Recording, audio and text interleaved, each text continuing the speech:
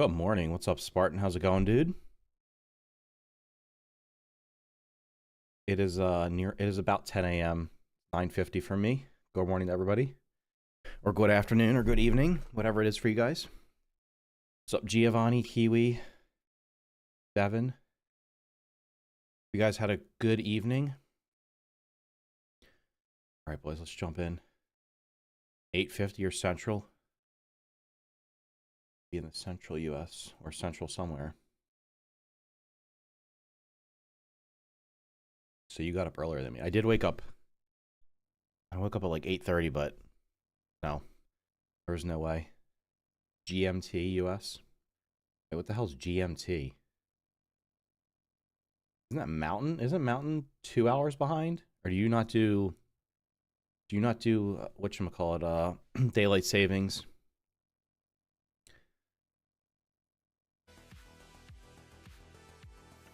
Okay, come on, game, pop up. General Mountain Time. Ah. At least I have something to watch while I work. There you go. You can watch me finish tearing down my base and whatever else I'm doing. Chicago time? Chicago's Central, isn't it? I mean, isn't Chicago in the Central time zone? What's going here? Got all the chests gone.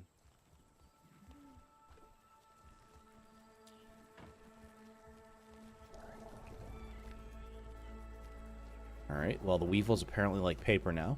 Here's the new improved Weevil trap. They literally just spawn on here and somehow get stuck apparently.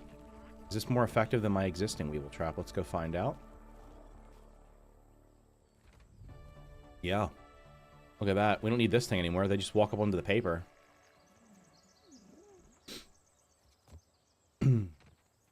Wait, Spartan, are you a Bears fan?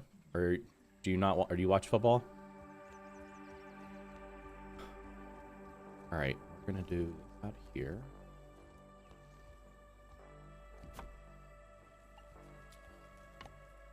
Okay, rapport.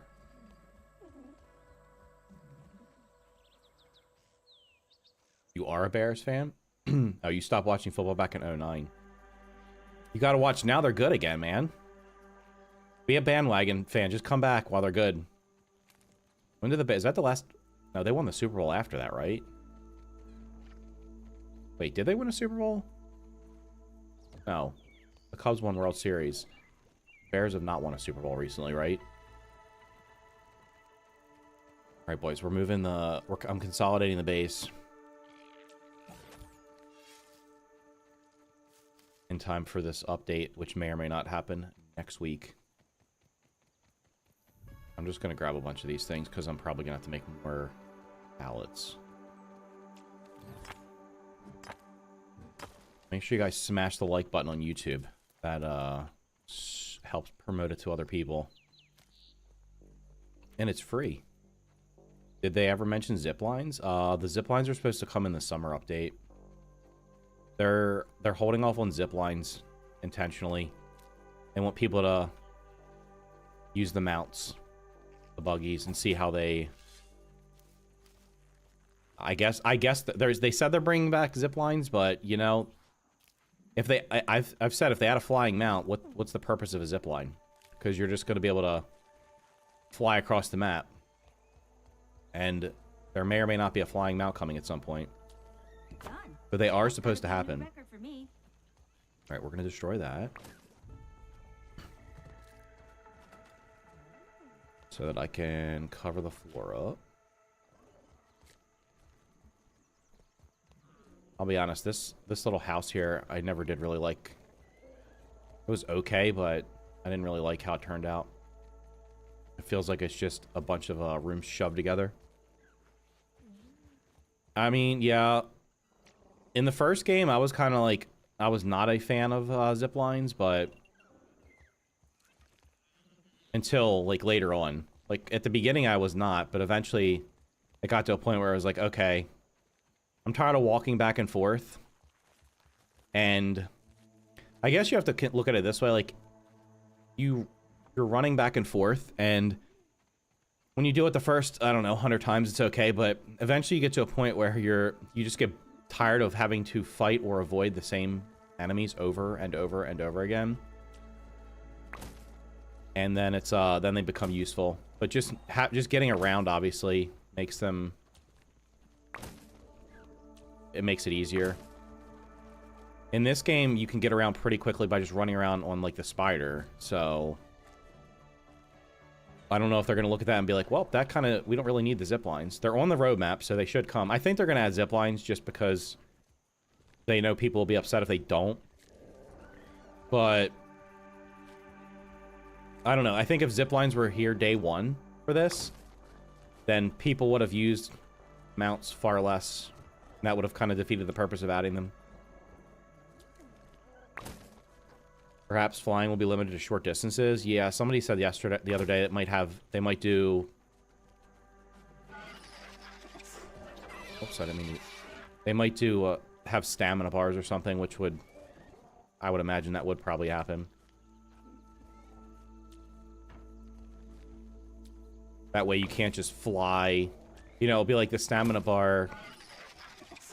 It'll be the stamina bar like you have when you're running. You can't just run forever. You have to take breaks, but I don't know. They bet that's going to have to be managed well, because like if you're constantly having to land, that's going to make a flying mount completely useless.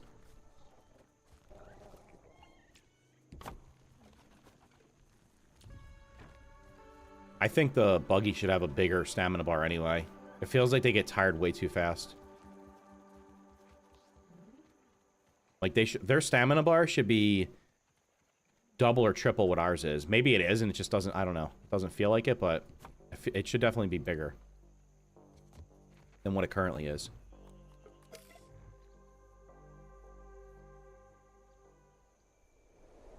Watching like Saturday morning cartoons. There you go. Also, a lot of the verticality and layout of some of the biomes, buggies just don't cut it. Yeah, a flying buggy would also let you just like skip a lot of the parkour. I think a flying buggy, if it does come, will be super late. I don't think it's gonna happen in the next probably the next update. This update obviously is gonna have the ladybug. The one after it's gonna have a water one. So it would probably be, if they add a water buggy, it would probably be the very last thing they add.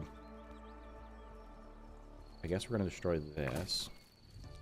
There is no way. Isn't that made out of mantis parts?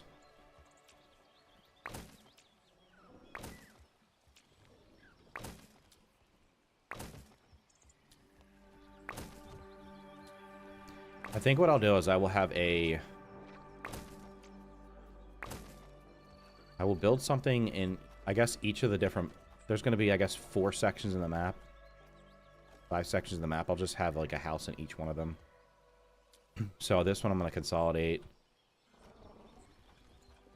I don't know about the thing under the log was like cool, but it's too cramped. Let's see. I need here, over here. Why can't I drop?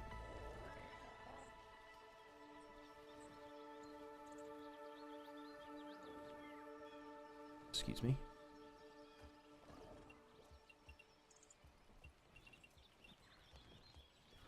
Gotta grab some food. Need salt and chili oil. Is there a pond in the second one? Yeah, there's gonna be the water area is gonna be like over here. There was at some point like a fountain you could see, so I don't know if you're watching that. Like up here's the garden, and then you can try to draw like a diagonal line from like here to like here. The garden's like all this area. There's like a dirt spot here that has the, I guess I can just fly up and show you. Can I make this jump? I don't know if we can see it from here. Might be a little bit too far away. Oh. Just kind of get a zoom out. Oh, yeah. So like where this little area is over here, there's a bench. The entire area to the next to that, there's like a bridge, and there's going to be a stream that runs through it that goes to what used to be a fountain, but it's not there anymore. So That's why the summer update's going to be a huge water area. Dry grass, sprigs again. Got it. Wait. Do you think they'll add a flying buggy? Yeah, I mean, I think they will add one eventually. I think they'll add one. I would like it to be a dragonfly. I would like it to not be one of the existing bugs that's already in the game. The ones they've added so far have been existing bugs. Obviously, the water one will... I don't know. The water one could be an existing bug. I guess they could add, like... They could use, like, a tadpole or... Maybe they do the diving bell spider? I don't know how you would tame that. I don't know if the buggy that's in the water is going to let you go underwater or if it's just going to be... one that you just go around the surface on. Alright, we need sprigs and dry grass again.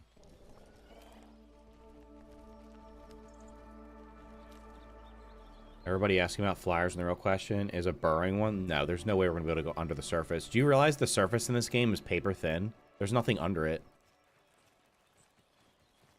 If you've ever, like, fallen through the map before.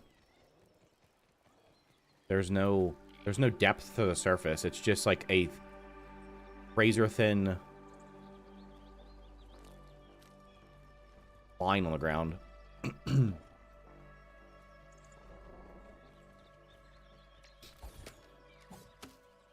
Be cool if they gave a dragonfly. Yeah, I would like to see something new.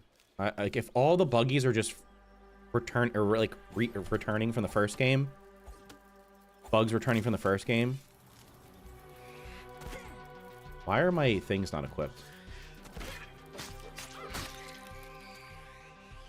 I'm not gonna be like mad, but I think it would definitely be better if at least a couple of them were new bugs. I fell so many times in the blue tarp from the termite hill. I fell through it. Yeah. There was a spot there where you could fall through the map.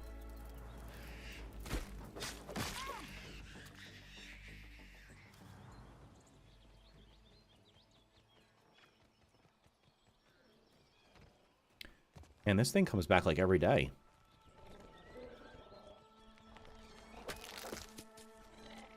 I'm just going to collect these because I don't have a ton of milkweed. The milkweed roofs look pretty cool.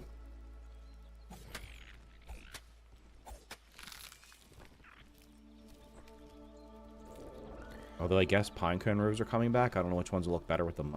These roofs will probably look better with the stem walls. Want a dragonfly and a daddy longlegs. Well, daddy longlegs would be cool. Like a giant spider that's walking around that doesn't really bother you, but that would be pretty cool. It wouldn't need depth. You would just do a whole camera above the ground thing. Are you talking about like you just look like you're under the surface? Didn't even break a sweat. Okay,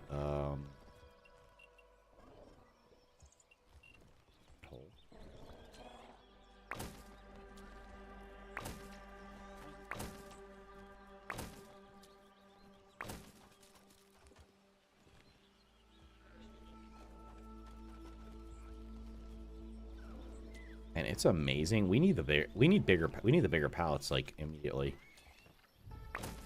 I think they should have just like downgraded the pine cone to like tier 2 or something so we could have the pine cone pallets because these regular pallets are too damn small. You have to use so many of them to hold stuff. Is this full already?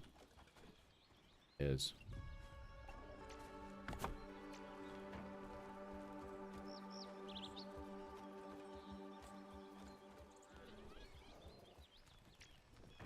What do the milkweed give you? Oh, you can build roofs out of them. There's a milkweed roof. So they look like a straw roof. Are they used in anything else? How's the thing with resources?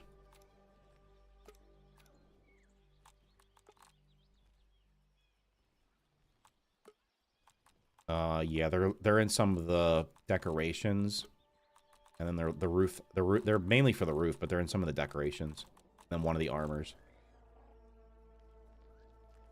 They were there was some kind of bug at some point where they were falling through the map. So that one never did it, but there's other ones like they would literally like they would fall through the map or they weren't spawning in. Because that one was not there originally. That got added later on. Is this thing full already? There's no way, right? It is.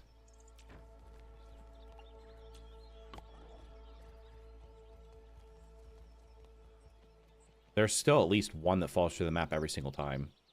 So it cannot be harvested. But there was a point where you literally, like, they weren't spawning in at all. And there was some of the ones, they're like usually up on plants, like up in the air. They're like on those, is there any over here? Like the plants that have those yellow leaves, they spawn on those. And they would like, you would break them and they would either get stuck up on a high leaf that you couldn't reach, or they would literally just fall off and literally go straight through the ground.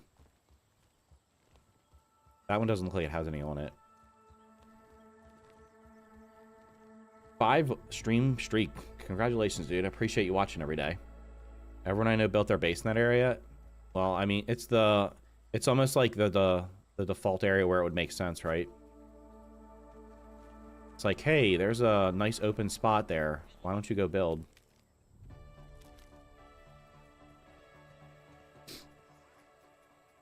Tearing your base down to build a new area when it's available? I'm just consolidating everything in the first area to one place because I had I don't know why my buggy. I don't know where the hell it is. I have this one here and this one here. This one's under the fallen log, and I mean, I like how it turned out, but at the same time, it's a really small area. This one, I'm just going to put it here because this is a pretty big, large area, so I just kind of want to have one central base on in each of the areas. So I'll build one over here when it opens up. I literally have no idea what this is. I don't know why I marked that. I need to go over there today and see what the hell that is. It might be upgrade rocks. Speaking of which, let's go check the ones over here, which have not respawned for what feels like months in game.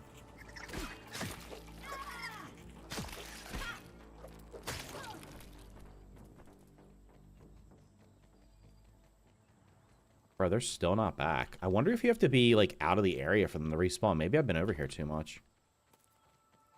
They should have definitely come back by now. What's up, Sparks? How's it going, dude? I think I built over to the south-west on the flat green moss-covered boulder. Yeah, that's a pretty good spot, too. That was one of the places I'd marked.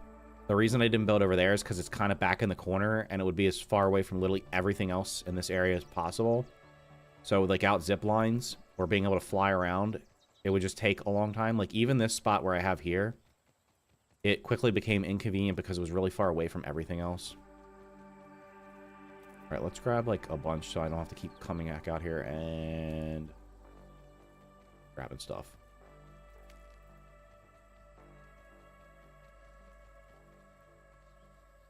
We're not dry grass.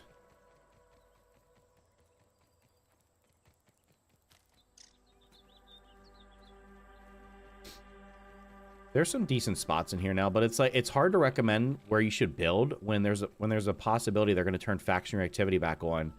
And then if someone spent like hours and hours and hours, imagine somebody spends 20, 30 hours building somewhere and then they turn on faction reactivity and they're getting constantly attacked. That's why one of the videos I never did was a best base locations. I'll be honest, because there was really not a lot of them. When I did it in the first game, it always would have, I don't know, 5 or 10 good locations. But even the ones I have for the first game are now, a lot of them are not, I wouldn't even recommend them anymore because they're going to trigger faction activity.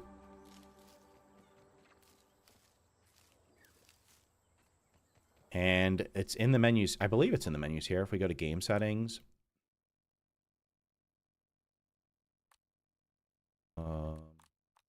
Yeah, faction reactivity is literally in the menu right here, and it's disabled. So it's going to either be only in custom mode, or they're gonna toggle it on one day. And when they toggle it on, good luck at where you've built. Like the place I'm building now, it could be that like spiders and larvae get mad at me because they're nearby. I wouldn't mind them. I just don't want to get attacked by mosquitoes all the time because it's frustrating fighting them. Especially like they'll just start attacking your roofs and stuff, and then it's hard to defend them. Alright, I have a bunch of sprigs. I think we're good. Should be able to build a couple more pallets. Oh, wait. Where did that... There's 100% mantis parts laying somewhere.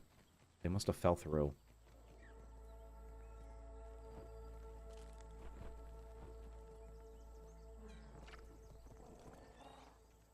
Does anyone know when the PTB drops? On Tuesday during their live stream, which is at 1:30 Eastern time, they said they were going to announce the release date for the public test. They didn't say it was going to be on Tuesday. Did I get scammed out of those parts? But it could be on Tuesday.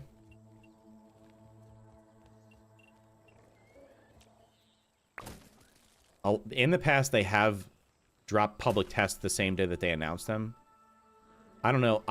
My thing is, like, they have not put a patch out yet for the Christmas tree crashing. I think they need to do that before they open up the public test. I think they need to put that out and make sure that it's working before they open up the game, before they open up a public test. Can't have people crashing still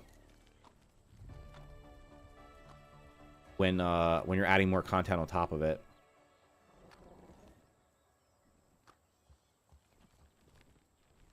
They should make anti-air defenses. I mean, they have turrets. They're not going to make automatic turrets. That would be... I feel like that would be crazy. Do I need to pick these up? These are like thistle needles, and there's like 1 trillion of them around.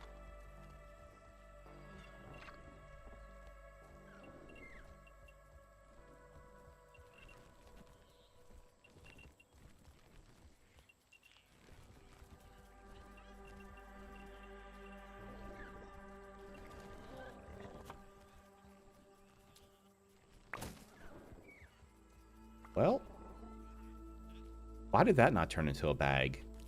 That's weird. Nothing that's made out of that. Everything that comes from that should be able to go in your inventory, right? I don't know why that didn't go in my turn into a little sack. Pick up. I wish they would add more soundtracks for different locations. I mean, this area right here is supposed to be like one big area, so the new area should have its own soundtrack. I think something that just disables flying for 10 seconds. Oh, you mean like there's like the disruptor thing that's supposed to stop the orc bugs from coming? So maybe they do something like that, like anti-air disruptor. Would you want to see a centipede? Yeah, I thought a centipede in the sandbox in the first game would have been the perfect boss. There's supposed to be a playground area in this, like towards the end of the map, so, or towards the bottom. I think it's supposed to be like down this area somewhere. So if they did like a little sandbox area there or something, they could do a centipede boss. I think that would be pretty cool. I'm gonna be honest, I'm just not gonna pick up the thistle needles because I do not care about them. They'll despawn eventually. And I can literally go get an insane amount of them by just picking up, by going to like a couple plants. I don't know what did I just break? Broke something down below.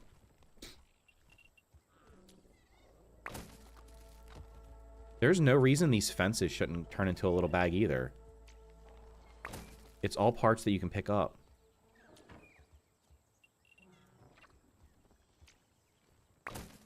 Heard you mentioning needing new base locations with faction stuff right as I joined. Do you think build-ups in large tree will be safe? Wouldn't you get attacked by mosquitoes there? In the first game, if you built where nothing could reach you, you would literally just get air attacks. That's what it defaulted to. So you couldn't avoid them 100%. You would eventually get attacked.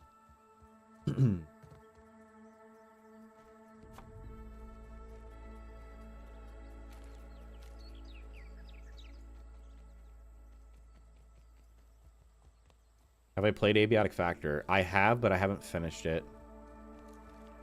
It's on my list of, Now that turned into a bag. That was literally just Might Fuzz that turned into a bag. It is on my list of games to play to finish this year.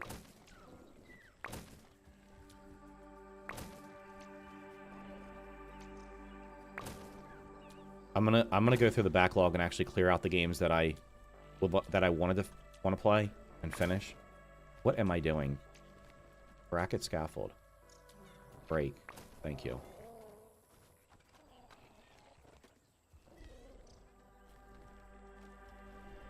Will I play Subnautica 2?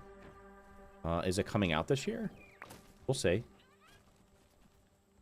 I mean, any new big survival game that looks okay, I'll probably try it.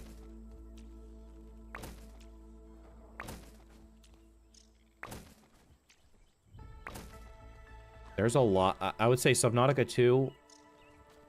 Would I try it? Yes. Is it at the high end of my list? No. Like, I don't even know if I have it on my wish list or not. There's a lot of other survival games that are supposed to come out this year that I'm much more interested in than Subnautica 2, but I will try it when it comes out. I don't know why it's breaking that. I'm literally pointing at the scaffold. Rope, maybe I want, but...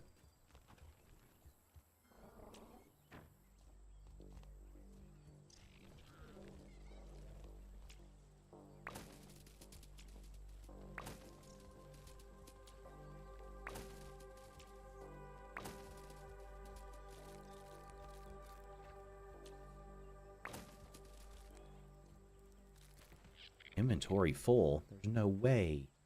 Here's what we're going to do. I'm going to make a bunch of these because I'm going to need them. Oh, I want to make a bunch of these. Didn't even break a sweat. Before I inevitably hot deposit everything that's in my inventory and then I cannot make more of them. Isn't Enshrouded supposed to be coming to console? Yeah, so 1.0 for Enshrouded this year. Wait, what games were there? There's games that are so this year Enshrouded 1.0 should happen. Palworld 1.0 should happen. Valheim 1.0 should happen. Will it? I don't know, but it should.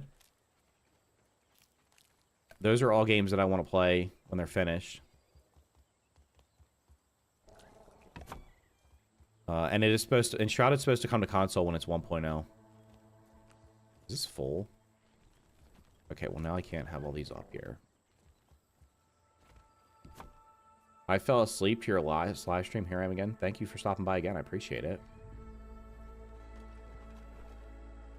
I'm on Xbox Series X and I can't play Grounded 2 10 minutes straight without crashing. Do you have Christmas trees? Have you built a Christmas tree?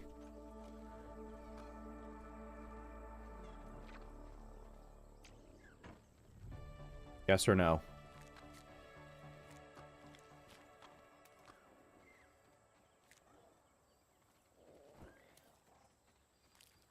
I'm gonna actually hope that your answer is yes. If it's not, then you missed that stuff. Okay. Do you have the Halloween stuff placed down? By any chance? The reason I'm asking is because the Christmas tree was causing crashes. I'm not sure if the Halloween stuff is, though. I deleted everything. I deleted the pumpkin. I deleted the Christmas tree. I even deleted the stuff that wasn't even generating presents. Maybe try... I don't know if this is going to help you, but I would say maybe try destroy the pumpkin. The problem with the Christmas tree is it was trying to spawn presents in right now after they're not supposed to spawn in. I'm going to be honest with you. I didn't even see any presents for it when I had it built, but apparently it was generating presents. And then like on January 1st, it was still trying to generate presents, but the game wouldn't let it because it's locked to the month of December. So I would say try deleting the pumpkin and see if that fixes it, because I don't know if the pumpkin's also still trying to generate things. If that doesn't help, then I guess maybe they're supposed to put a patch out soon.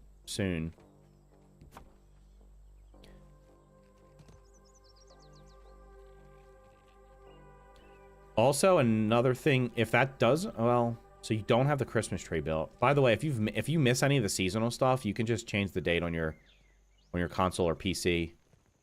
So like I missed the Halloween stuff, so I just changed the date on my PC to October, and then I went and bought it from the store and farmed some stuff to build it. Same thing for like if you miss the Christmas stuff, you can just change the date on your system to December, and it will let you buy them, and they'll work.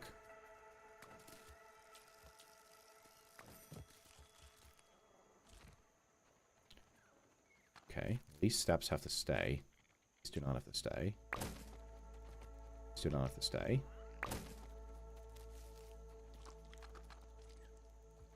Man, this stuff needs to auto-collect. This game has a million quality of life things. And it just needs a few more.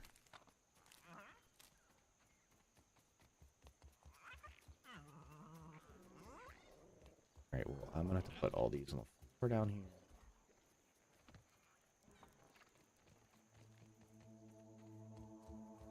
And if it fixes it, yeah. See, that's the thing, too, is like, how is somebody supposed to know the Christmas tree is causing the crashes? Oh, well, you have to go to their Discord. Or you have to go check their social media. Like, that's kind of silly. Like, the average person is not checking all these different channels for a solution.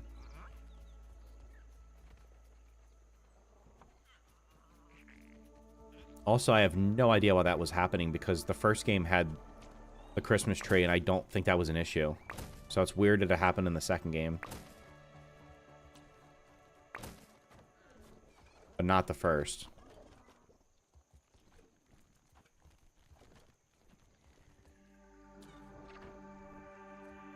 Damn, bro, you're full already.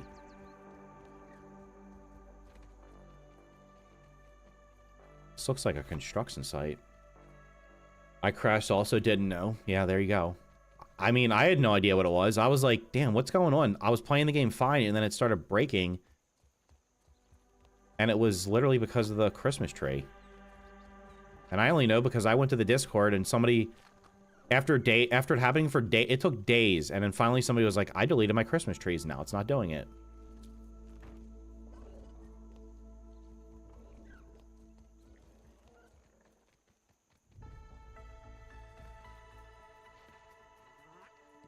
So that one's gonna stay there forever because as a remember, this is a monument to the fact that this rock got shrunk for some unknown reason. These things were both not on the ground, they were on the rock. This rock used to be much higher. They shrunk it for whatever reason. Crashing was killing me. I figured it by accident and started telling everyone after mine started working. Yeah, it's kind of weird, man. It's weird, but you know, this is what happens with Gotta hydrate to dominate.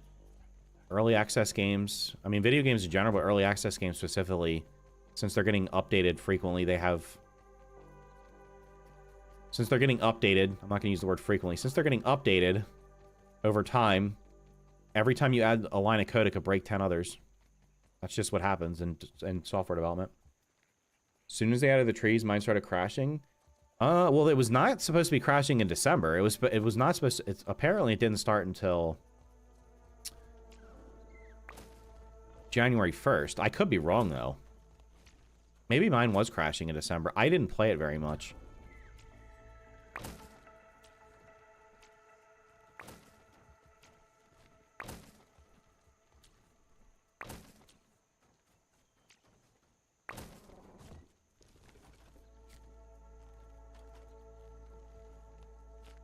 Alright, I gotta be careful. I do not break. I should just move all these chests. That's the smart decision.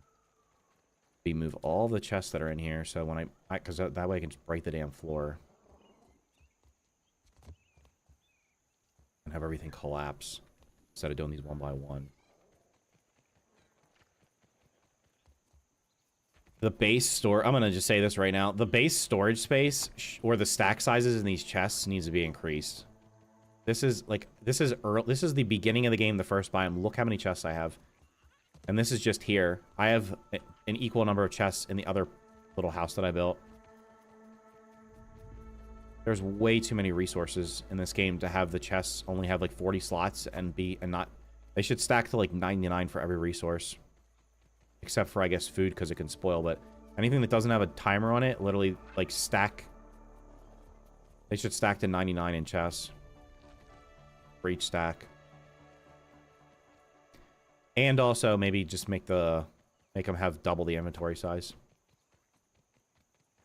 It was okay in December? Yeah, that's what I thought. I deleted my pumpkin. It hasn't been giving me anything anyways. Let's see if you're right. Well, hopefully it works for you, because it sucks to not be able to play a game you want to play that you paid for. Or that maybe you're playing through Game Pass, but you're in some way you're paying for it. You paid for it.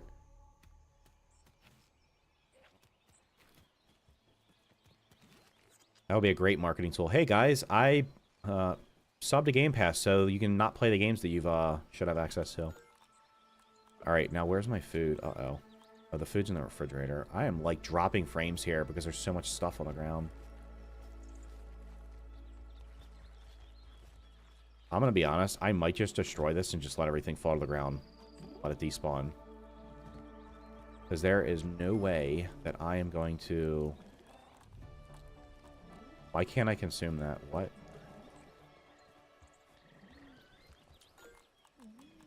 Better than most protein shakes, actually.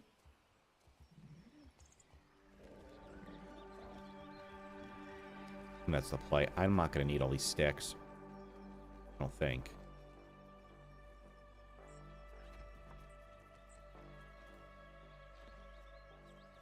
Does that mushroom in the middle work? Yeah, 100%. This weevil's coming here. Watch. I don't know if this one's going to. Yeah, this works. I was doing this to farm the Weevil gold card. You just have to be nearby. If you leave the area...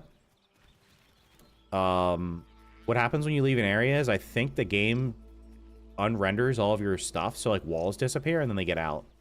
Or they just despawn. But yeah, this works 100%. And because it's in the garden, they can't eat it. I don't know if the same... Oh, you know what I didn't try? Let's try this. Since we're here. Oh, no, wait. We've... Gotta be a new record for me. I was going to say, does it attract... No, it's not going to work. I was going to build it and see if it attracted aphids, but aphids don't just eat grass. You have to have a grass... You have to have a grass plant. Where did this pull from, man? Did it just pull from random pallets? They're attracted to the mushrooms. The aphids are attracted to the plant slurry, but I think it actually has to be the slurry. I don't think it'll work with just putting a piece of grass there.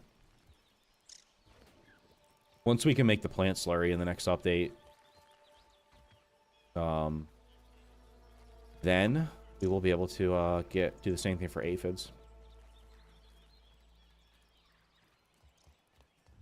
That's a lot of wood. Well, yeah, I'm just moving this to another spot. I don't like how this looks anyway. I never liked how it looked, and I just didn't go back to fixing it because I was building the other place, and then I stopped playing.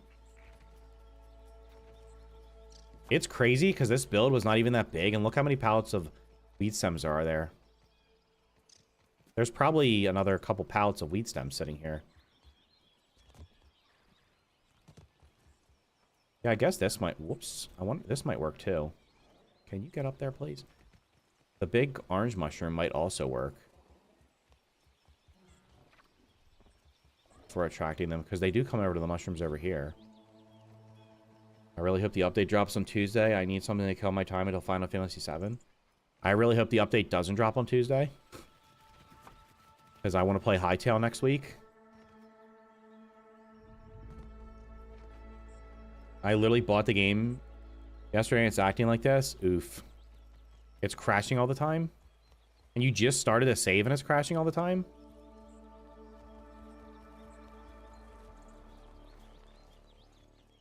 I really want Ladybug Buggy. I also want to fight the new bugs. They should reference to you in the game.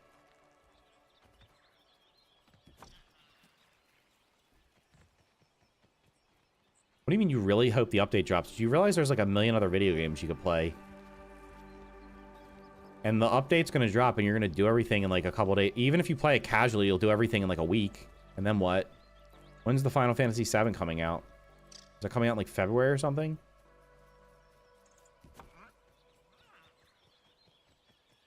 This is like killing my FPS. Having all these things. This is what I'm talking about. Like having Like, having all these entities on the ground just makes... It just hurts FPS. So, like, having to have multiple refrigerators...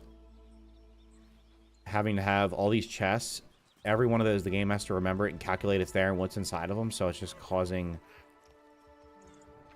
It's hurting the FPS. The 21st, so like a week later. I haven't played Grounded 2 since the first... Since it first was released into early access. My gaming laptop was wheezing, but it was pretty cool from what I did play. I ended up getting it into the park at least, yeah. And this game is pretty intensive on your system. For whatever reason. Probably because it's UE5.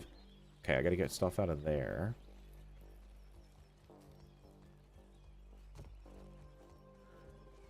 Alright, you need to be moved. Those things I can probably just rebuild. Don't really care. I probably could be rebuilding these things too. But obviously I can't rebuild the chests if they have things in them. What's up, Flame Drag? How's it going, dude? What is the Hytale? Hytale? Hytale? It's a PC only game, yeah. For now. It looks like... It's inspired by Minecraft. It's made by Hypixel Studio. They're the ones that made the Hypixel server. So like the Sky Wars, Bed Wars, whatever the hell those things were, I think that was their big games. It's inspired by of that. So it looks like it's a voxel game, but it looks like it's going to be more of a... It's supposed to be more of an RPG than a sandbox. But it's like, it's coming out on Tuesday, and like literally there's like they gave access to modders, like the mod tools, and there's people that have already made like full-blown mods, and the game's not even out yet. So it's gonna have like a shit ton of content.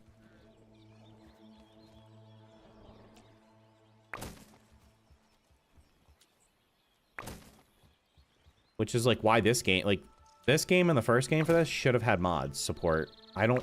The playground is not enough. It needed to have like full-blown mod support. I hope this doesn't crash my game. All this stuff falls.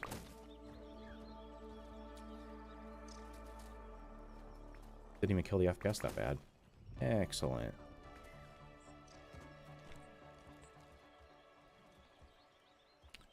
Well, all right, let's take out the bottom layer.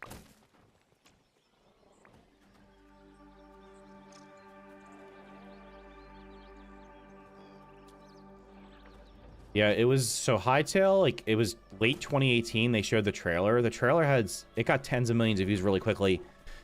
It's got 60 million views right now, 61 million or something like that. And it was supposed to come out probably in like 2021 maybe. But it kept getting delayed. Then eventually they sold to Riot Games. And after they sold to Riot Games, I think some of the people that were originally the original people that had created it like stepped away. And Riot was working on it or whoever was there was working on it for years. And then they finally got to a point they were like, this is just not feasible, so they canceled it earlier. They canceled it in the summer last year. And then the original owner bought it back and hired back a bunch of people that were working on it. So now it's coming out next Tuesday. But I've been waiting to play the game for 7 years, so I want to play it. That's why I'm going to be disappointed if the update for this comes out literally of all days, if it comes out the one day, the same day another game I've been waiting 7 years for is available. That's just going to be really frustrating. Like, it could be any other day. So I hope the update for this doesn't come until at least a week later.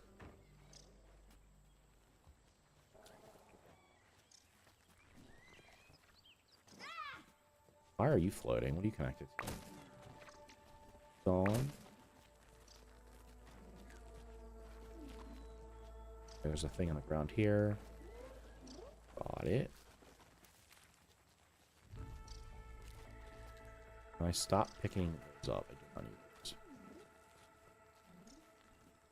It's weird I haven't been Built a functional base in my 150 days I've been playing. Like, is it weird? No. You can do everything in this game without a base, man. They literally just added the coziness feature back in.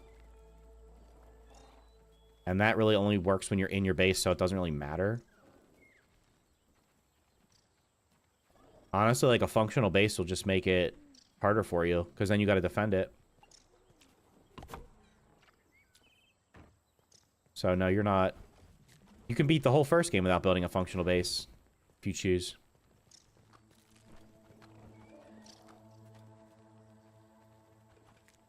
Building is completely optional.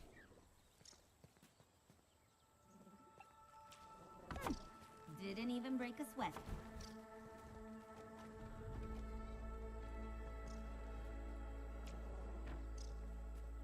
Pretend I'm a developer of Grounded 2, and I asked for your most critical feedback.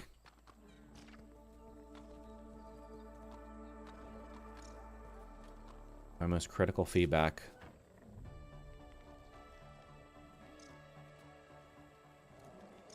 I would say the most critical feedback right now is they have really got to figure out what is causing the performance issues, and that needs to be resolved, because if you're doubling the size of the map in the next update, and the game already has performance issues even on high-end PCs, I feel like the performance is just going to keep degrading over time as you add more stuff to it. So what is causing the performance issues? Why am I getting less than 100 FPS right now? When I can play the first game and get a solid uncapped FPS the entire time, no matter where I'm going. Like, my FPS was sub 100 right there. Why is that happening? What's causing that? How do you fix that? That needs to be fixed. Before you add new content to the game and new parts of the game, you've got to figure out the performance issues, because the game's running really poorly on consoles and lower end PCs. It's just going to be worse as you add more stuff to it. Like, there's got to be a fix for that. Like, if they go and double the size of the map next week and people literally can't... I get people in the chat saying they literally cannot play the game because whatever reason. And how, like, they're not going to be able to play the update if their game's crashing. Oh my god, look at all this other stuff. Aside from that, I would say... I talked about this last night, like... they need to have somebody... They need to almost... I don't know if they need to have somebody that's already doing this, but... They need to have somebody that is literally, like, looking at how the so-called archetypes or classes in this game function, because they really don't feel like... It doesn't really feel like you're having, like, a different build.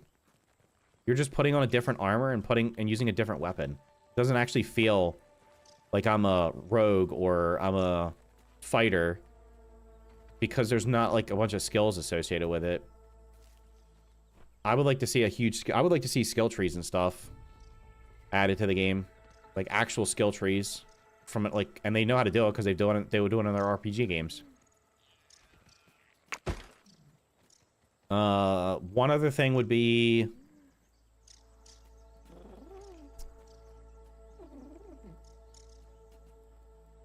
should you be able to play through the entire game without interacting with the buggy system? I feel like the buggies are a cool addition to the game, but I also think that they do kind of take away from the experience, because you can run around so fast that you don't really have to take the time to walk around like you did in the first game. You get a buggy pretty early on, and you just zoom across the map, and it just kind of takes you out of the, like, being actually in the world of the game. It doesn't feel like it did the first time. I know it's not going to feel like it did the first time. The game was unique, but, like, this game does not feel... It just doesn't feel as unique as the first one, just because you can zoom around the map so much. And it was never going to, because it's a sequel, but I feel like because you're flying around the map on these mounts, it just takes away from some of the uniqueness that it could have.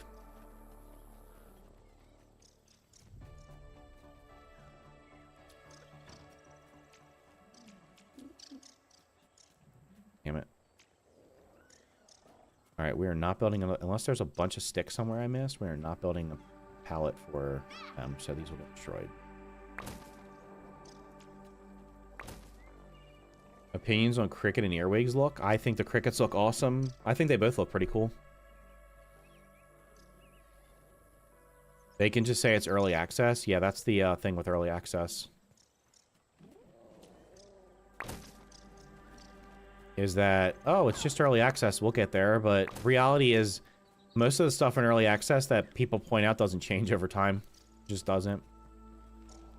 So apparently you can have magic carpets in Grounded 2 by building a mite rug on a floor and destroying it. So that's pretty cool.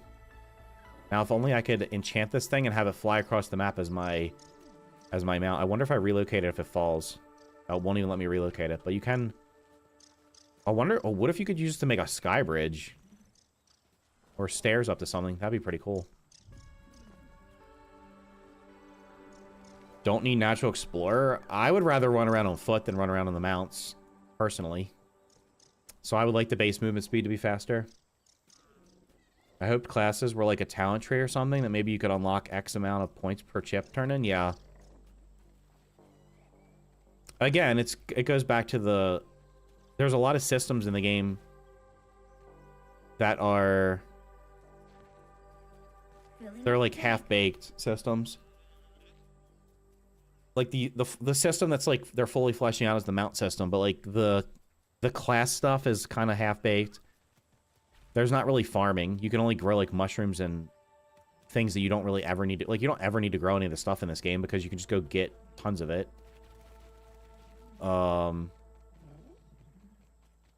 Yeah.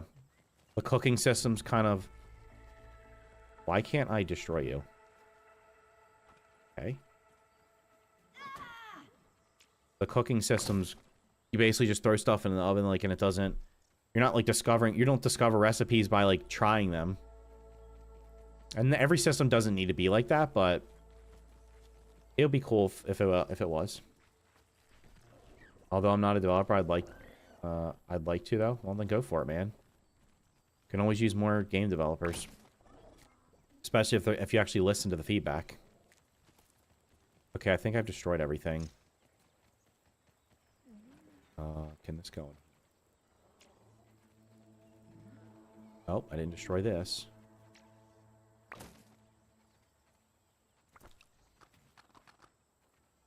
I'm gonna pick up everything that's laying on the floor, so it's gone. Most of the things, if they're obvious.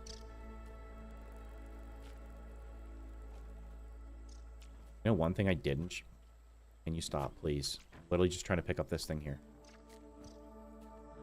I did not check to see what's going on the ground over here. Because the grubs burrowing through my floors drives me crazy. And I'm pretty sure they're on the floor over here.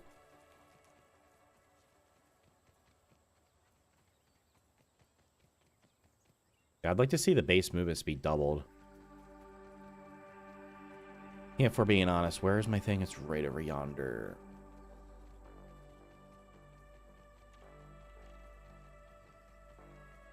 Wait. No, that's not it. Where is it? It's over this way. I destroyed the pumpkin. I haven't crashed. Yeah, it's I bet you the pumpkin's doing the same thing as the Christmas tree. It's probably trying to drop gifts when it's not supposed to. But hopefully that works. Let's not jinx it. Okay, it was... Wait, where am I going? Alright, what is going on here? This is such a big area.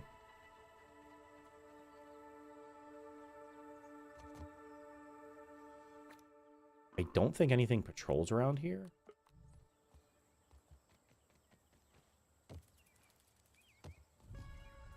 There's spiders down there, but they're like... I can just kind of wall that off. That thing's not going to bother me. Wall that off. Just put like a gate here or something to keep them out. This is such a big area. Honestly, it'd be decent for base defenses because they'd have to... Well, yeah, I don't know about that.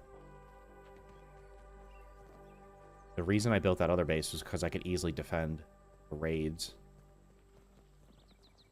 Alright, I'm gonna stand here for a minute. I'll be back in a minute. You tell... Wait, was that treasure? There's no way there's a treasure spot. There is. Only do relics just to get more money from big corporations from player counts? Who does? this company does not need money. They're owned by Microsoft. So they're not doing it for that reason. Small companies do it.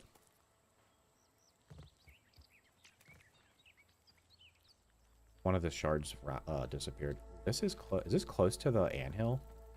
See, like, this is a, I don't know, like, if they turn on factory activity, are those ants gonna get mad at me because I'm, like, over here? How close to it am I? Like, there's no way of knowing.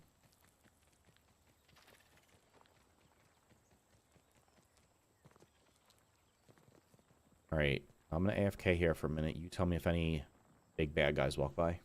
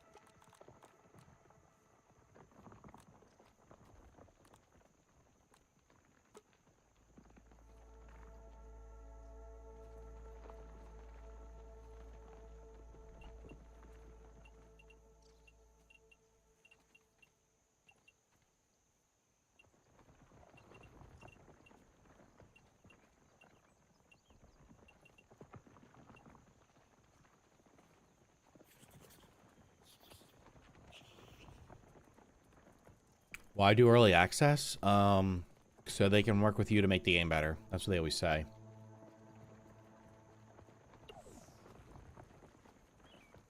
Is that true? I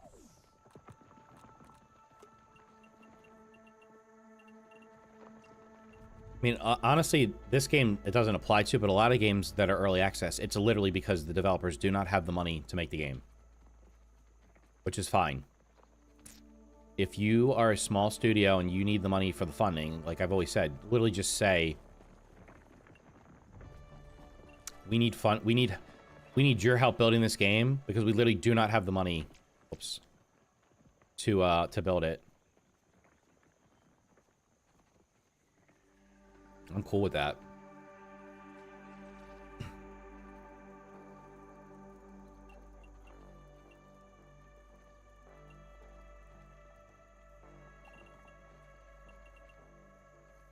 they're floating in the air. And that's mainly what it's for. Like this, I don't know. I don't know why they're doing this. I don't know why they did this game in early access when they don't do their other... They already did the first game. Like, once you've made an early access game, that the whole we want to build it with the community thing is bullshit because they already know what they're doing anyway. Like, they already said with this game, they know they have 95% of the game planned out. Oh man, is it gonna do this bullshit where it floats in the air? I don't want it to float in the air. I want it to be like...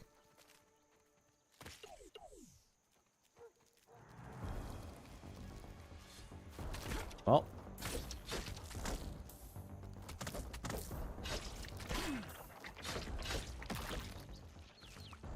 That's why we're gonna block this off.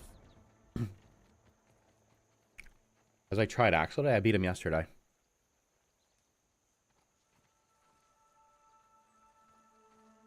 Early access can be a blessing or a curse. I just think there's too many games do it that don't need to. Like Subnautica 2, why does that need to be early access? They've already made 2 survival games. You don't need the third game. You don't need early access for the third game. Just make the game and release it when it's finished.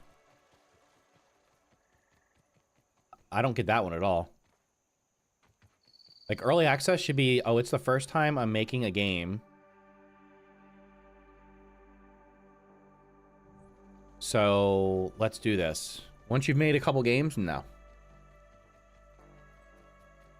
Will I do a Milk Molar video for Grounded 2? I don't know. Maybe? I'm sure there's other people that are, like, obsessed with those damn things. That kind of video. They make them, like, the first day of the game comes out. I don't know where I built my house. Where the hell am I going? Now that I don't have a trail marker, I'm lost. Where is the hot dog stand? My house is over here. My house was over here.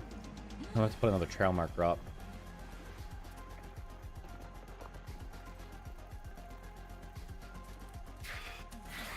Oh my god, dude. Just go piss off, man. God damn. Literally just do not want to fight you. Where am I? I'm lost. Fucking god. Now I'm gonna crash out right now. I just want to go back to my house and sleep, and I can't save because it's dark. And I got 50 little ankle biters touching me.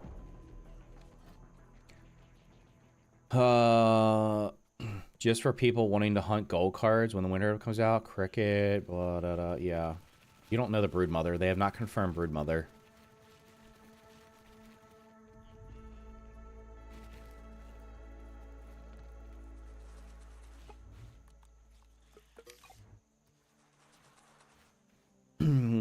I never did the final Milk Molar video the first time around because honestly it was so much effort and I knew people were not going to watch it. And not enough people were going to watch it. Like the first time I did it, it was like, oh, okay. Here the problem with this game is that unlike the first game there was not a lot of people making videos on it. This game, there's like so many people making content on it. It's like everybody's rushing to be the first one to make a video on everything. Like the first game, whenever there was an update and there was like news, I could literally just read the patch notes and get 50,000 views. Now there's 50 other people doing that, so then it's like, oh, there's only like a certain number of people playing this game that care about it. You're not going to watch 5 different videos on what's in the update. You're probably going to watch 1, maybe 2 to get different people's perspective, but like we're all going to say roughly the same thing. So now there's like, it's like everybody's eating each other. Like everybody's got to get an update video out as soon as like on Tuesday, whenever they release the public test and they put the patch notes out, everybody's going to make a video on it. And then instead of one person getting 50,000 views, you're going to have 10 people getting 5,000 views. So it kind of kills everybody. I mean, it is what it is. There's nothing you can do about it. But like the Milk Molar video, like I know there's other people that already done them. And those are like extremely time consuming to make. Because you have to like go map out where every single one of them is. And then you have to I basically put trail markers down where all of them were, as close to them as possible. And then I had to Done. gotta be a new basically record. record myself going and finding all of them without breaking them. So it wasn't like I could do it on the first try. Here, let's make this. There we go. There's my house. Okay. That's my respawn point. Alright, now let's go back over here. Did you hear Hightail is already getting bad press? Did their people get access to it ahead of time? Can somebody tell me why this buggy's not here? Where is this guy? He's stuck somewhere. Are there people getting review copies of it? Because I'm gonna be even more livid if they're giving out review copies and they didn't say something. They offered sponsorships to creators but didn't include the game key. What do you mean? Like, how the hell do you play it if you don't have the game key? Wait, they offered, you had to buy the game? That's weird. That should have killed it faster.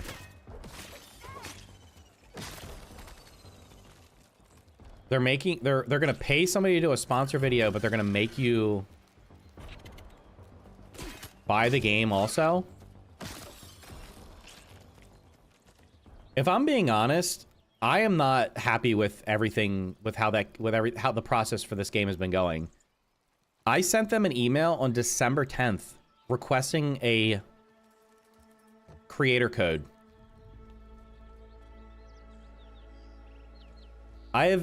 Between my two YouTube channels, I have 80,000 subscribers, roughly. I never heard back from them until December 23rd, when they sent an email, a blast email saying, we've changed the process for getting a creator code. Go submit a ticket here. So I submitted a ticket on December 24th. I didn't hear back from them on that ticket until this week. And at this point, and let me go check my email right now. I still do not have a creator code.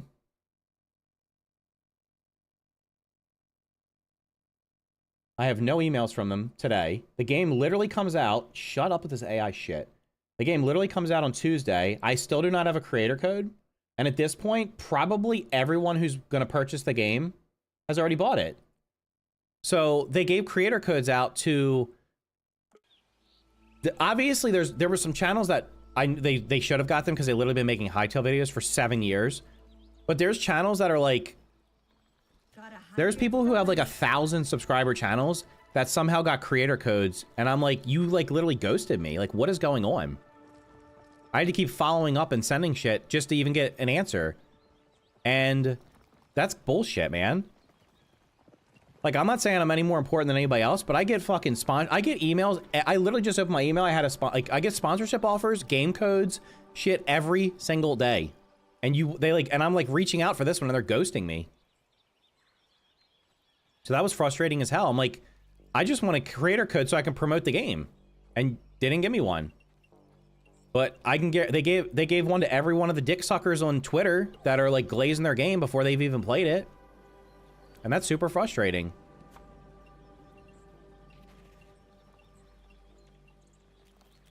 That's my rant for the day. A few Twitch partners are still waiting for creator codes.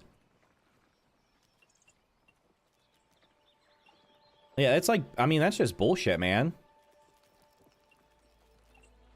I don't want this excuse. We're a small team. Well, then you shouldn't have did this program. Like, I'm not going to make any money from that launch because I'm not going to have a code in time. I literally have not bought the game yet. I was going to pre-order the game day one. And I was going to pre-order the $75 edition day one and buy copies of the game for both of my kids. I was going to buy 3 $75 editions day one of the whatchamacallit, of the pre-orders, and I haven't even bought a $20 version of it yet because I was literally waiting to get a code that I could use. And I'm like, they're giving them out to like people that are like, they're giving them out to all these people that are fucking Minecraft creators that are literally just trying to jump on the hype train because Minecraft is falling off. So, I don't know. What? No way, dude. There's no way this doesn't work.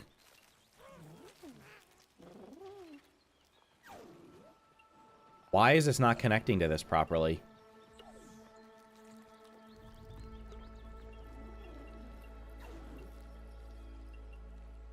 Reset access.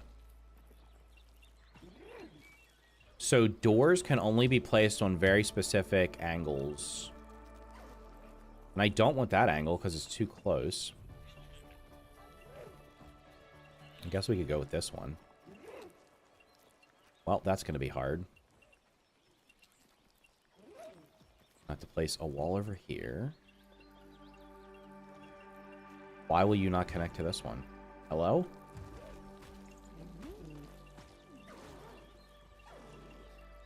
Now I'm little. I haven't either. I'm expecting it to be super rough. Well, guess what's going to happen? I'm going to buy it no matter what. They're afraid you'll be brutally honest. No, they're not afraid of me. Do I have a VOD channel? If you're looking for my streams, all of my streams on YouTube, you can literally just go to the stream section on my homepage, and it has all the streams that I want to be up there. Like all the recent streams are on there. I was gonna be honest, even if they give me a creator code and the game's shit, I'm gonna say, listen, this is my opinion in the game. If I think it's shit, I'm gonna say don't buy it right now. But if you decide to buy it, then use my creator code. But no, I don't know. Like that whole community has been like, there's some fucking weirdos, man. There's a lot of weird people. I mean, I think it's gonna be in a rough state too. I think it's gonna be. Let's just say this. If it was going to be in a good state, they would have put it on Steam. You don't launch a game on PC and don't put it on Steam. That's just retarded, okay? Let's be honest here. Not putting a game on Steam, on PC, is retarded if you're trying to make money. Unless you're getting Epic, even if you're getting Epic exclusive money, it's not worth it. I played Grounded 1 like 2 years ago. It was a Game Pass game. It's still on Game Pass. They should want honest creators because the only way to improve. Not putting it in any stores is rough. There's people that are like, I wonder how many pre-orders there are. There's probably 1 million. I'm like, are you like delusional? There's no fucking way. If they had 1 million pre-orders, that shit would have been everywhere. There's not 1 million pre-orders for that game.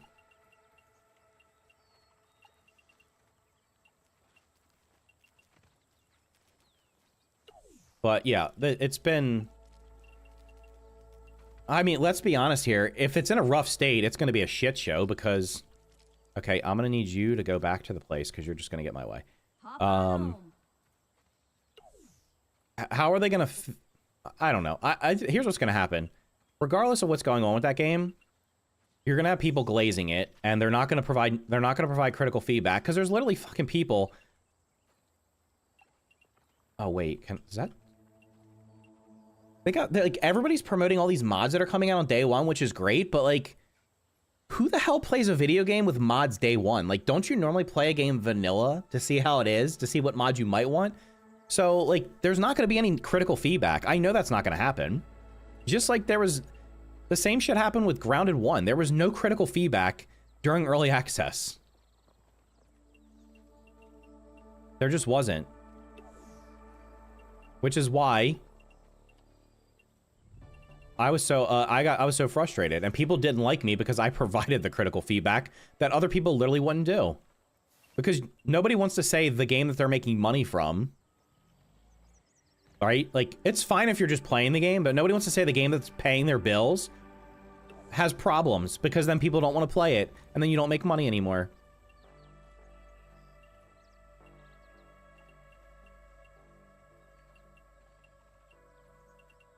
I don't know how I'm doing this, man. I'm crashing out right now. I'm sorry. Wasn't it barely even functional last month? They just bought the game back. Part of me hopes I play it on... I really want the game to be... Listen, I don't ever want a game to be bad, but when I see the way that shit's been handled and how it's like... I don't know. It's like, it's hard. I mean, obviously it's hard to gauge like how someone actually, like, their personality based on like reading a tweet. But I just get the impression that the developers for that game are fucking arrogant as shit and think that their shit doesn't stink and that they're going to make the greatest game ever in the history of video games. Well, let me give you a newsflash here. I don't think Minecraft's great anymore either, but good luck trying to topple Minecraft. Just like I think Fortnite's heyday is way past it. Good luck trying to make the next Fortnite. Or like it just doesn't happen. Otherwise, everybody will be doing it. All right, this fence is gonna have to be. We gotta redo this fence somehow. I got banned from the grounded forums for feedback. Wait, when you're saying a lot of critical feedback was being deleted, where was critical feedback being given on Hytale? Who the hell's playing it? Actually, I don't know why I'm saying that. I can guarantee you, I will bet you that there are channels that already have access to the game, so that when the game comes out on Tuesday, they'll have like a bunch of videos up already. I can fucking guarantee you, because everybody plays favorites. This makes me so glad. They should want honest creators because they ways to improve. I've already told you this. I said this the other day. Early access, they're not looking... They're early access, they want you to test shit to make sure it's not broken. They're not looking for... Now, why will this not work? This place just does not want to have a gate. Let's do it like this, maybe. Oh, having a gate on a hill is going to be bad. It needs to be flat. The games, they already have an idea. They already know what they want the game to be, and they just want people to test it and make sure it's not broken. If this gate doesn't work, I'm never playing. Wait, I could do that. Okay, now hold on. That might work. Do the fence like this. And I do a rounded gate that clips into the thing, gets mad. Alright, so we'll move this one over a little bit. We'll have one next to it. Then we'll put... I'd like to just have this gate here. That'd be great. But, try this one. Minecraft, top 5 games of all time? What? The new Fortnite event just got 6K of my V-Bucks. Had to get all the South Park skins. Yep. In my opinion, you and Paralyzer are the OG grounded streamers. I don't think Paralyzer was playing... Paralyzer was not playing the first game when it released in early access, as far as I know. I never... The OGs for Grounded 1 are Sir Simalot, and that's it. I'll be honest with you. Sir Simalot was the only person making grounded content when I started that actually had any following. I don't know anybody else that was doing it. So, you want to go OG, that's your OG right there.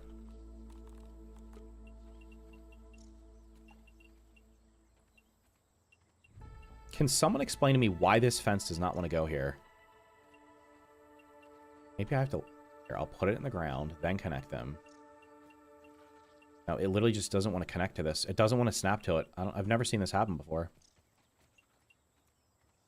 Alright, let's do this. We're going to build the fence all the way across. Then turn it. Then I'll put the door in. And hopefully the door fits.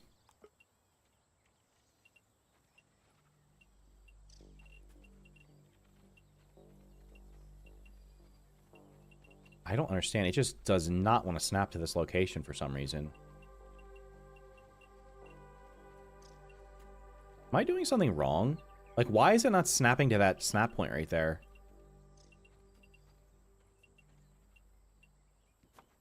It's not. It literally will not let me build a gate here. Guess what? There's no door here. I'll just jump off or something.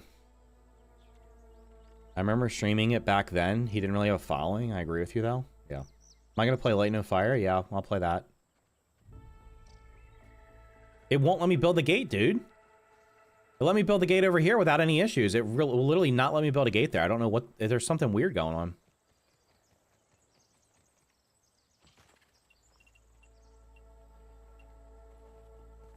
Is that connected to that? Yeah, there you go. That's connected. I mean, maybe I have to build a gate here. It might not like that slope. Like, the gate should snap right here.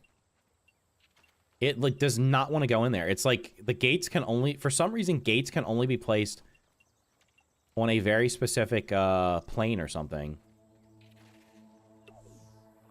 I guess what I need to do is put the gate down. No shot. Did it let me build it there?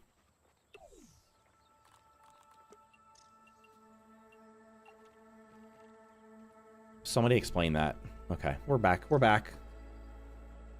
So wait, when you're talking about who was giving critical feedback about the long, are you talking about critical feedback for Hightail or for Grounded? There was not a lot of there was not a lot of critical feedback for the first Grounded game.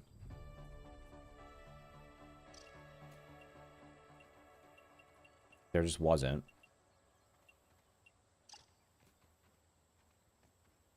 Okay, that can actually go like into the room. Well, we're gonna copy you, and then we're gonna do that because nothing should be able to get up there. Okay, that looks fine. Got this side blocked off. That side's blocked off. Nothing can get up here. And now, build a gate here. Except, do I want to block off this ledge up here so things don't walk? Things might be able to walk in. For Grounded, I got permaban on their forums for or if I don't have nice things to say about the game, don't say anything. Yeah, I don't know. I mean, maybe it was the way you were saying it, where you like.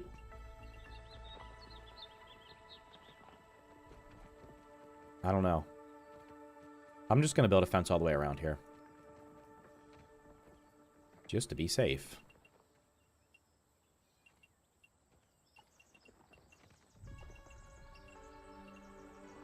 Well, what if...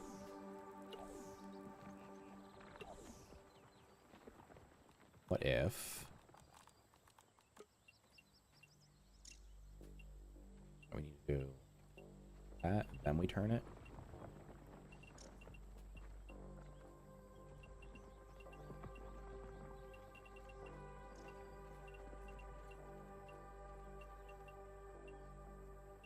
What is obstructing this right now? There's no way it is this or this. That cannot possibly be it. Is it this stupid piece of grass? And it was constructive criticism, not like I just review bombed or hate bombed.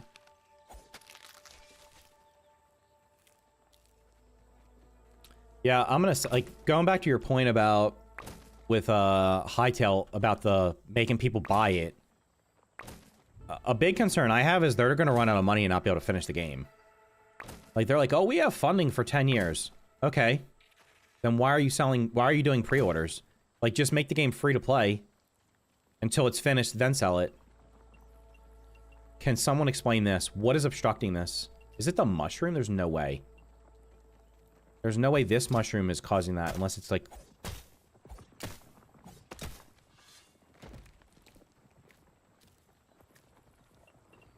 It was the mushroom.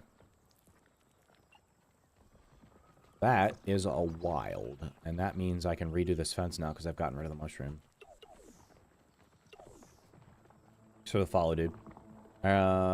Game is gatekeeping. I run into issues on Grounded 1 on very rare occasions. Grounded 1's really polished at this point. So, you shouldn't run into any issues on it. Shouldn't crash or anything.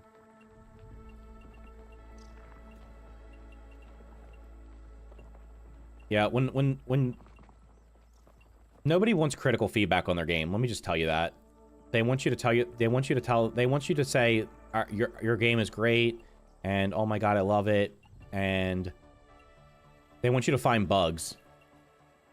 Right? They don't want you to provide feedback cuz then you might find some negative stuff. All right, that looks good. Goes all the way around. Now, we just need to build a fence over here.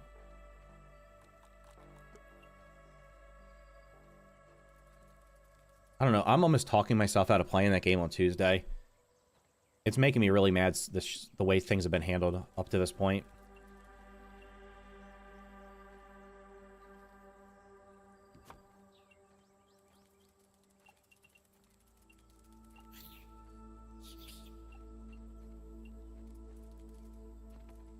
I guess I gotta connect that fence up there. Hold on.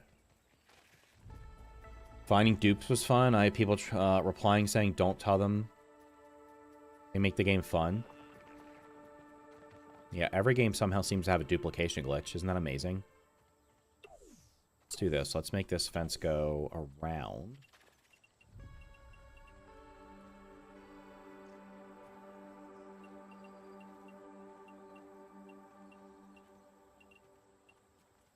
Like, literally connect. I mean, duplication glitches ruin games if people decide to use them, but, you know, it's... You gotta decide, do I want to use it or not? I don't have to use it.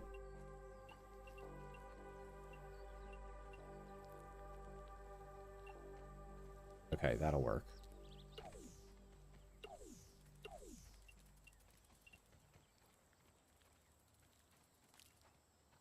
What?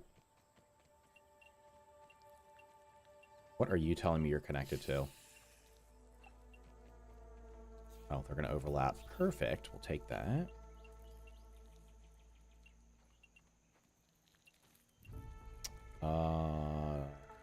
That angle is off. This needs to be like... Wait a minute. I think I need to turn... I turn this one in first. Nope. Let's do like that.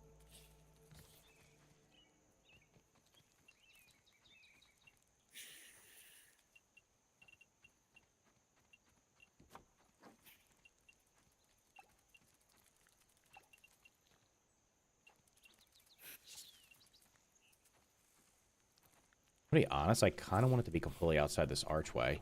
That way I can have... Anything walk up on this? No, but I want to be able to put, like, sap catchers and shit on here. The chat break again? Nobody's typing. Uh-oh. Uh-oh. Alright, I'm going to kill you because you're going to just keep bothering me. I tell I'm probably going to give a couple weeks unless I end up getting it for free. The one-shot bitch.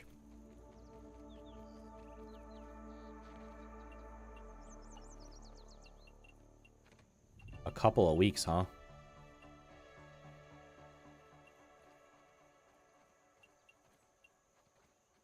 Think it needs that much time?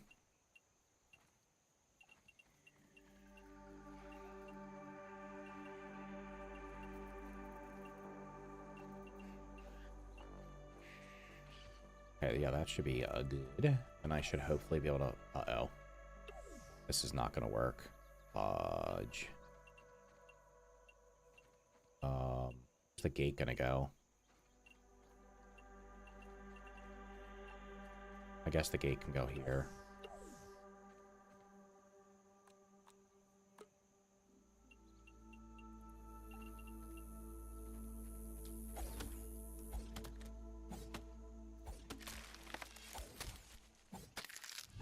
I bet, I mean, that game probably needs, like... It probably honestly needs years of development. The fact that it's launching, like... Imagine this game launching with just creative... Imagine this game launched with creative mode, and then instead of having literally any progression, it was just... There's no story in the game launch. To be like... Huh? Alright, I think that's good, because then that goes up to here. I can put all my sap catchers up here. Nothing's gonna get through. Okay. Get this fence built. Already got a lot of games to play. Can leave it. Yeah.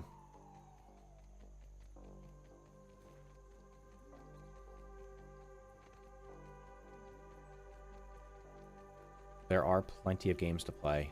Oh, geez. Holy shit, how far away did I build, man? It's gonna take me the entire stream just to get the fence built. There's YouTube. Somebody type one in the chat in YouTube if you're awake. I feel like the chat broke or something like it did the other day. Okay, the chat's not broken. Everybody's just AFK. Yeah, I don't know. Maybe I do want the update for this to come out next week. Hold on, everything's changing. Everything's changing. If the update comes out for this next week, then it comes out.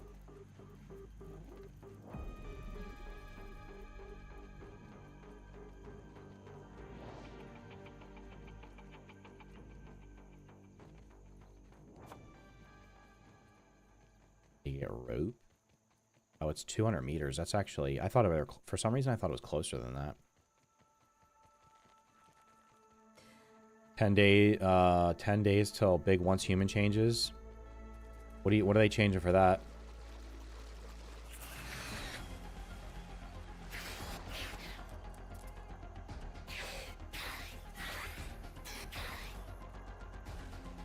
My guy, just turn around. And we're going to just keep it moving, brother. Dupes don't always ruin a game, especially if the best... You're actually still coming, huh? Okay. Here, how about this as an idea? Can we eradicate species of creatures in this game so we never have to fight them again? Like, I literally never need to fight another spider in this game. I'm never going to use their parts. Can I just eradicate them so I don't have to deal with them anymore? Just replace them with a new creature. I mean, wait, dupes don't always run a game, especially if the best storage container requires you to farm a boss to take... Yeah. Yeah, well, I mean, in this game, you can't... They'll have a way of duplicating, right? They did that in the first one. So we'll be able to duplicate stuff. I'm just gonna eat a meal. That way I don't have to eat for the entire day, hopefully. Better than most protein shakes, actually. Okay, let's deposit everything. And is this the one that has rope in it? There is no way I don't have more rope than that.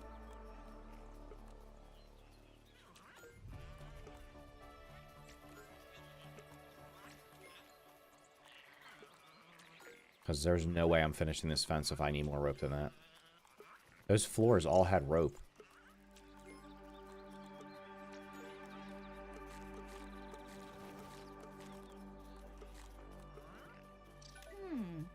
I need 81 crude rope. How much do I have in my inventory? I have enough. Perfect. There any more, though?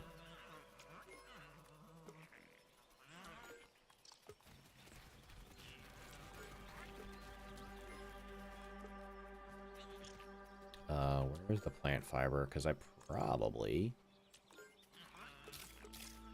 should just have rope being made. While I'm standing here, don't move all this crap over.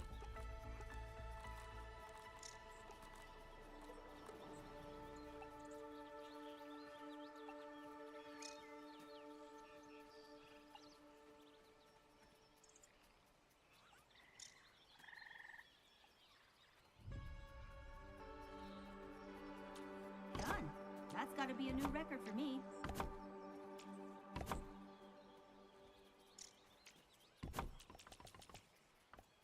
I'm out of clay. There's no shot, dude.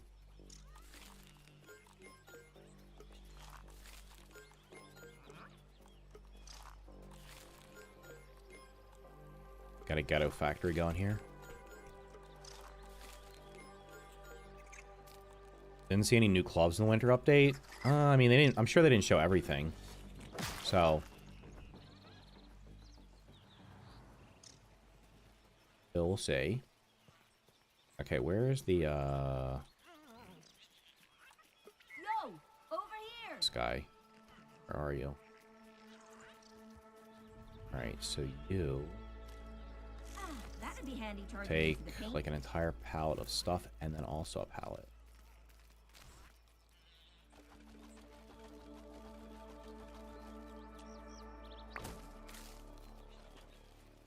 All right, that and then the whole pallet.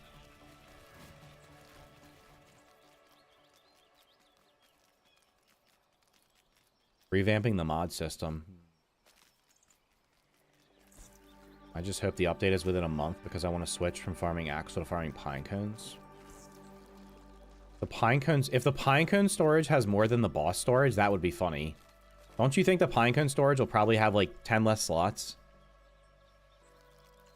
I'm not sure why you're using the AXL storage. You do realize that it's, from a space perspective, it is more efficient to just use the regular chest, right?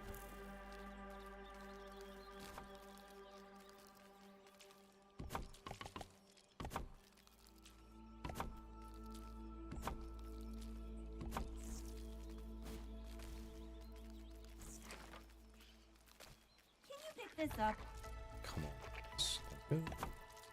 That's cool. These are all like these are all grounded into the ground. Now, let me show you something real quick. Super Duper will balance it out. The Super Duper was way too expensive. And then we just got Where Winds Meet. 50 gig update. Is where can you legitimately do everything in Where Winds Meet without spending any money? Or is the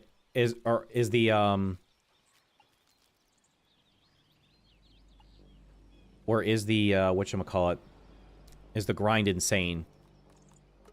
All right, look at this.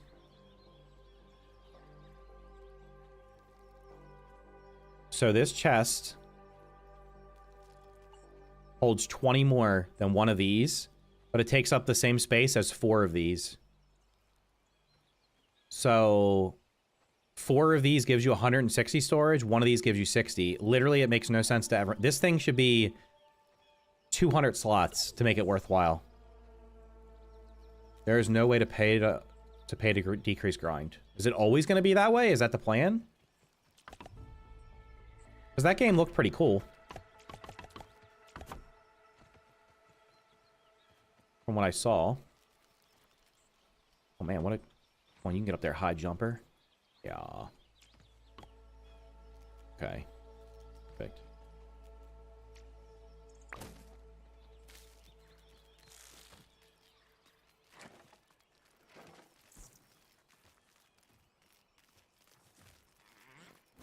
The only boost you can buy is the Battle Pass, which gives you more potions. Free to play is just minor time gates, since legally they need them. You legally need to time gate people. First stream, how do you like Grounded 2 compared to 1? I think it's fun. It's hard to compare. I mean, the first one's obviously better because it's finished, but this game's pretty good so far. I'm curious to see how things are going to go, especially with the next update. The next update will kind of be give a good indication of what to expect going forward.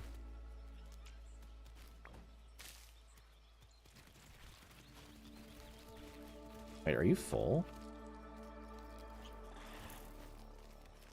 So we shall see. Right now, the main thing is just they need performance improvements. The game runs like shite. I can get like infinite FPS on the first game. In this game, I'm dropping below 100 sometimes, and I don't even have that much stuff built. But yeah, overall, it's good.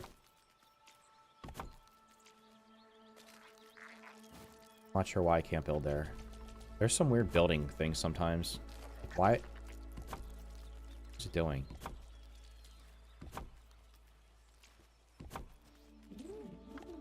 We're out of weed stems already? No shot. Did I go through 2 pallets that fast? Bro, I'm not gonna have enough. I'm gonna need... all those weed stems are only gonna be enough for the fence. I'm gonna have to farm more for the floor. If you like to swipe, then there's a special boat you can buy. Oh. So you're telling me there's no, like, XP boost for money. Like, what do the potions do? Are the potions the energy system? They let you play more?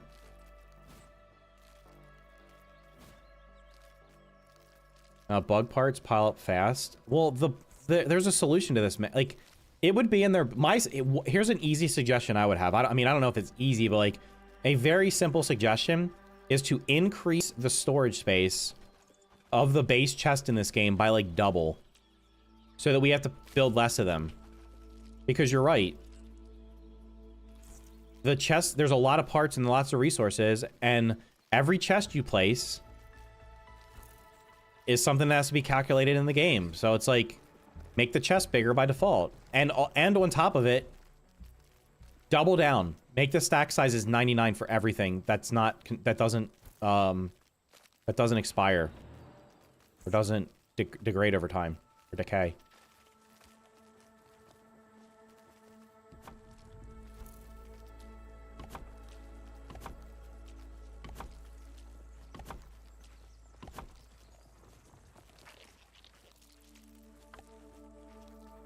And that's wild how fast I'm going through these stems.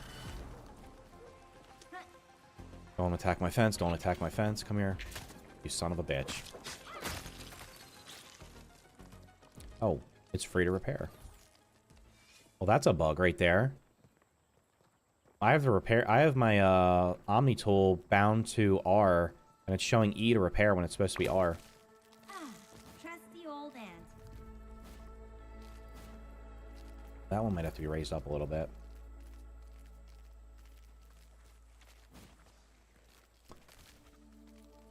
What's up, Slush? How's it going, dude?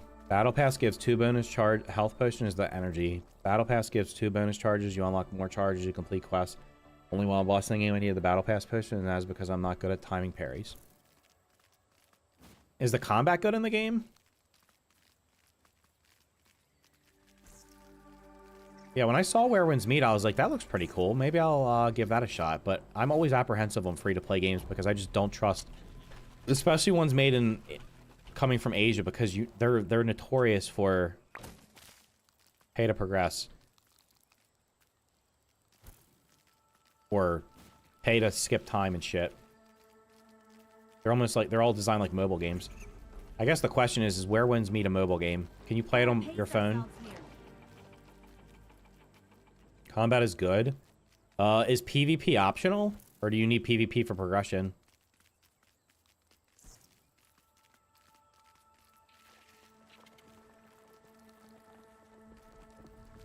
Here, we'll get people in. You can play it on a phone. Done. That's gotta be a new record for me. Alright, I want everybody to type a 1 in chat if you think the update for Grounded 2 is coming next week. Type a 2 in chat if you think it's not coming until later. 1 if it's coming on Tuesday. 2 if it's not coming until later. Avowed is not that bad. I actually like the exploration. The first couple hours of Avowed was pretty good. When you start trying to, when you have to upgrade your gear to fight tier 2 enemies, unless they fixed it, you're gonna start getting frustrated. Like, imagine playing this game and you have tier 1 gear, and when you fight a tier 2 enemy, you literally cannot damage them. They do not take damage from you. And also when they hit you, you just like die instantly. That's what the progression is in that game. You must have tier 2 gear to fight tier 2 enemies. Getting tier 2 gear is extremely painful. And you end up fighting tier 2 enemies really quickly.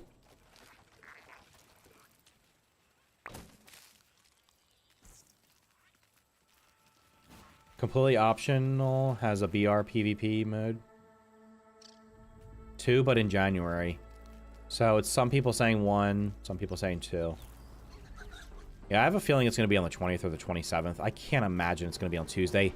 If it would be very, it would look really bad on them to release a patch, release an update, adding new content when the game literally has game-breaking bugs in it right now with the Christmas tree crashes. Wait, who said that deleting? Who was the one that said they were crashing? And I told them to delete the pumpkin. Have you crashed since you deleted the pumpkin?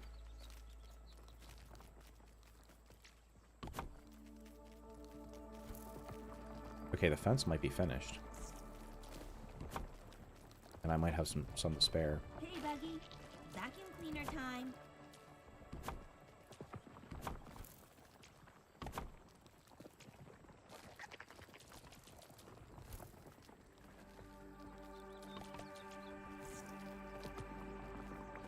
And we might only be looking at... Yeah, we're done. I'm gonna have some pallets left over. I tried fighting the yellow band camp and somehow was slaughtering them. I did die a lot to the point I gave up and just ran and grabbed and loot and left. Yeah. I mean, couldn't the fix come in the update? You generally don't add new content and do performance or major bug fixes at the same time. They're normally separate. Normally you do a hot fix to fix whatever the crashing issue is. Give it a week to make sure that it's actually working. And then you would release more stuff on top of it. Because if the bug fix doesn't work and you add more content, now you've added content that people literally cannot play. Right? So, are our rocks back yet? Yeah, these have to be... They're not respawning because I'm too close. Yeah, I'm on Twitch and YouTube at the same time. If that's why... if you're seeing me, I'm answering questions that you're not saying, it's because I'm both. Time gate wise is mostly an energy system that hinders farming, but like every 5 levels you get new gear. Okay, how about this?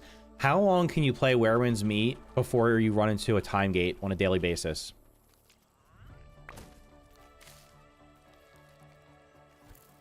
Like, are you capped at an hour, 2 hours? Is there certain activities? I mean, yeah, yep.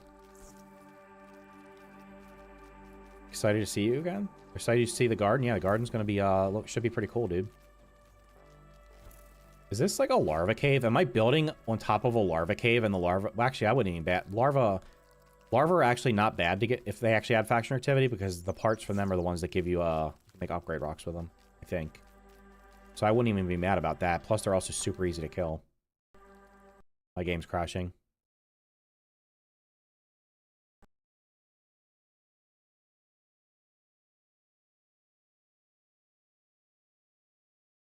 Well, that hasn't happened in a week or two. Okay. Okay. I got my mace on common quality 3, and I'm about to get it to fine. I'm on the quest where you gotta...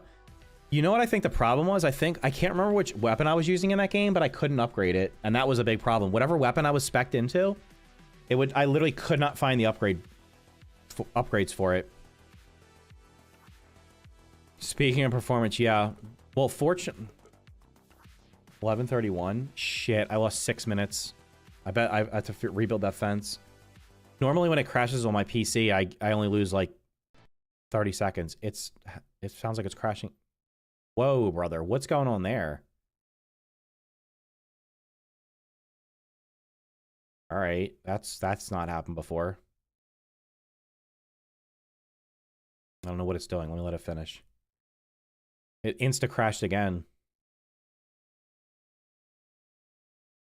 you have any background in game development? No. I do have background in software. I have background in, not as a software developer, but managing software developers since like 20...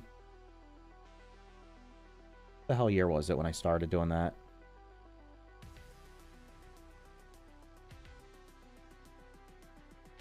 +10 years managing software development teams on various different projects. Not games specifically, but actually software development. So I understand the software development process. I understand testing. So I understand the whole process of, here's the requirements we need. We build it. We test it. You deploy it. Then you get feedback from the end users. And then you repeat the cycle. Like, I understand all of that.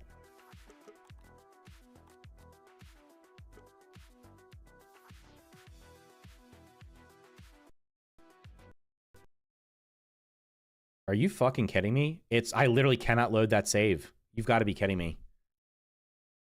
I'm gonna have to load the previous. I have no... Oh my god. If the previous autosave is not like within 5 minutes of when that crashes, I'm gonna be mad. Fallout is the only RPG I can play without getting bored. I've never played a Fallout. The only Fallout I tried was 76, and I played it for an hour before I refunded it. I just saw you live. I last watched you 1 year ago. I've been doing good, dude. Thanks for stopping by. Yeah, like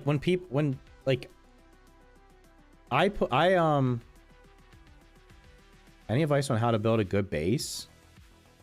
Well, I'm trying to do that right now, dude, but my game won't work, so that's 5 minutes before. Now we've lost 10+ minutes of progress. I'm not sure why it's crashing here.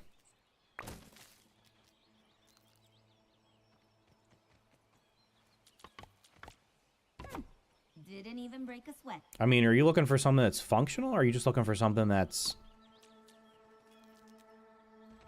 looks nice? Ah, trusty old ant. We could base a whole sport on this. I don't know what's going on. Well, I hope it doesn't keep happening. Like, I don't even have that much stuff. I don't have that much stuff built. That's the thing.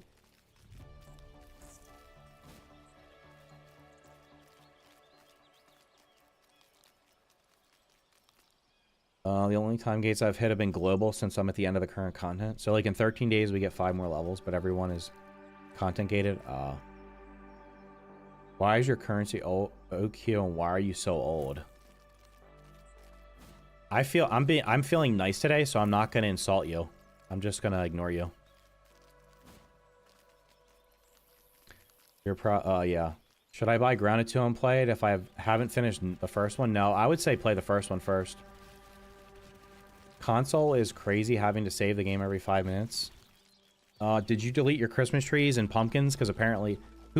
Did somebody delete their pumpkins? Grounded 2 runs surprisingly bad. No, it doesn't. It's an Unreal 5 game. Unreal 5 games... It's surprising when they don't run bad. Because the developers... using Unreal 5 don't understand how to optimize for it. They take shortcuts and they check all the fancy boxes of adding all the fancy graphics, and most people's systems cannot handle all that stuff. Hey guys, let's put some God rays and ray tracing and path tracing and no, global illumination on shit. We don't need that. It's a cartoon game, man. Just have a... Can you pick this up? Just make it look slightly better than the first game. Fortnite is reverting to the old lighting due to how bad Lumen is going. Lumen is like trash. You can disable it on PC. I have it disabled. I'm running this game at medium settings, by the way. Like, I don't even have it on Epic. The first game I'm running on Epic settings. Everything's on the highest Epic, like the highest settings, and I'm getting stable 180 FPS for the most part. On here, I have it on medium settings, and I'm dropping below 100 sometimes. Rockstar's engine is so ahead of every other engine. How do you know that, though? Because Rockstar hasn't made a new game since, like, when? When's the last time Rockstar released a new game? Is Red Dead Redemption 2 actually their last new game?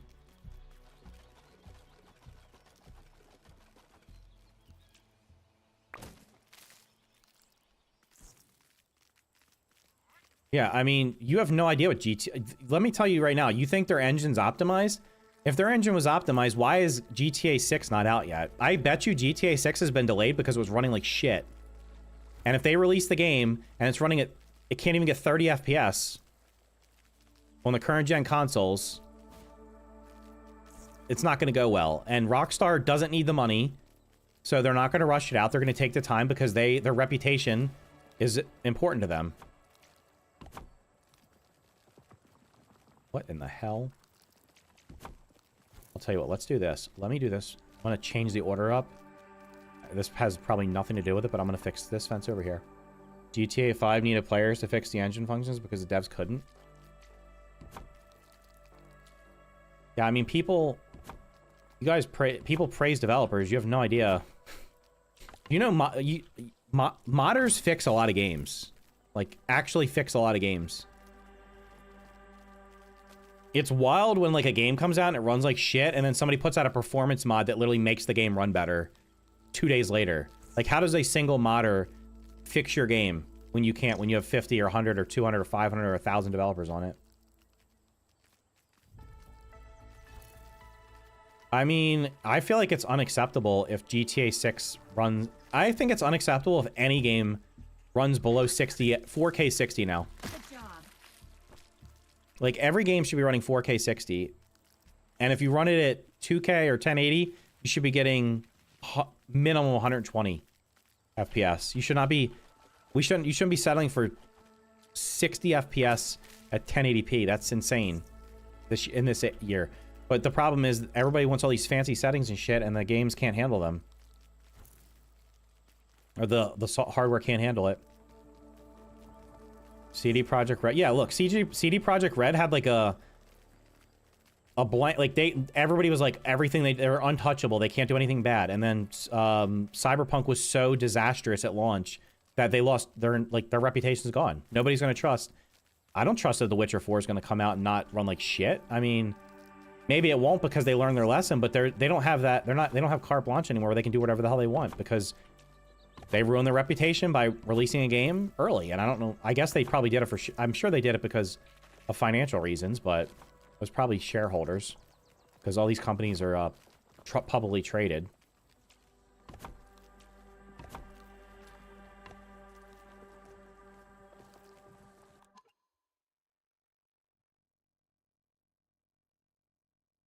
All right, let's move on. Who told you Red Dead 2 was optimized? It's the only game that my GPU goes over. I never said it was optimized. I said that's the last game they released. Is it not optimized?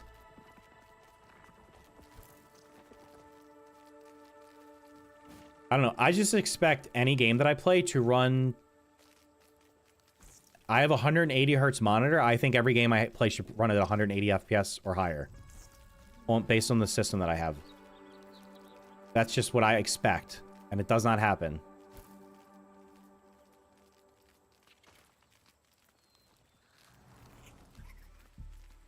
Did I get lost again? Yep, I'm lost. I prefer launch Cyberpunk to fix. It felt like a Bethesda RPG. How's the stream going? Stream's going great, dude. Well, the stream was great until I crashed. I crashed multiple times and had to reload an old save because I don't know what was going on. Something weird was happening. It literally did not like what I was doing. So I lost 15 minutes of progress. Take 5, buggy boy. Hopefully it's fixed now. Like I said, I haven't seen a crash like that outside of the Christmas tree thing. Oh my god. Come to the arena, bitch. You won't.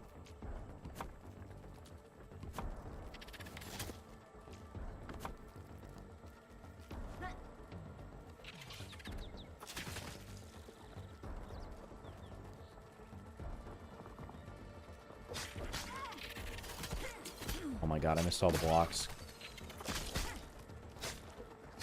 See, this is what I'm talking about, like, eradicating species, because, like, I don't even try in combat against them because I know they can't kill me.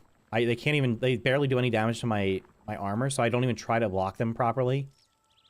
So, like, I just want to eradicate them. Like, give me an extermination option. So I don't ever have to fight them again.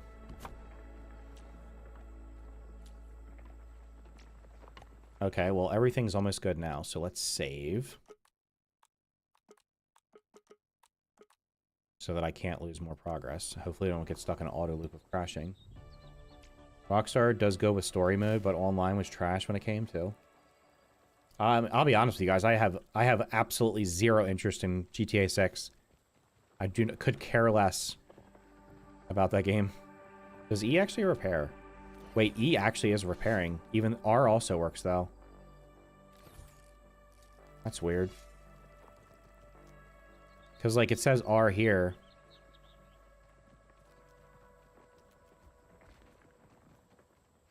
Ah, trusty old ant.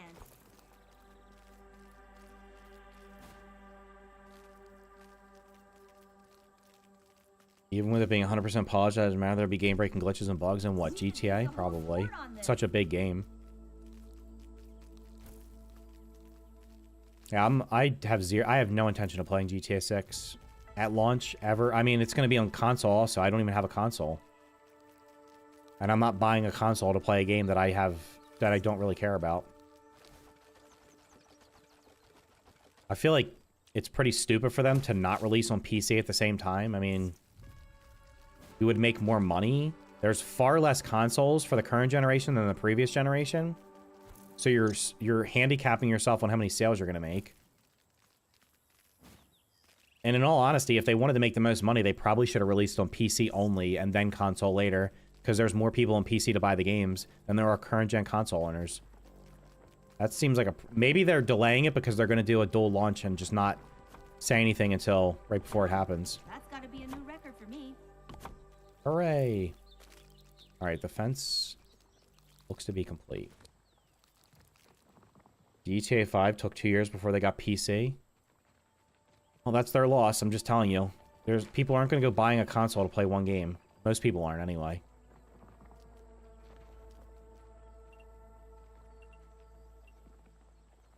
Yeah, that should be good.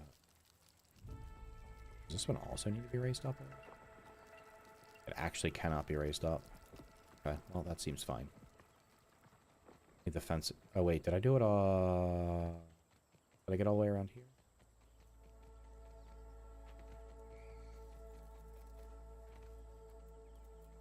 I mean, I guess I could do it for sake.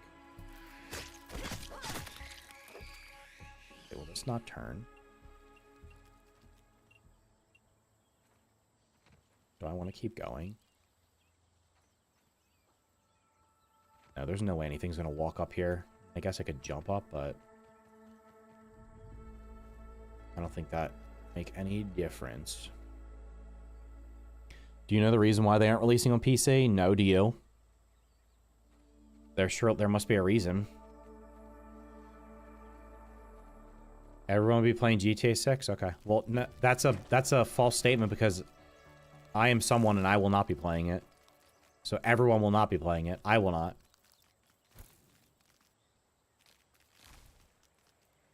How many PS5 owners are there?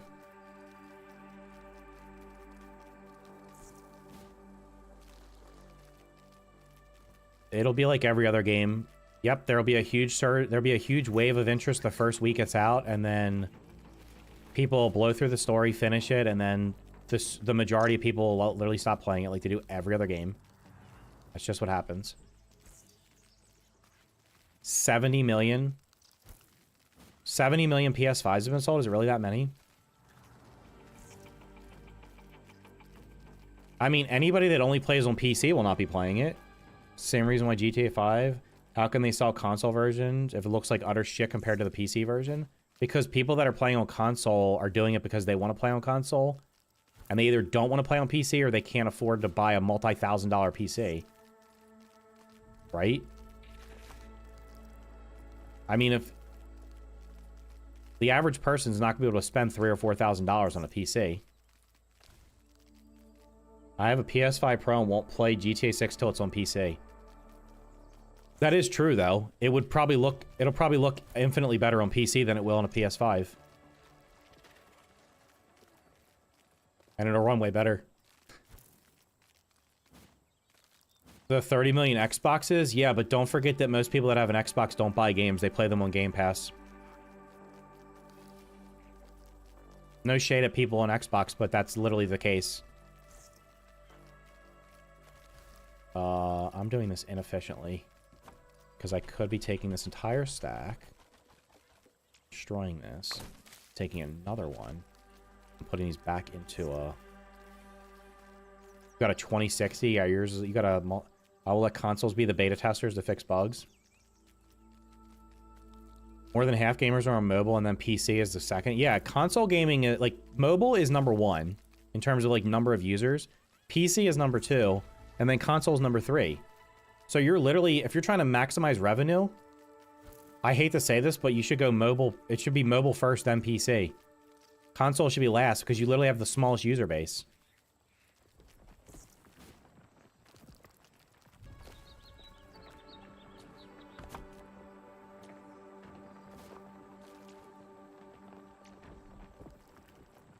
Alright, we'll put you over here.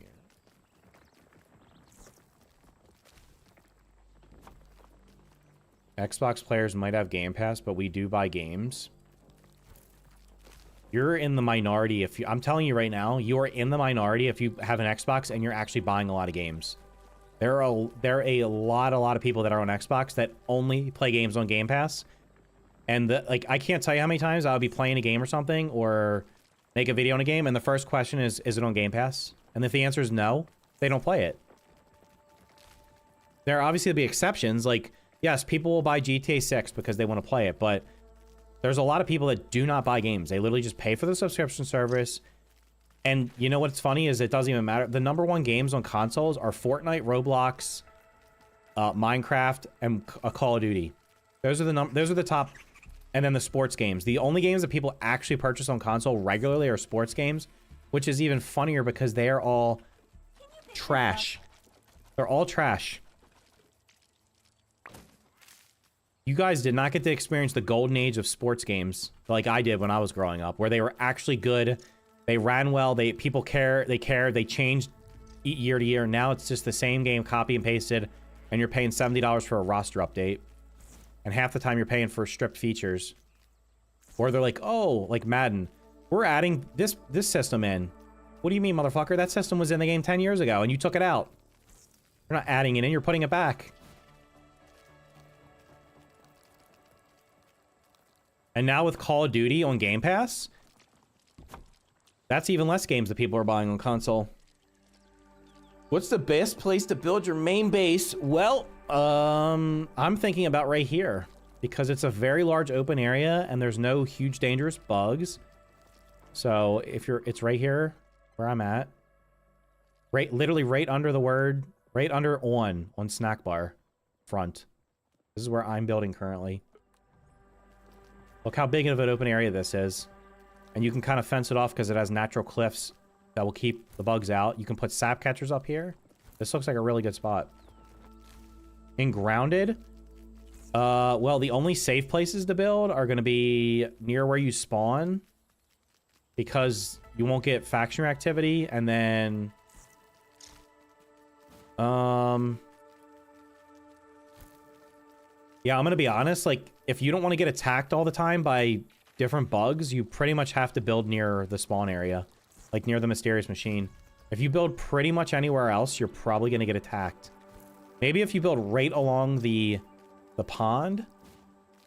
But like pretty much anywhere else you build, you're going to get attacked nonstop.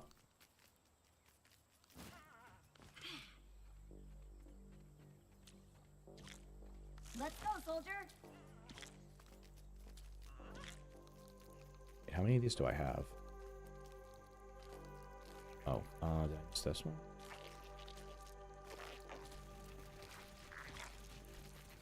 Destroy you.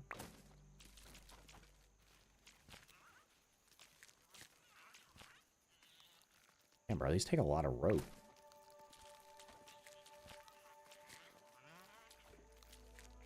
They should be like a stick, an acorn top. Oh, I guess they do a rope multiple places. Do they take sap?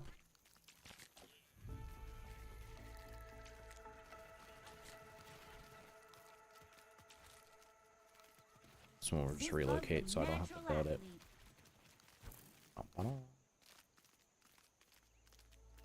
Is the backyard in this game a different house? This is a park. It's not a yard.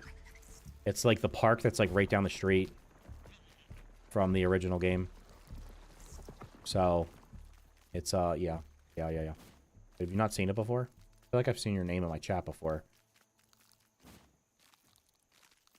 I've seen your name somewhere. You'll get attacked at the pond roaming wolf spiders. You won't get... I'm talking about faction reactivity. I haven't been here for a bit. Just haven't watched Grounded 2. Ah.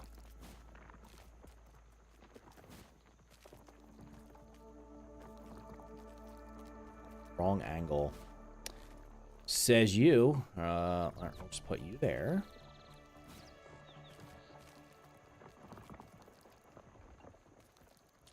Done. Put you That's gotta there. be a new record for me. Put you there.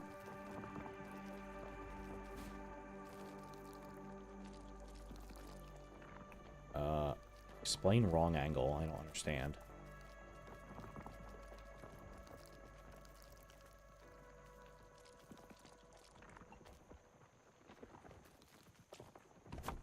Put you there.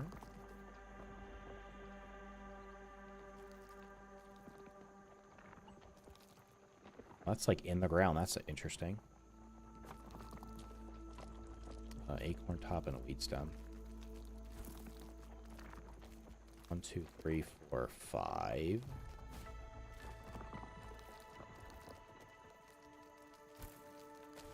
I mean, I theoretically could have them all the way around. Just have a walkway up there to collect them. Oh, Scrap Mechanic, that's where I remember your name from, yeah. Are you excited for the big update that's coming in 2026? Do you actually believe it's coming in 2026? They raised Xbox prices because Activision didn't meet the quota. They raised Xbox prices because they were going to lose money on them. I can still find cards in my local stores that sell Game Pass for 20 instead of 30. $20 a month. A fair price for Game Pass is like 10 or 15. $20, $30 is just too much. The value has all been lost at this point, in my opinion. Guess I should sleep because I'm under attack. What am I under attack from?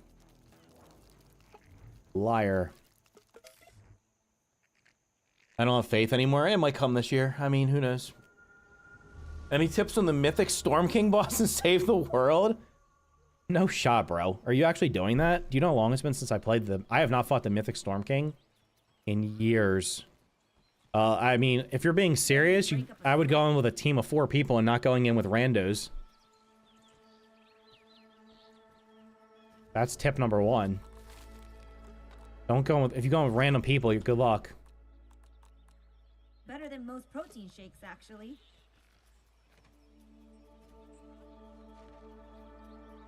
And you still have to pay to play with friends. Yeah, how stupid is it that if you're on console... If you're on console, you're literally paying... You still have to pay to play online games that are not free to play. That is an absolute scam in 2026. Stop paying for... Stop. Why are you paying to play... Example being, if you want to play this game on console, multiplayer, you have to pay... Even if you own the game, you have to pay for Xbox Game Pass or PlayStation, whatever, Plus or whatever it's called, right? I'm on PC. I don't have to pay for that. Think about that. That's at least $10 a month. You're paying between $120 and $360 a year just to play games online. Why is my inventory still full? Is there an empty chest? One of these chests has got to be empty.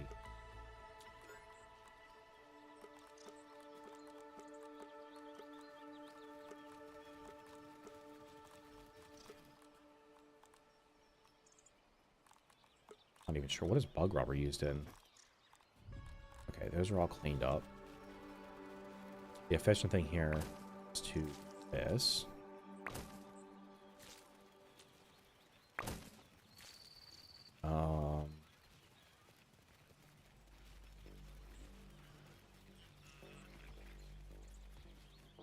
This doesn't have any food in it, right? So I should... Does this cost sticks, probably? This cookery probably has a stick in it, so I can't just carry that over.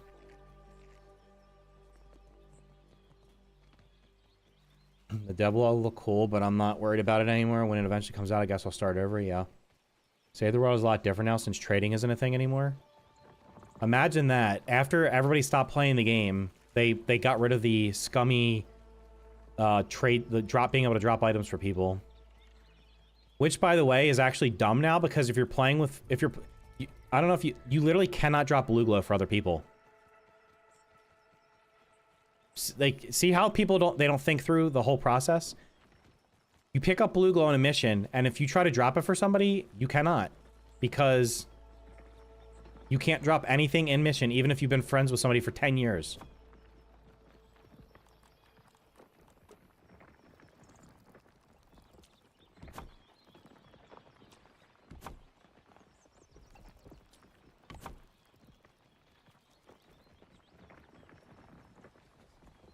Free games, you don't need a Game Pass, just pay games?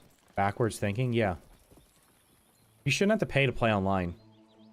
I had 3 storage alts. They're all worthless now. I have a second account. I could probably sell my second account and save the world because it can earn V-Bucks, and I haven't even done all the storm shields on it. So has V-Buck potential.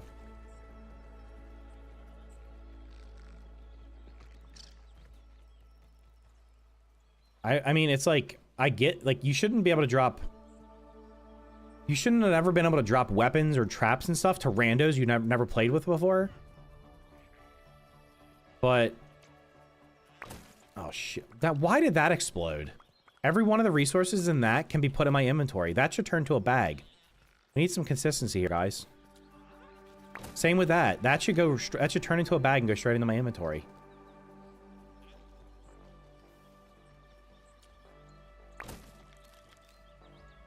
The only good thing about building here is there's a field station right next to it, or whatever it's called, the ranger station.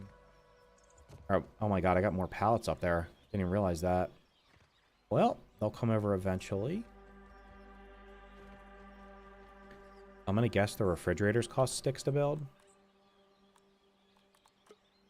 Actually, they don't.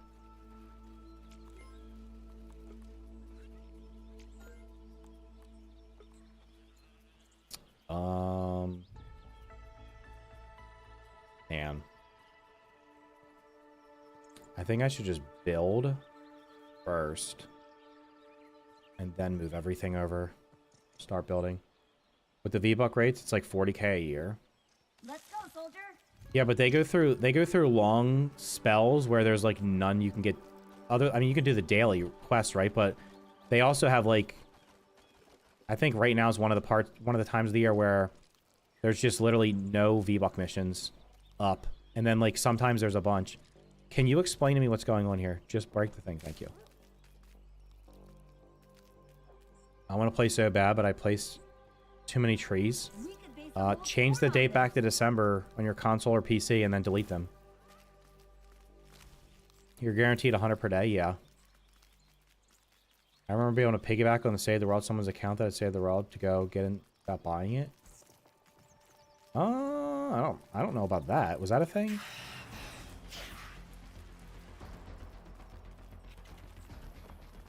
Shoot! Too much, too fast.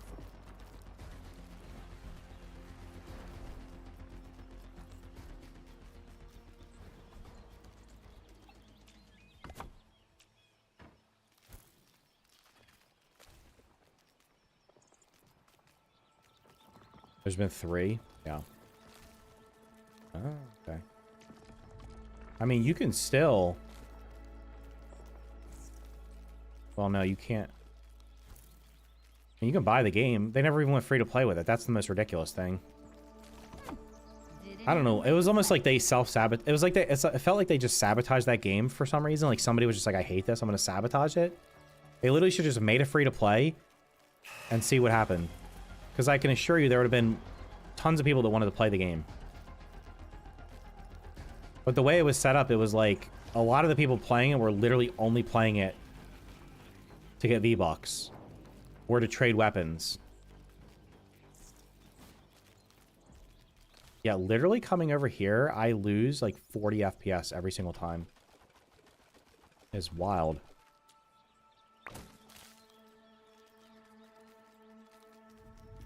It has 20k and it costs 20 bucks. There's 20k V-Bucks? I don't know. I never played it for that reason. I played it because I actually liked the game. They all have bags in like 3 years and quality of life feature.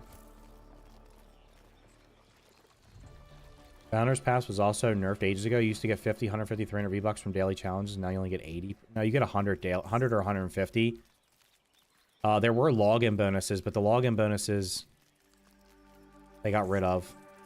Like they ended after a certain time.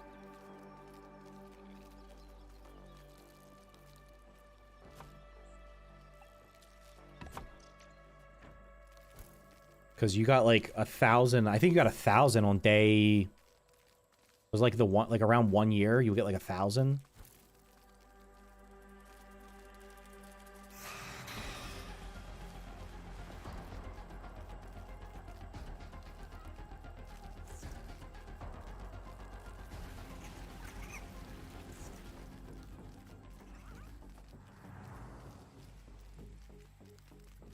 $20k people playing, much more played than their other game modes. Oh yeah, like they wasted time on that rocket racing thing, which was a complete flop. They wasted time on ballistics, which was the Valorant ripoff. That was a complete flop. They made Lego mode, which was not a flop, and then they added nothing to it for such a long time. And then they were like, yeah, we're gonna have Brick Life and whatever the other dumb Lego mode was. We're not gonna update the main Lego mode. We're gonna they made the, what the hell was the one with the that they're merging them all together now. Brick Life was so stupid and boring. Like, what are you doing? Like, nobody played it. It'll have like 1,000 people in it. Meanwhile, the main Lego mode had like over 1 million people at launch, maybe 2 million. It had a lot of people playing it, and they just neglected it. Well, like Brick Life, I went in Brick Life to see what it was. I was like, what am I playing here? Like this mode, they wasted effort on this mode instead of just adding new content to the main Lego mode, which literally would have had hundreds of thousands of people playing it still to this day if they just spent a lot of time on it. The Ninjago update, I didn't even play that. But the thing now with the Lego mode is it feels like they're just adding random shit in it for the sake of it. It's like the original version of it was all felt like it was Fortnite. And then it was like, all right, now we're going to add in a Star Wars area. What the hell are you, what do you mean we're adding a Star Wars area? That does not fit into the, that's just its own thing. But it's, now they're doing Ninjago, and it's all because they're crossovers. So it'll end up being like a patchwork of random shit thrown together because that's who they were able to get deals with. Rather than it feeling like an actual organic world. Like, imagine the map in this game, all of a sudden, next week they're like, yeah, we're gonna add a Star Wars area to it. What are you talking about? That would feel so weird and out of place. But Fortnite's been bastardized so much now that people don't bat an eye when they do that kind of shit. I bet you if they could, they'd probably shove like a Simpsons or a South Park area into Lego mode. And the weird thing is, like, they literally could be printing money if they just put out Lego sets in the shop. They never put any new Lego stuff in the shop. I think the last thing was like the Simpsons house. Like, every time a new season comes out, they should have multiple sets. It should be like, it should literally be like the item shop, where at least once a month, if not once a week, they should be putting new stuff, new building pieces in the Lego shop. Like, the only new stuff they add is behind the starter packs and shit. And no, I'm not paying $5 or $10 for like some furniture for a Lego mode that no. Try again. Fortnite is nothing like it used to be? No, like, Fortnite when it, like, the first like 6 months of Fortnite were great. First year, actually probably like the first year. And then once they went to this chapter 2 bullshit, and now it's like everything is all about like, how can we milk money out of something? Like, why is South Park in the game right now? And the characters look stupid because they're running around in giant mechs because they're too small to actually fit the character models. Same thing with The Simpsons. Legos are endless. Yeah, like, I honestly thought that Lego mode in Fortnite, like, they could have competed with Minecraft. Because Fortnite has such a large user base. If they just added a ton of Lego stuff, they could have literally... But the survival mode for that was so bad at launch. It was so bare bones with, like, very little progression, and it's gotten way better. Like, it's way, way better now. Oh, they even they randomly throw in the Storm King from Save the World, which I guess it is Fortnite, but it doesn't... It was weird. It was like, all of a sudden, they're like, yep, we're adding the Storm King. Okay. I missed so many presents last Winterfest because you had to log in every day. Yeah, I mean, that was enough. So they never did backtrack on that, huh? Yeah, I mean, that's kind of weird. Every year before, it was you could just log in whenever, right? And now they made it where you had to log in every day to get everything. It used to be you could just log in on the last day and collect everything. They're going to focus on creative. Wonderful.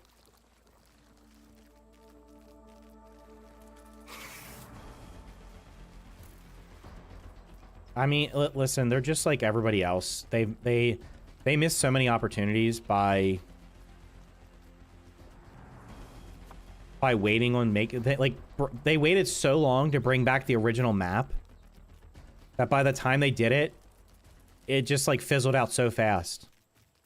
People were asking for the original map to come back right after the new one, like right after chapter 2. It was like, no, like literally just rehash the old seasons. Don't even make a new map. But now, like, I haven't even logged in. I played like the OG, I played the first couple maps, but I haven't logged in the last couple seasons of OG to even see what it looks like because I just don't care anymore. It's not even the same Fortnite. Like, the movement's different. They bring back different weapons that weren't even supposed to be in there, and it's not like it's the same. Like, if you're playing the OG map now, it's not the same experience. They have completely changed movement. There was no turbo building in the game way back. I don't know when they added it. They added it at some point, but like, there was no turbo building in the game on day one. That was shit that was added later on. And then it's like, oh, well, like, I don't like building because people can turbo build, and I think it's dumb. But then if you play no build, it feels equally as bad because the entire game is designed around building. So like, I just wanted the original map with the original building where someone would build a ramp and stand on it and shoot you, rather than you shoot one bullet at somebody and then before you shoot a second bullet at them, they're 3 stories high and have cranked 90s. Like, that was, I don't know. I don't care about the Fortnite crew shit. I've never bought that. Yeah, I know they added that. That was part of their justification for increasing the price. Hey guys, you get Fortnite crew with Game Pass now, but we're increasing the price. Okay, well, what if I don't want that? Well, that's okay. You can get it. So that's not a benefit if you're not using it.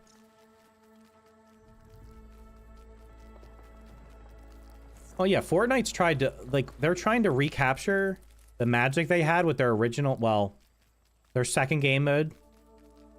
They got lucky copying PUBG with Battle Royale. So then they're like, okay, what else is popular? I'm surprised they haven't really released an extraction mode yet. I'm just waiting for them to try to copy Arc Raiders. Like, I'm shocked they haven't. It's probably in the works, but by the time they release it, it'll be too late. Like, people played Fortnite because the uniqueness of Fortnite was you could build in it. Adding these other game modes that have nothing, like, can't build in Ballistic, right? I mean, it's like, oh, we're gonna make Valorant, but it's not Valorant, it's Fortnite. But you can't build, which is the Fortnite thing, so. Gotta hydrate to dominate. Good morning. They did the Lego superhero mode. Yeah, that was fun for like a couple hours, then it just got really repetitive. Because it was the same 3 maps over and over and over again, doing the same exact objectives over and over and over again.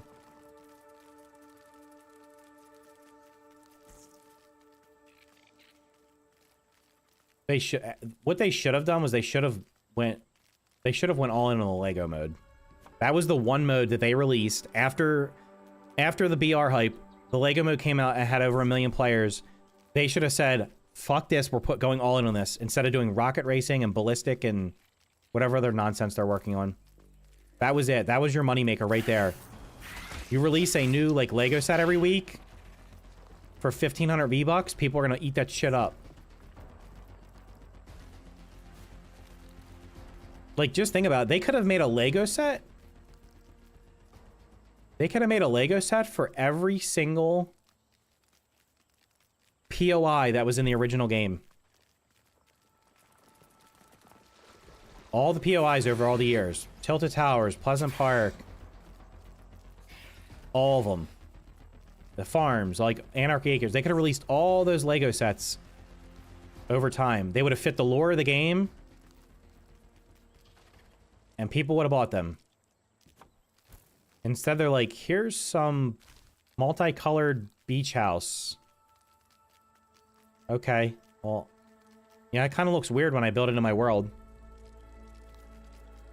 I don't know why any game would copy COD.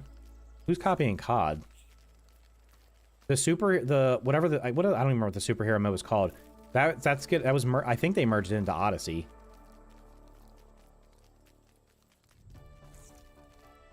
You know, it's hard to strike gold more than once. Like, they got lucky. They got really lucky with Battle Royale. And then they got lucky again with Lego and they botched it. So.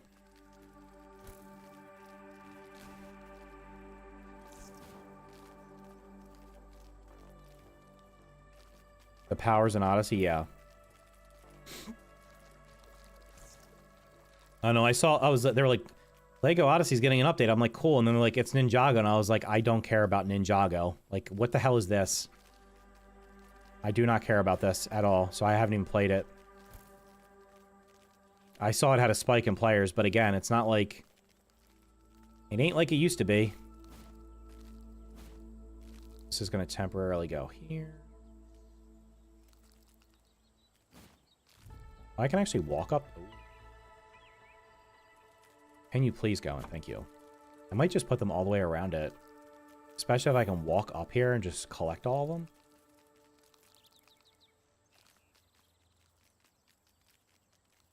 The Blitz mode was doing good. No, I mean, relative to like their previous success, nothing's doing good. They put out a new season, it's popular for a day, and then people, like, it just falls off. Because, I don't know. I just feel like the game ran its course, and they need to do something different.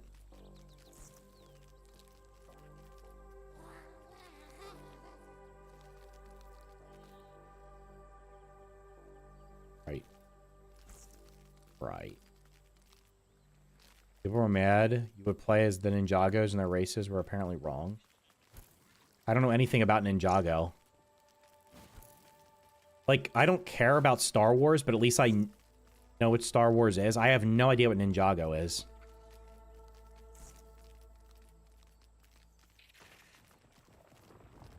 Why is moving this dropping my frame so bad?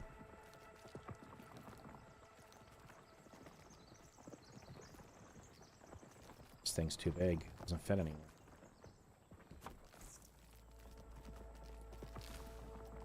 I just pre-ordered Hightail hoping that's going to be good. God damn it. You're supposed to be using my creator code if I ever get it.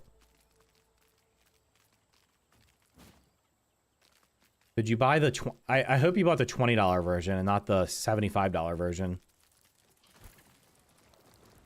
There are fewer and fewer games that people just play for years. I just picked up StarCraft again. Why do you need to play games for years? That's my question. Like, why can't you... There's new games that come out every year. Why are people still playing... Why is the majority of playtime for video games spent on games that are like 7 or 8 or 10 years old or older? Did I download the launcher? I haven't even bought the game yet. I don't have a creator code yet. I've been waiting a month for a creator code. The boat's been missed. Almost everybody that's bought the game have already bought it. It's probably not going to sell a lot of copies after Tuesday. I got you one of my favorite streamers. Yeah, it's got to stick together. There you go. Yeah, we'll see how it is. I hope it's good. I'm keeping my expectations really low for that game, because I think it's going to be really rough. We'll see what happens with it.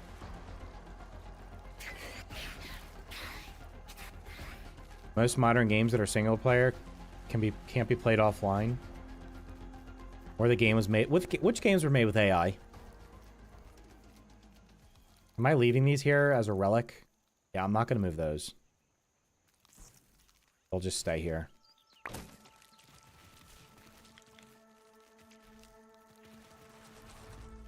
I move my bed over. That's kind of important.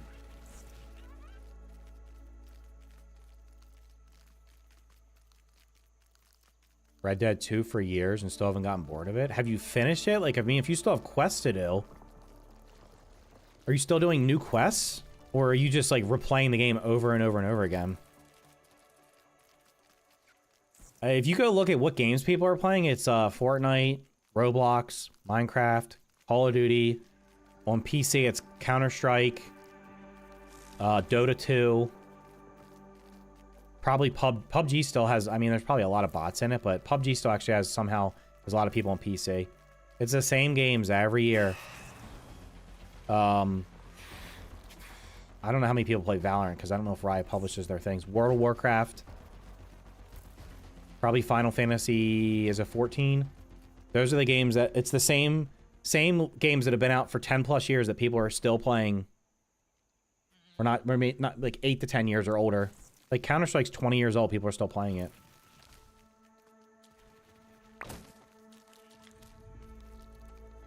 GTA 5, people are still playing that. That game's like 10 years old, right? You've 100%ed it several times. Damn, bro.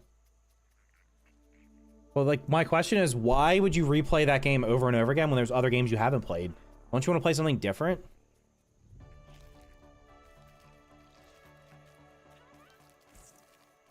You really want to just play that same game 15 times when you could be playing... You're not going to live forever. So why not play another RPG that you haven't played if you like RPGs? Have you played Expedition 33? Have you played Kingdom Come Deliverance and Kingdom Come Deliverance 2?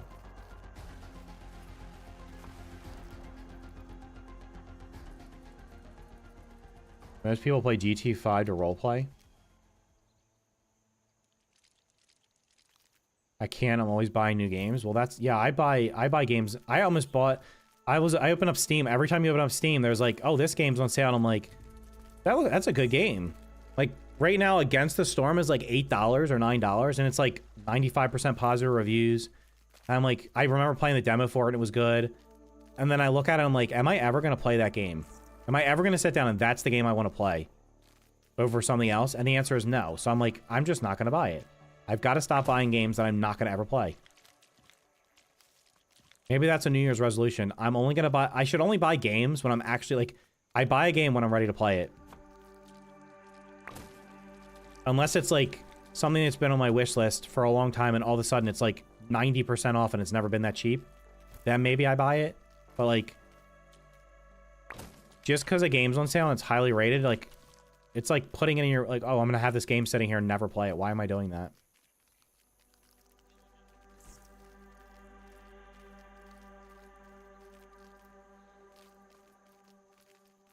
Every new COD campaign can't be played offline. Why? Can't you play them single play? It's because they have dumbass cutscenes and stuff in them, isn't that to load? That's probably why. Let's go this way so the spider doesn't get mad.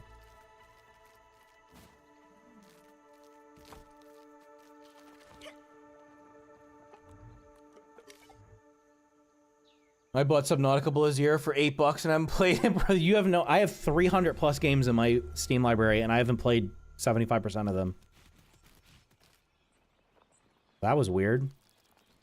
Can this cockroach bug be fixed so they stop spawning in your base?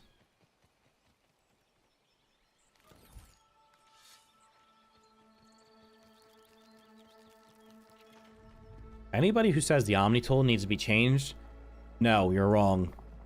Imagine the Omni tool needing to be changed, and every time I have to repair this fence, it uses durability on my tool. Or you're chopping down weed stems and you have to go constantly repair your axe. No. I enjoy not repairing my stuff. I don't like durability. Let me just use my tool and not have to worry about it. I'm calling off work tomorrow. Why? What's tomorrow? What time's the football game on? Is it 4:30? Yeah, imagine carrying 4 different tools. I don't know why how people are obsessed with, like, I want to have an axe, a hammer, a shovel, and a repair tool in my, and take up 4 of my inventory is constantly filling up now. No, I do not want more things. Can you stop spawning, my guy?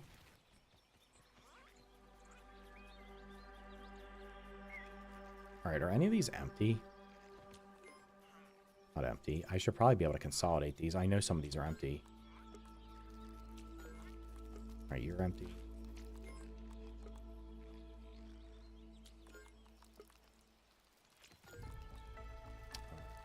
Basically empty. So I can just put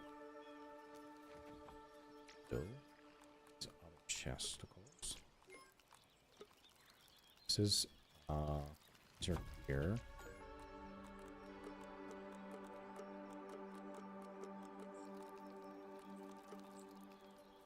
I'm not saying like you can't go back to a game you've played before. Like I don't mind going back to games I've already finished, but like I just want to play new shit, man. Even if if I get a game and I play it for like a day or two, at least it's something different. I played a lot of games at the end of the year just for like I put a bunch of time in Megabonk.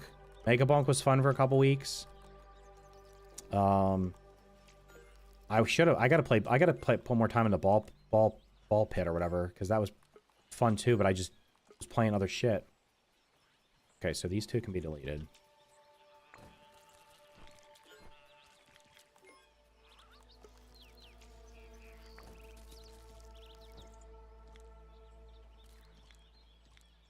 This is the year of the backlog. I'm just gonna like maybe every week I pick a different game that's in my backlog and I at least play it like for a couple of hours and say, okay, even if I don't like it, I at least played it for a couple hours. Driving out to Lansing to see my best friend, her son. There you go. Okay. Is it warm? It's warm. It's warm here now for like the next. I looked at the long-term forecast. I don't think we could possibly get snow for the next couple weeks. Ground was one of those games where I thought it was stupid until I played it. Yeah. I mean, I can go back to that and play it every once in a while. I never understood why they had to remove it and couldn't patch that last spot. Wait, what? A 4th row of inventory for the... Oh, yeah. Inventory management. All right, where's my... Let's go, soldier. It's faster to carry you.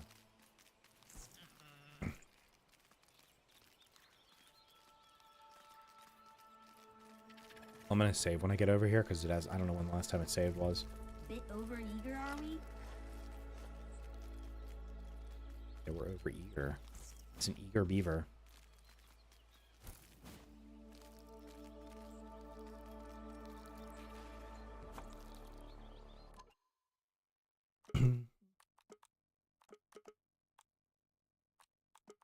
I'll be honest, moving all the stuff over, if the game crashed and I had to move all the stuff over again, that would be very frustrating.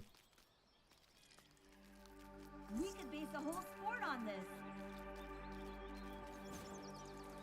You know what's fun? They are eventually adding the ability to move your base in this game, which will be a great feature. Because what I'm doing right now, I know other people. I know this probably like a lot of people are having to do this. Like you build somewhere and you're like, that's cool, and then you're like, okay, I found a better spot. Now you end up wanting to move everything over there, because inevitably, like, you find a spot and you think it's big enough, and then the more stuff you unlock, the more space you need.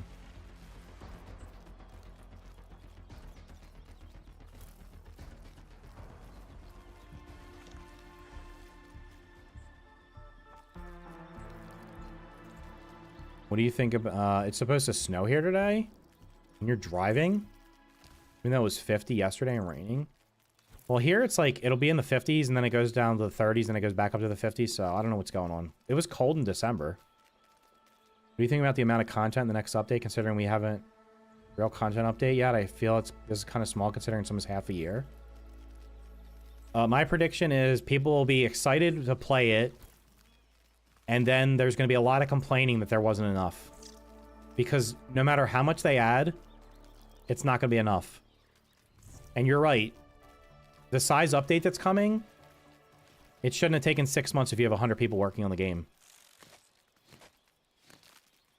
Like, when you're talking about a game that has 10 times the size of the number, 10 times of the developers of the first game, and it's taking longer to put out big updates, that's just... Nobody's going to be happy about that. Like, at this point, they should already have the next update being worked. The big updates in this should be, like, in my opinion, like 3 months apart. They should be quarterly. This game shouldn't be in early access for more than a year, based on the size team they have, and the fact that they made the first game and have all the experience from that. Now, with that said, it's not the same development team internally. They apparently it's mostly new people, I think, which is kind of weird. Like, why? Unless the people that were on the first game were like, no, I don't want to make a sequel. Wouldn't it have made sense to use anybody on the first game that wanted to make the second game and then scale up the team and add on to it? Like, that would have made the most sense. Same game director, same core development team, and then you just add more people, because then you would get things done quicker. But for some reason, they're like, no, we're going to use a brand new team and have brand new leadership for it. And we're also going to bring this other studio in to help us. But at the same time, it's going to take longer. Huh? Ready to break up a sweat. What do you mean? Kind of weird, man.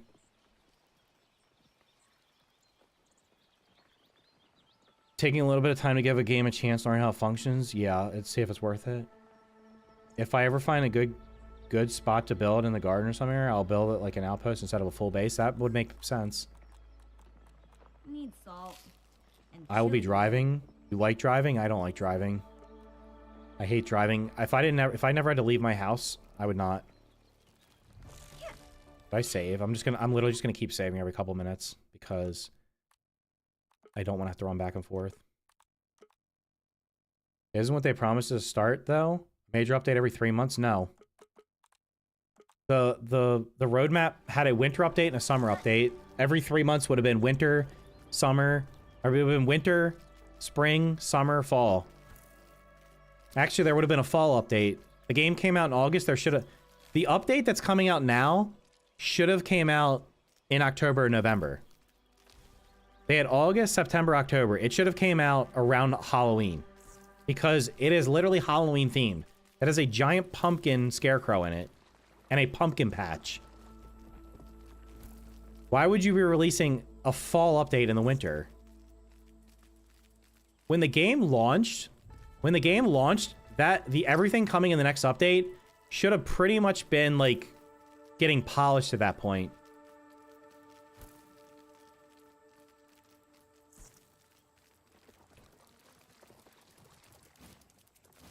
Oh my god, I almost got stuck in that web.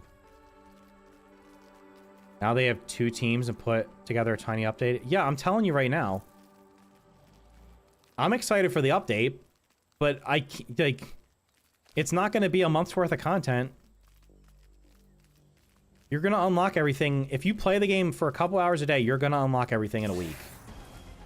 And then you're going to wait 6 months until the next update. Assuming everything goes smoothly. If I boot that update up whenever it comes out and I'm only getting like 70 FPS because the map's twice the size, I'm getting like motion sickness right now because my FPS literally keeps dropping 50 FPS every time I come over to this base. And I'm just picking up chests. I don't know what's going on. I have like nothing over there. It's like all over the place. So I don't know. I'd rather have a monthly content update. Absolutely. Smaller updates let you iterate. So you add a little chunk, people can test it. If there's something broken, you fix it. When you wait 6 months to add a big update, there's going to be a lot more chance that there's going to be stuff broken. And now you have to figure out what's causing the things to be broken. Example, the Christmas tree is crashing people's games. Okay, that should be a relatively quick fix.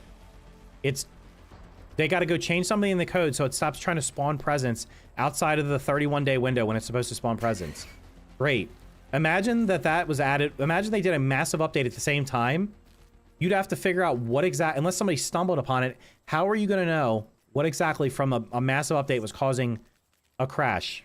But because you only added a couple of items, it was people were able to narrow it down and say, oh, let me try to delete this. And oh, it fixed it now. Some random person posted in their Discord, I deleted the Christmas trees and my game stopped crashing. And then it was determined that that was the issue. Oh my god. I fucking hate you. God damn, dude. Every time I go back and forth, this little shit's chasing me. Sorry. Gotta stop crashing out. Maybe I should, every time I crash out, I have to give subs or members. Oh, you hate driving. Just think about it. There was one team in the game before, and look at the Hot and Hazy update and the Into the What update. Those were around in a 6-month period, and it seems to have way more content. I have to go back and look at the... Maybe I'll... Once I finish moving this stuff over, maybe I'll go back and look at the first game and look at the update schedule and kind of map out how long it took, because it felt like updates were faster. To be fair, I played the game day one, and because it had no content in it's literally day one of this game is going to be like day one of Hytale. It's going to have like no content in it. It's just going to be a sandbox. And then it's going to be a matter of like, well, I guess with Hytale there'd be mods and shit, but like I came back to this game like 8 or 9 months later, at which point the pond had been added and the entire, like, a good chunk of the lower yard had been updated. The pond was updated, the pond had been added, the hedge lab was finished, and the haze lab was partially there. They ended up changing it later on. So there was a ton of content. And then right after that, they added they did the sandbox, and they updated the haze, and they did the sandbox. So it was like constantly new stuff being added. Because after that, the termite hill came. Stuff didn't slow down until after the termite hill. I honestly think what happened was they at that point, sometime around when they started doing the upper yard, I don't know exactly when, is when they realized, okay, everything we have planned for this game is not going to fit. Like, we literally have to cut stuff. And that's probably why the updates slowed down, because they had to figure out what's going to stay in and what's going to stay out, and how much of what's going to stay in is going to stay in. If they didn't have the memory constraints, I bet we would have still been getting updates for the first game faster. They would have did the upper yard piecemeal instead of, like, all in one big update.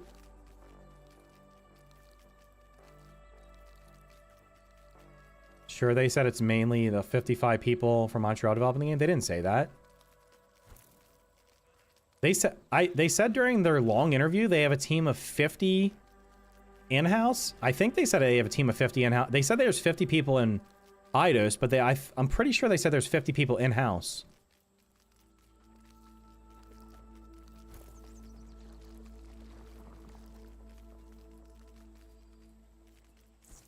It was in, go watch the long interview they did. They talked about the team size.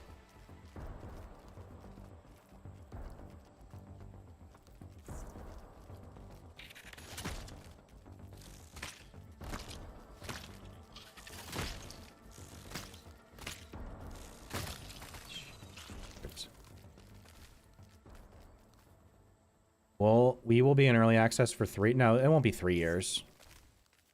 It'll probably be 2. You're gonna get the winter updates coming in the next month or so.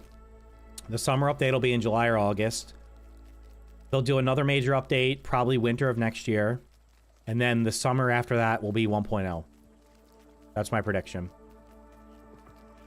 Then they'll port it to PlayStation and Switch. And do some after 1.0 update if they can.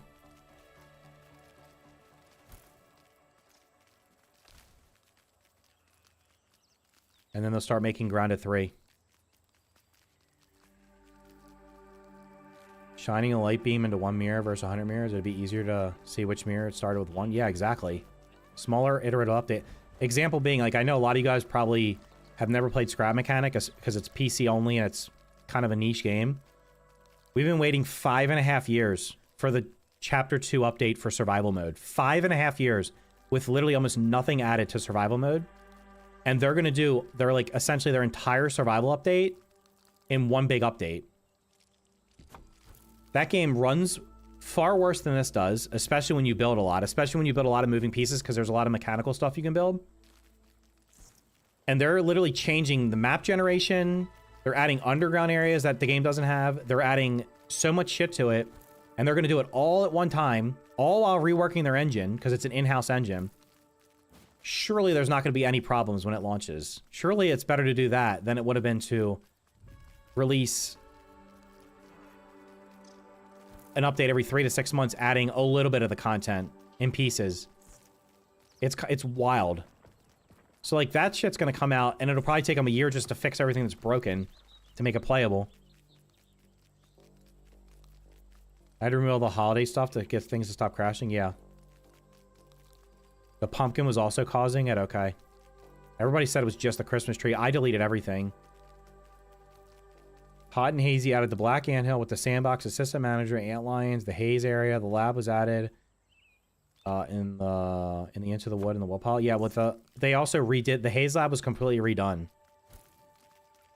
They completely redid the Haze lab. They might have changed the terrain in there too, I don't remember. But the Haze lab originally was like half of what it ended up being. And they completely changed the layout of it. If you go on my channel and go back and look, I'm pretty sure I have a video on the original Haze lab. It looked totally different. It had like the same, it had the same entrance, but it did not, it was very small. It was only a couple of rooms. And then they completely redid how it looked outside of like the initial walk-in.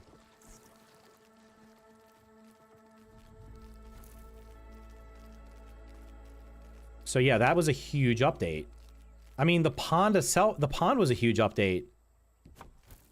The pond has an entire lab in it. It's like its own ecosystem. It has tons of hidden caves. It's got so much in it. And that was done pretty quickly, from what I remember. Is anybody watching on Twitch? Type 1 in the chat on Twitch if you're alive. I haven't seen any chat in Twitch in like an hour.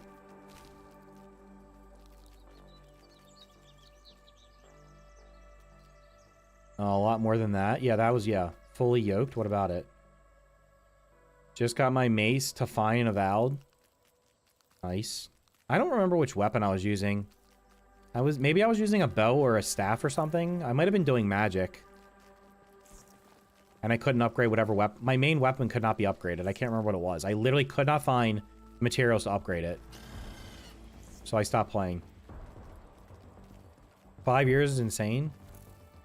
Yeah. I mean, if you don't need the money, though, they don't care. I guess they don't need the money. What is it doing? Reset the grid. I don't know what you're doing, dude. I'm literally trying to rotate you. And I put it down. Fudge. I watch on... Oh, you're watching on TV. Oh. Wait, you can watch Twitch on TV? My TV used to have a Twitch app and then they deleted it. Probably because they couldn't run ads. The Pond Lab was tweaked a couple of times, I believe. They added stuff to it over time. Like, they added the badges and stuff later on. The badge later on. So, yeah.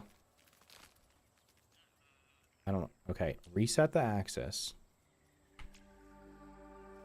What was doing there? Weird. Working because you got to pack and leave. In the footage for the new update, the new area seems to only be the width of the Tully statue. Yeah, we were looking at it last night. I thought it was going to be the entire area from like the top of the fence down to where the walking path is, but there's a good chance it's not going to be. It might end up being a lot smaller than originally thought. Like, it might end up being like 25, 30, 35, 25 to 30, like a quarter to a third smaller. I thought it was going to be all the way down, like literally to here. But it looks like it might be like to here. So like this giant area right here, which I thought was going to be in there because there's already the benches over there. Let me see it here. I thought it was going to be all the way over to this area. And it looks like from here to this fence back over here, there might be nothing over there behind the tree. Now, it might be, but it might not be. So it might end up being a way smaller area. Yeah, the brick... Where am I going? I'm lost. This way. The brick... Was that brick wall always there? And I just don't remember it? Because it does have a gate to it that opens up. So that's why I was like, maybe we can go through the gate. But the gate might also have a fence in it that doesn't let you through it.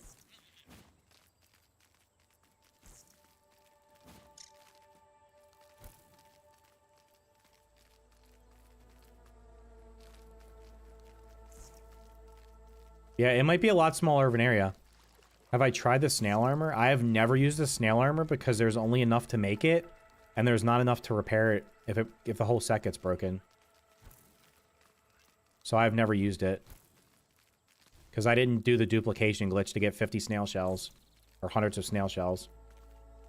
Imagine doing the duplicate... Imagine, like, I have too many resources that I can possibly use with the exception of... The only thing I don't have a lot of is snail shells and the orc receivers. But, like, people are literally duping all that shit. So there's probably people that have enough upgrade resources to upgrade everything that comes out to level 6 as soon as it comes out. They'll have every armor set at level 6, every weapon. They changed the repair cost? I don't think so. It still costs snail shells, doesn't it? You can't have an armor made out of snail shells that doesn't cost snail shells to repair. When literally every other armor set in the entire game uses the parts it's made out of to repair.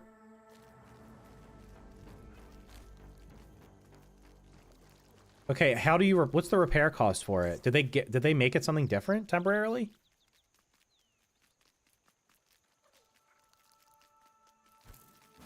By the way, this has been so exciting of a stream for you guys, I'm sure. Yesterday, at least, but beat the boss. Today, I'm literally just moving my house.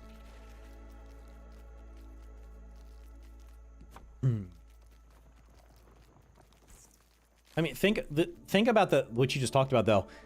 They added armor in the game that you could get enough to make one of, that you didn't have enough pieces to repair it a bunch of times, that the enemy that dropped the part for it literally was tier 3, which you couldn't break, and the shells from them would be all over the map. Like, that's poor planning. Like, the snail should have literally not been in the game at launch, because you couldn't harvest their shells. The pine cones, the sour candy, the lint, none of that stuff should have been in the game at launch because you literally cannot farm it. But at a minimum, the snail shell shouldn't have been in the game. Repair glue? Listen, I'm of the mindset of, like, I don't like repairing stuff. I would literally rather it be everything's repaired without cost. I hate having to farm parts just to repair my gear. Like, one of the reasons I never played WoW mode was not because it was harder. It was because your gear broke so fast. Like, weapons and armor would break so fast. Specifically weapons, is because it would take more hits to kill stuff. That it felt like it was an endless loop of killing stuff to repair your stuff, to kill stuff to repair stuff. And it was like, this is not fun. You don't need the shells anymore? Oh. Okay, well. A trinket for what? No, I want the Valheim. I'm pretty sure Entrada does it the same way. I want to walk up to the workbench. Okay, look, let's see. What's in my gear that's broken? Oh, my sickles are broken. Okay, I walk over to my repair. I work over to the wherever I craft them. I craft them at the workbench. I go over here and I just click a button and it repairs everything without using any resources, and I don't have to worry about it. So it still has durability, so you don't have infinite weapons. Like, you don't ever have to worry about it, but you just go to the station that it's made. And if you want to make it harder, then, okay, the workbench can only make tier 1, and then you either have to upgrade the workbench or there's another one to make the tier 2 and the tier 3. Like, this should be... I think something I would like to see is the workbench having to be upgraded from, like, tier 1 to tier 5. Why is the tier 1 workbench let me make tier 3 weapons? Like, you make this on the first 5 minutes of the game. Like, this should have to be upgraded to make the other stuff. Trusty old ant. Yeah, Entrada, I'm pretty sure Entrada has the same system as Valheim. Entrada, and the developers of Entrada were very smart. They took a lot of the good stuff from Valheim and literally copied it and changed it just a little bit. The food system, the repair system, the building system. It was like they took all the good things that Valheim did and used them and then put their own little unique twist on them. Do I have anything else over here? We're going to delete this.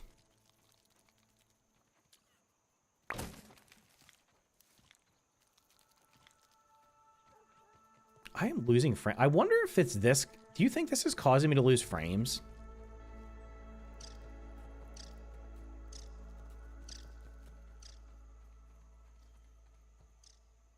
I'm going to destroy this garden. Don't need it.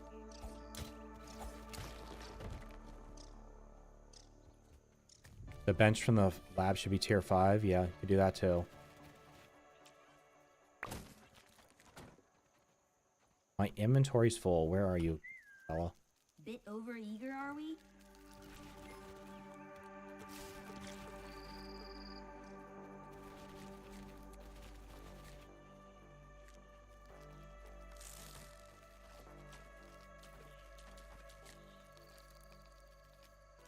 Got everything. I might actually have to delete it. I was leaving those there because that rock used to be bigger, but that might actually be causing performance issues because they're floating in the air. Maybe I'll just take a screenshot of it to remember it. All right, now surely there's going to be a pallet that can hold these, right?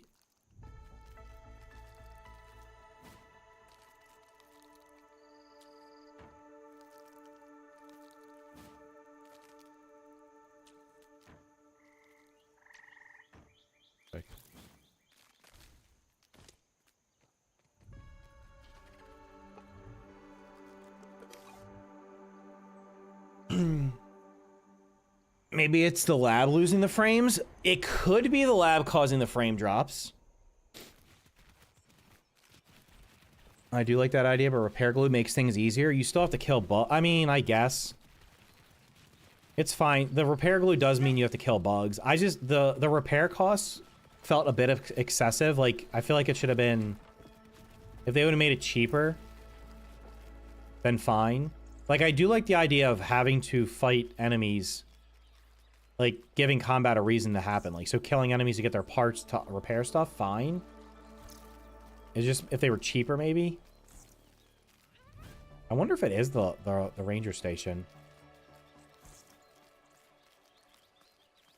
It does stutter there.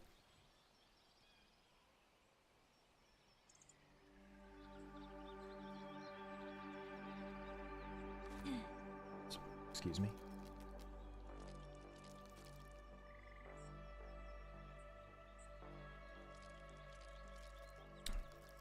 Just went to a building for the main quest, and there was a bunch of tier 2 enemies inside.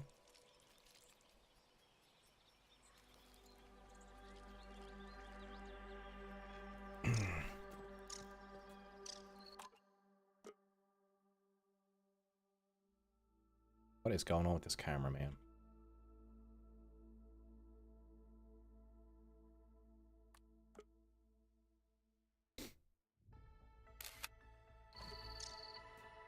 It could be the ranger station. Is there another one nearby?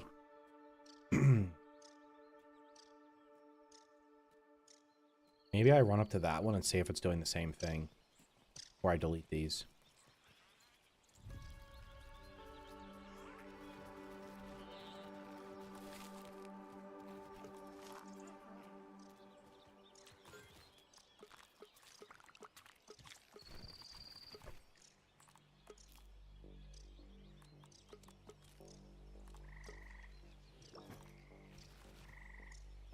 The repair glue had multiple, recipes, but it was like, what if the repair glue was, okay, a tier 1 bug, it costs 3, I guess this game will have 5 tiers, right?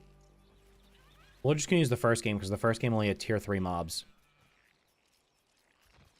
What if the first game, a tier 3 bug part was 1 for 1?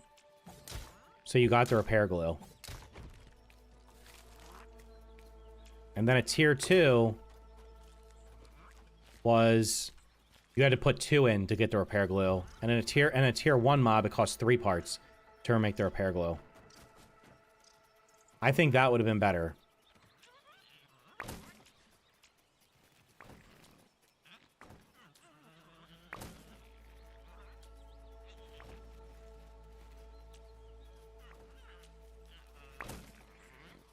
You're free, run. Could have been harvested. Now you'll probably get eaten by something else. The weird string. This is the only, I don't know if there's any other rocks besides this one that changed. This is the only one that I know changed because I had built on it. I honestly think that the reason they did this was because getting up on this rock, the rock was like huge. It is, I wonder if it's the ranger station. All right, I'm going to clean this up. I'm going to go check the other ranger station and see if the frames drop every time I get near a ranger station. If not, I'm just going to delete that.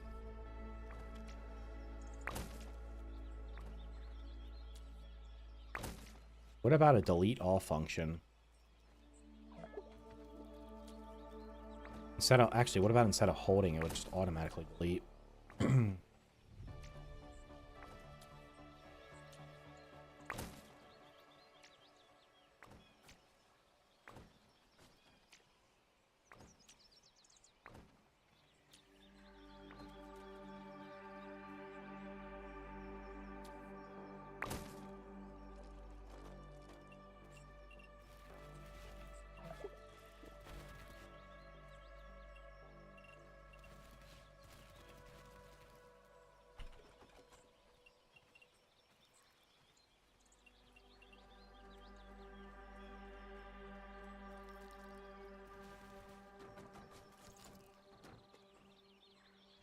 Let's go, soldier.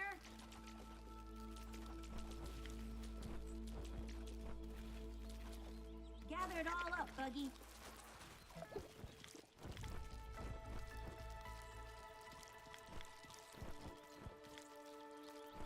It's the red soldier and Roomba. That's fair. Like that, they just wanted to give us more reasons to fight. I mean, it does get to a point where fighting, like, I don't want to fight these. I don't want to fight these ore weavers. I don't want to fight the larvae. They're just annoying. I don't want to fight lawn mites anymore. Like, just disappear from the game. I don't want to ever see you again. So I need your parts. At which point, let me have the waft emitter.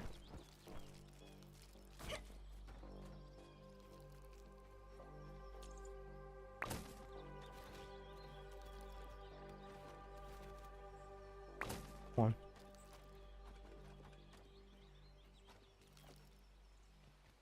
Okay, we'll run it over. Let's go.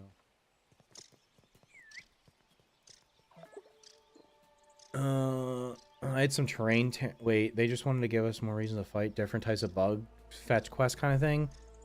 Yeah, but they could do they could do like quests where it's like kill 10 of a bug or something, and you get some reward for it. They could do that also, like they did in the first game. Like right now, I don't know why there's not daily quests. I've completed all of the quests that are on the list. Like it should fill up with 3 daily quests. At least there's something to do. Terrain tearing and weird terrain walls where they shouldn't be. They're like, yeah, I tried to build over by the new area close to it, and there were spots where I could not build because the terrain had some weird ass grass issues.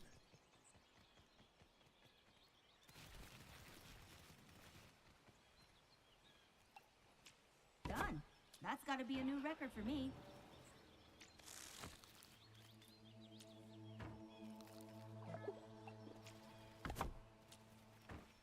Filling up the Shit, I'm tank. thirsty.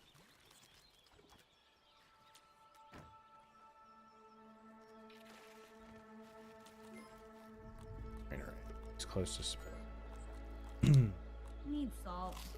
And By the way, if you chili didn't know, you can put these ant eggs have been in here for a long time and have not ever have not ever hatched. It's like they almost have like no decay. You put them in the refrigerator.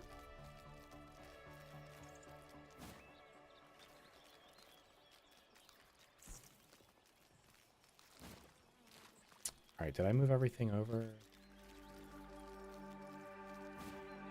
See if our rocks are back, because these guys are... Now, these guys are respawning, so the rocks should respawn.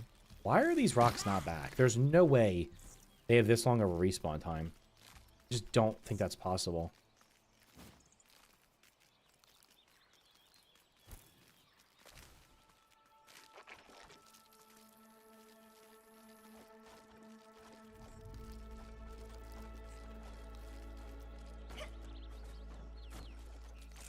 What the fuck?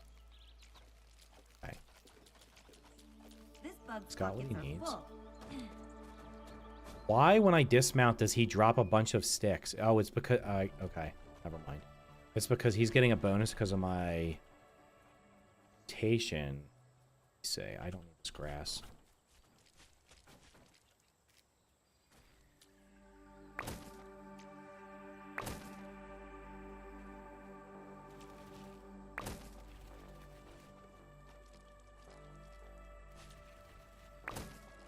I was like, is this a bug? He just keeps dropping everything I'm telling him to pick up. Okay. Makes sense. Cold slows metabolism, attention to detail. Yeah. Are you excited for the new update and the big amount of content coming? Yeah, I'm excited for it. Are you? That's why I started playing the game again.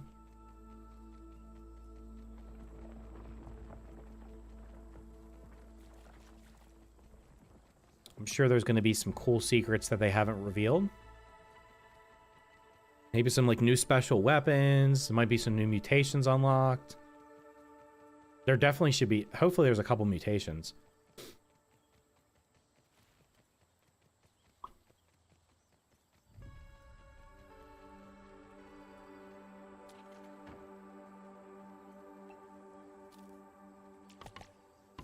I have no dry grass.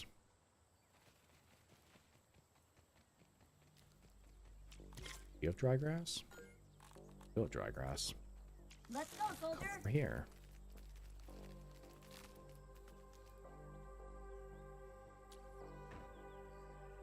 No items to deposit. He literally has stuff in his inventory, doesn't he?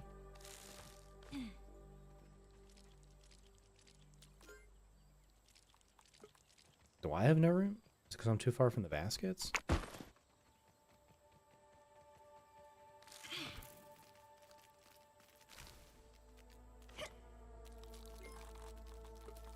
You're telling me I have none of these things in here. Impossible.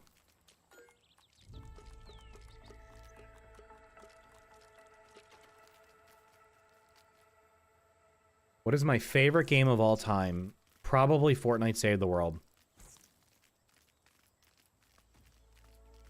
It is the one game that, no matter how long of a break I take from it, I will always go back and play it and have fun with it. I feel like the buggy mechanic in this game, when it's finished, is likely going to be you can only ride tier 1 or tier 2 buggies, you not ride anything else, or ride upgraded variants. What do you mean? Huh? We're literally getting a ladybug. What do you mean? Alright, is all the mess cleaned up?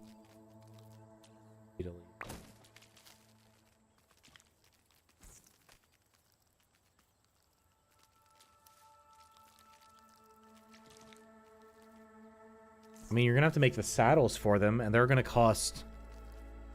The saddles are gonna cost upgraded higher tier stuff. Should have turned it into a bag. We have Orbeaver buggy, but we probably won't get to ride a Black Widow. Okay, first of all, we don't know if Black Widows are coming, and secondly, if you have an expectation that you'll be able to ride any bug in the game, that's just never going to happen. They're not going to make every single bug in the game a potential mount. You're going to get... You have a ant, a spider, a ladybug. There's going to be a water creature and maybe a flying one. Not even... maybe a flying one. That's probably it. There's probably going to be 5 or 6 mounts. I do not think they're going to let us ride every single creature in the game. Am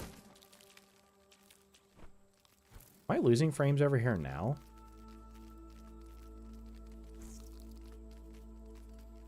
It doesn't seem to be as bad.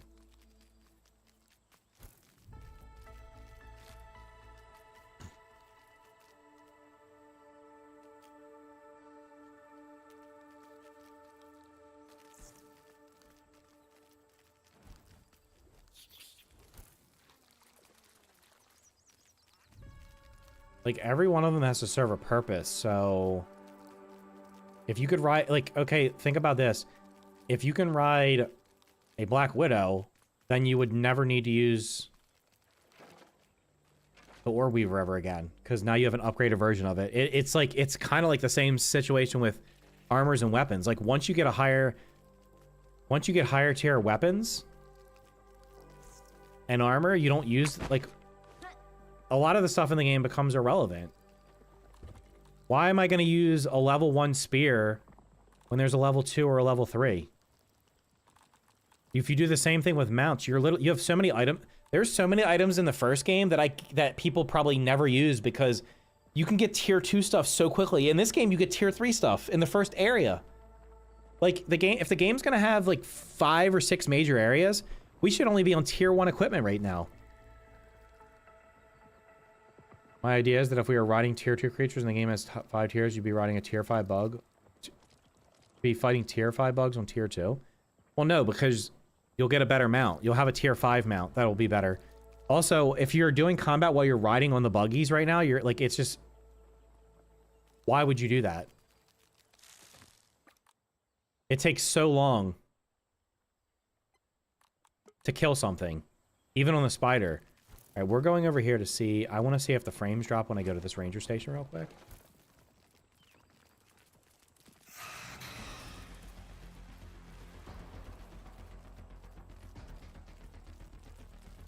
Shoot!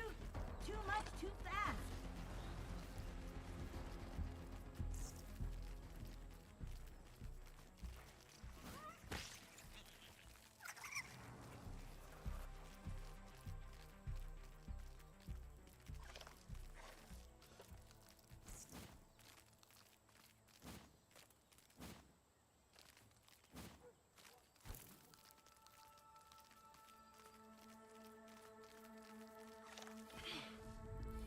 No. They did not.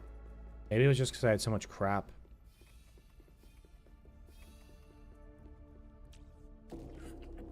Could have been that. I mean, it did it there when it auto-saved. Being inside of it seems to be messing.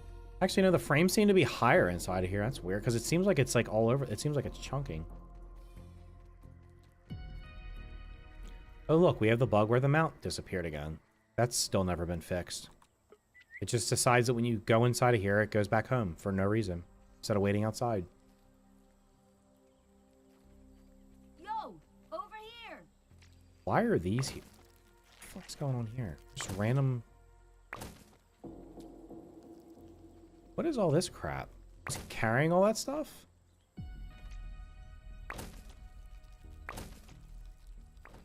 There's no reason to have, like, stuff sitting here.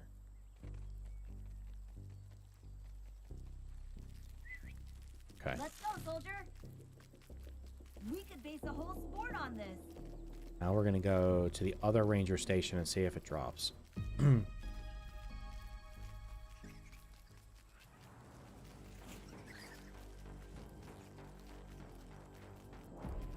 No, they're gonna do buggy progression also. So, like, the red soldier ant right now can't chop down weed stems.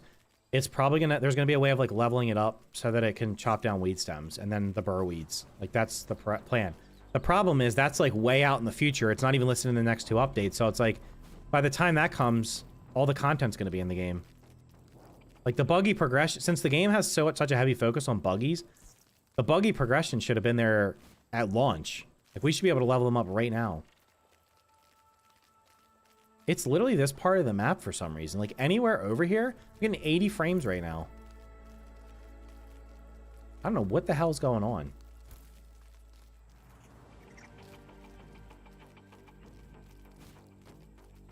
Now we're fine. It's not this. I don't know what's going on. There was just a weird spot where it was... It did not like that spot. Have the buggies grown on me? No, they've, the opposite. The longer I play with them, the less I like them. Think a praying mantis will be a higher tier? No. I don't think anything that's currently in the game is going to be a buggy. That already isn't. It's going to be new stuff. The ladybug was the next one.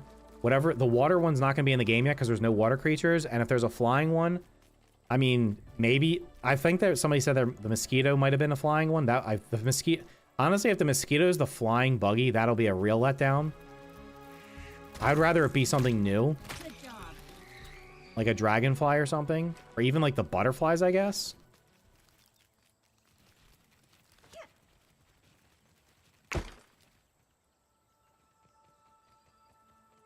But I don't think we're gonna get...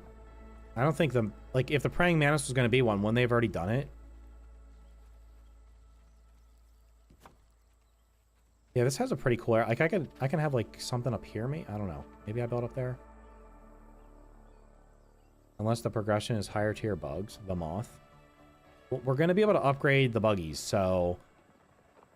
Most likely the soldier ant will be able to chop... By the end of the game, if you've fully upgraded this thing, it'll be able to chop down every plant that's in the game. That's harvestable.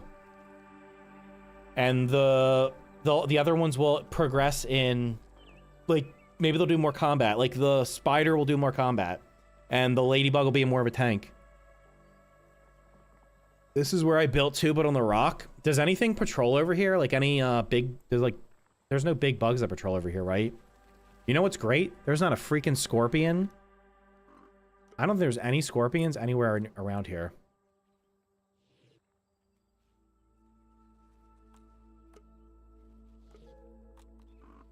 Look at that. None of these scorpions are on the other side of the path over here. So they should never come over here and aggro.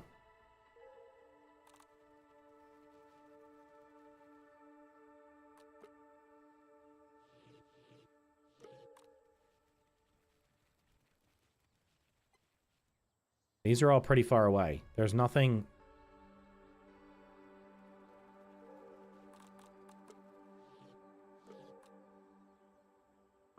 Oh, there's a mantis right on the other side of this rock, but that's pretty far away too. There's no dangerous bugs near this. I'm literally hitting clear all. Thank you.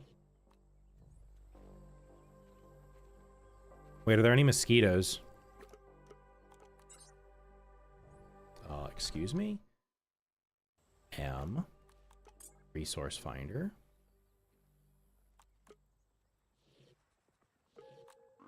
There's no mosquitoes. Literally the only thing next to me are larvae. And some stupid little spiders.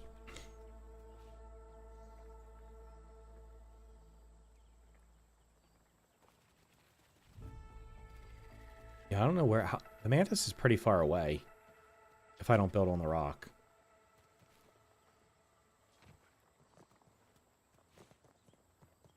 Where's the mantis? Spawn on... Wait, is it like way out of here?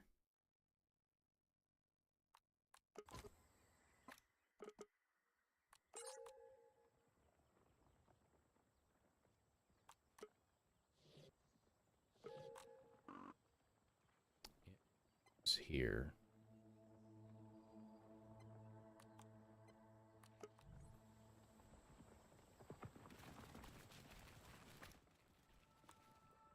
Photo.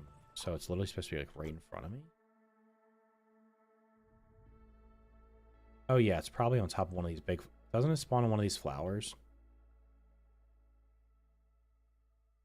Like, I'm not building on the rock, so I literally, like, I will have nothing, nothing bothering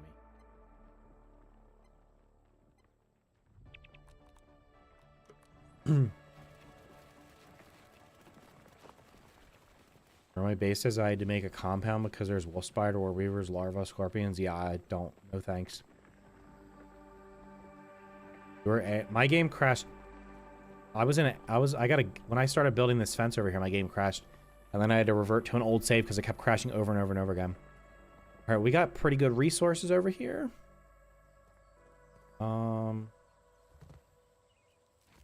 Honestly, I honestly do not like free building, so what I normally do is I go into creative and kind of come up with some kind of layout, because the last thing I want to do is start building it and have to redo it 50 times.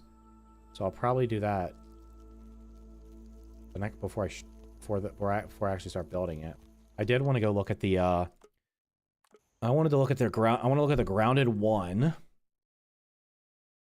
roadmap. Sorry, the grounded one update history to kind of get a timeline when and how frequent the updates were. Because hell, this bullshit.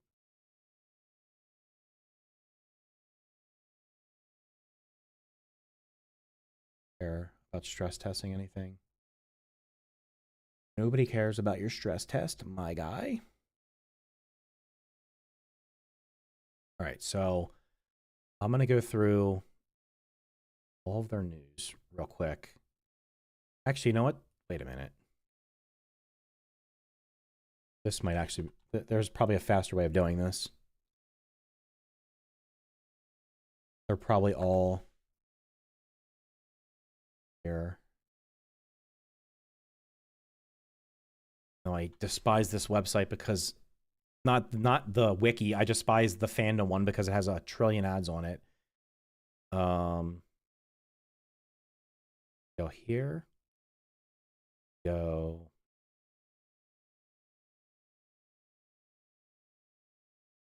This has to have piece patch history. Okay.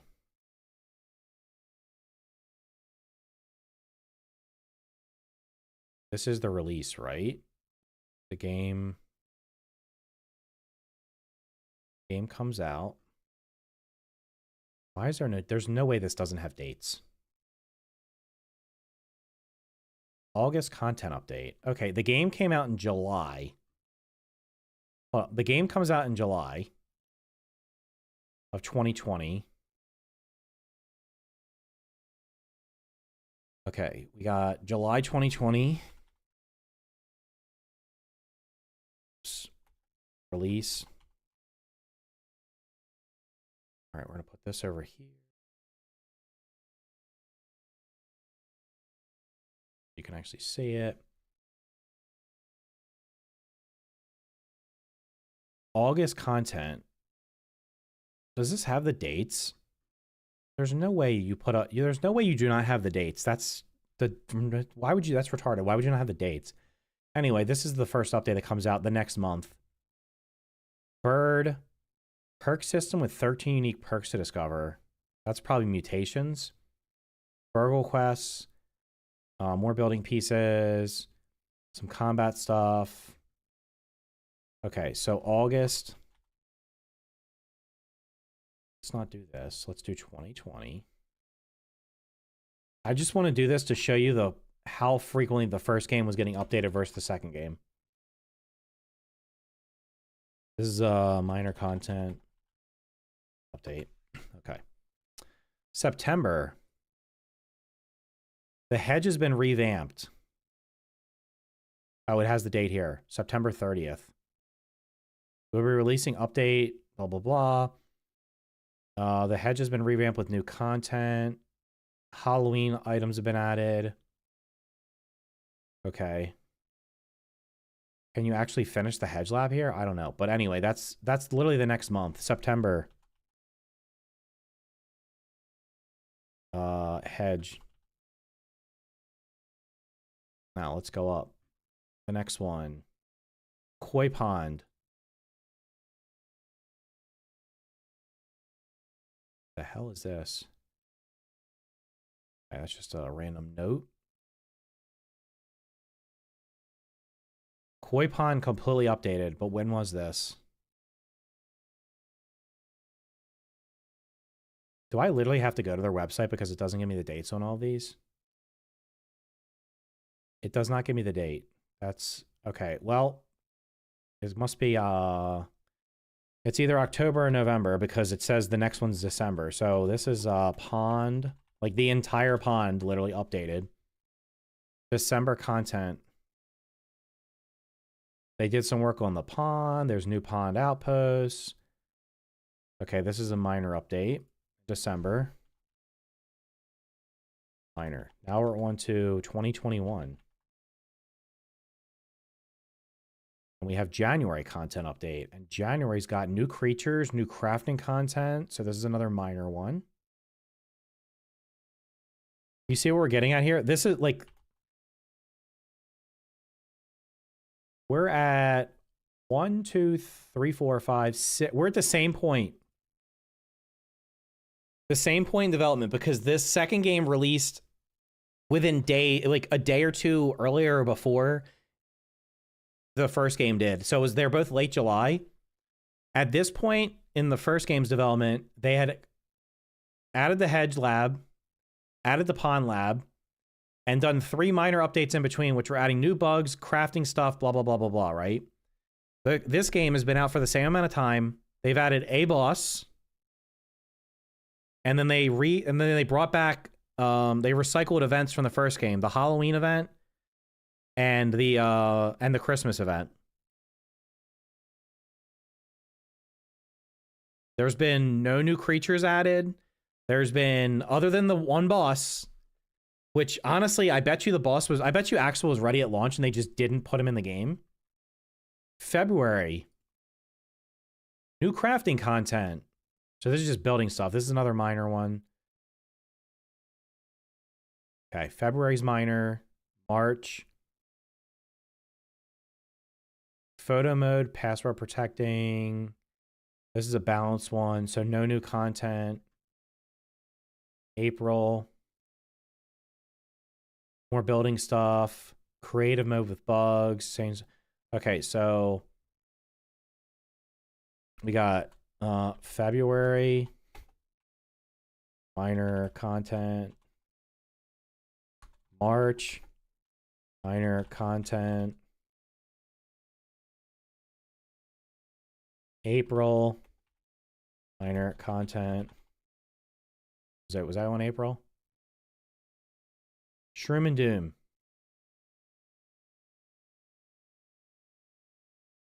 When did Shroom and Doom come? This is a massive update. Like, this is a big update. They brought the Broodmother back. They added robots. They added pets, weapons, more building pieces. They changed the building. Changed the garden. New tiers of building. 20 achievements added. This is a huge update here. This added like mushroom building and stuff, right? Does this have a date? May 28th. Okay, so this is May. May is Shroom and Doom. Okay. Wait, the next update? The next update was Hot and Hazy? When was this?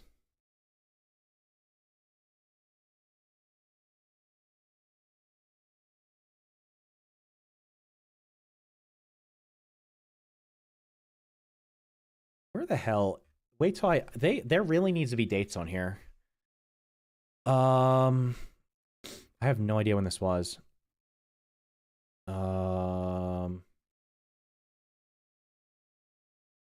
Public test patch notes. We know when this was. Hot and Hazy update.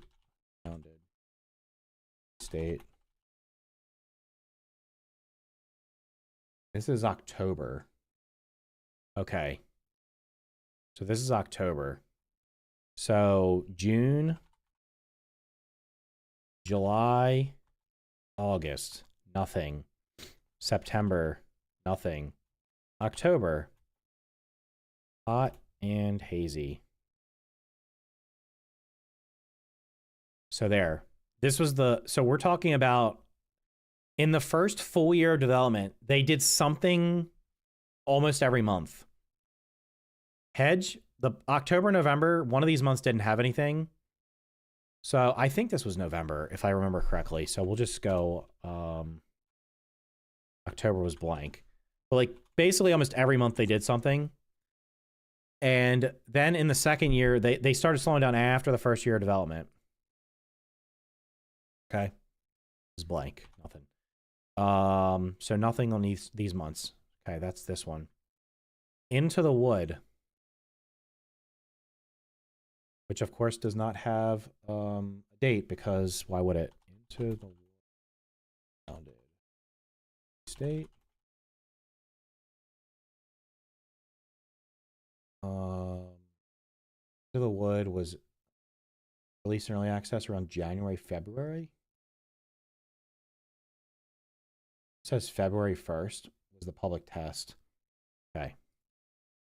So then we have nothing for November, December. Then we have 2022.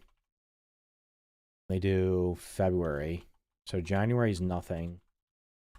February is Into the Wood. It's a major update. And then the next one's going to be the Bug Strike Back. Oh, that's probably my least favorite. That's when they added the stupid faction activity.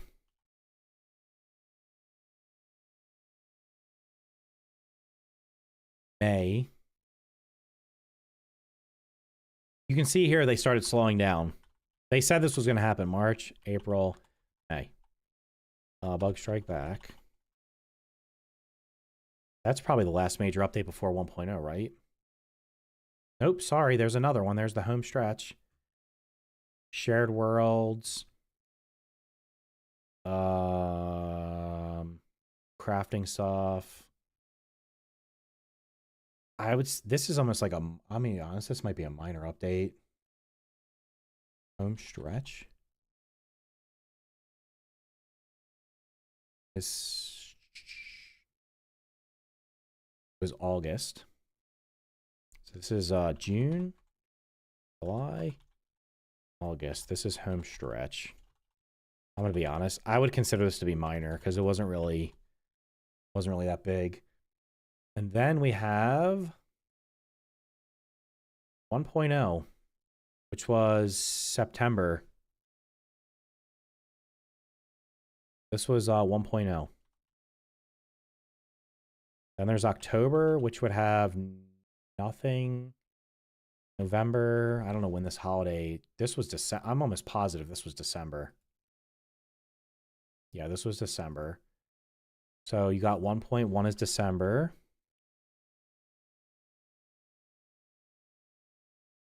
The super duper.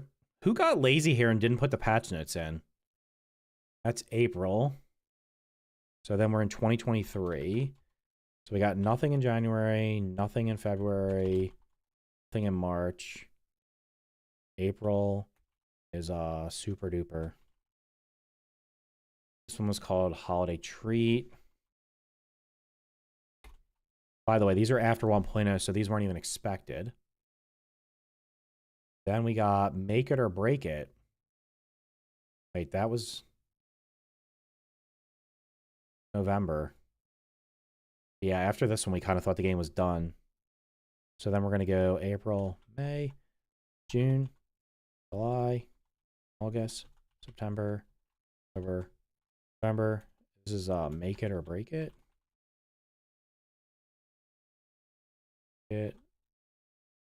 December. We're at 2024. Pretty sure the other patch was like around April or May.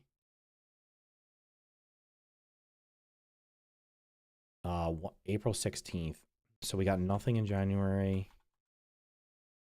When did they start adding in the seasonal events? April. This is fully yoked. Okay, so that is all the updates. Where is the seasonal events? Does it tell you when they're added?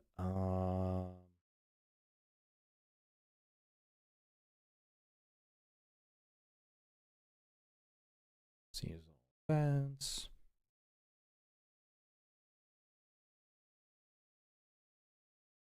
I don't know when these were actually added in. They would have been minor updates anyway. Okay. So this was the update schedule for the first game. Now the second game has been out for, we'd literally be right here. And in the first 6 months, there has been a boss added. And then they brought back a couple of events. They didn't recycle, but they reused previous events that had already been in the game, which is fine. But you can see it, and this team was like 13 people, and the current team is like 100. So I don't understand. I personally don't understand why it's taking so long for major updates. Because it got, the hedge and the pond were major updates. In the first 6 months, it had 2 major updates. Literally 2 major updates. The pond, and then they started slowing down. Then it was like every 6 months, right? This is the schedule they're on right now. So after the first year, they slowed down. 1, 2, 3, 4, 5 for a major update. 1, 2, 3, 4 for a major update. 1, 2, 3. This might not have been a huge update. This was probably minor. The last major update before launch was this one, because it added a giant section. This just kind of added the faction activity. So during early access, this is a major 1, 2, 3, 4, 5. 5 major updates and then some minor updates. But you can see what happened. They said they were going to slow down, which was fine. But there wasn't like, when your team is 10 times the size of the original team, there's no, this game, honestly, with the size, Grounded 2 with the size team it has, it should be in early access for 1 year. Honestly, with the size of team it has. I know the game's going to be bigger. Like the map's supposed to be 3 times bigger or 4. I think it's like 3 or 4 times bigger. But at the same time, like, you got a huge team, man. Like there should be a team. They should be working on each of the sections. So like, oh, okay, we're adding that. Like it should be 1 year. I don't know. I thought Shroom and Doom was in July. It said May. Let me look it up. I'll check.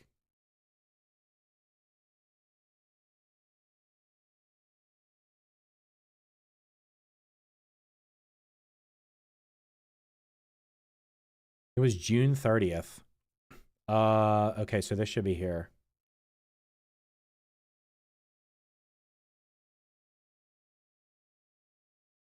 It probably this is when I started playing. I literally started playing it again right here. So I played it release, and then I did not play again until here. So in the time that I was gone, they added the hedge, the pond, a bunch of minor stuff like new bugs, new crafting stuff, mutations, all this stuff, all these new systems. And then right after I came back was this update, which was like a huge this is a big update. And then a couple months later, this was probably the best update they ever did. I would say. Like, this is probably the best update the first game ever had. And then it was like, okay, well, this is what we're going to be on this schedule. And then they did one more big update before launch, which was fine.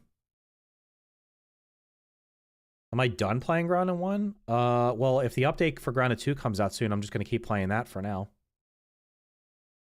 Google says 20 to 30. They said during their 30-something minute interview, I thought they said 50. Maybe I misheard. They definitely said 50 for Eidos. Okay, we're talking about 60 to 8, based on your numbers, 60 to 80 developers. The first team had 13. I think they maybe went up to 20. So the first game had 15 to 20 developers. The second one's got 60 to 80.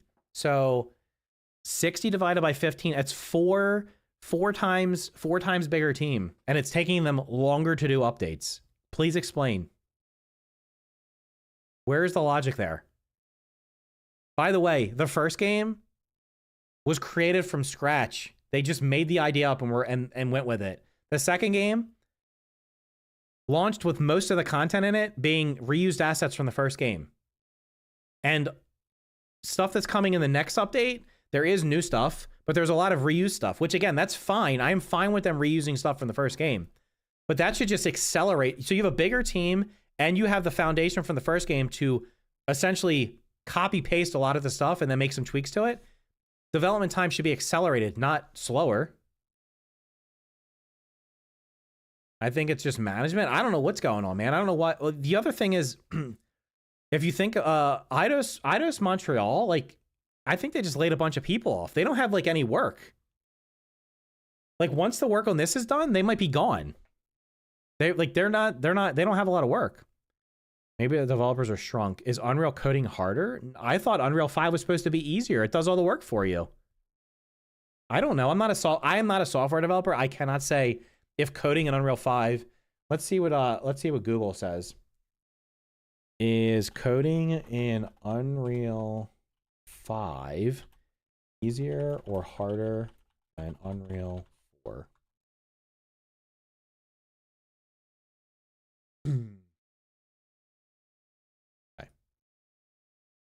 Coding in Unreal 5 offers a smoother, faster experience for modern features like Lumen and Nanite, which both literally tank FPS, delete these, making high-end visuals easier, but it also introduces new concepts and UI changes and make it different, not necessarily universally easier or harder. It's generally recommended to start with UE5 for new learners. That's the current standard, but many core UE4 concepts still apply, and some find the new UI more intuitive. Unreal 5 is no more difficult to learn. Actually, Unreal 5 introduces a more streamlined and intuitive user interface. So, I don't know. I don't think it's harder. So, I don't know, man. I think the update cadence should be faster this time around. You got a first game to build off of, and you got a bigger team. Let's get updates out fast. I really hope after this first update that they rethink how they're doing updates, because I can tell you right now, if that next update doesn't come until like July or August, there's going to be like nobody playing the game by that point. It is already very few people playing it right now. Which is probably why all these bugs are taking so long to get fixed, because people aren't figuring out what the freaking problem with it is.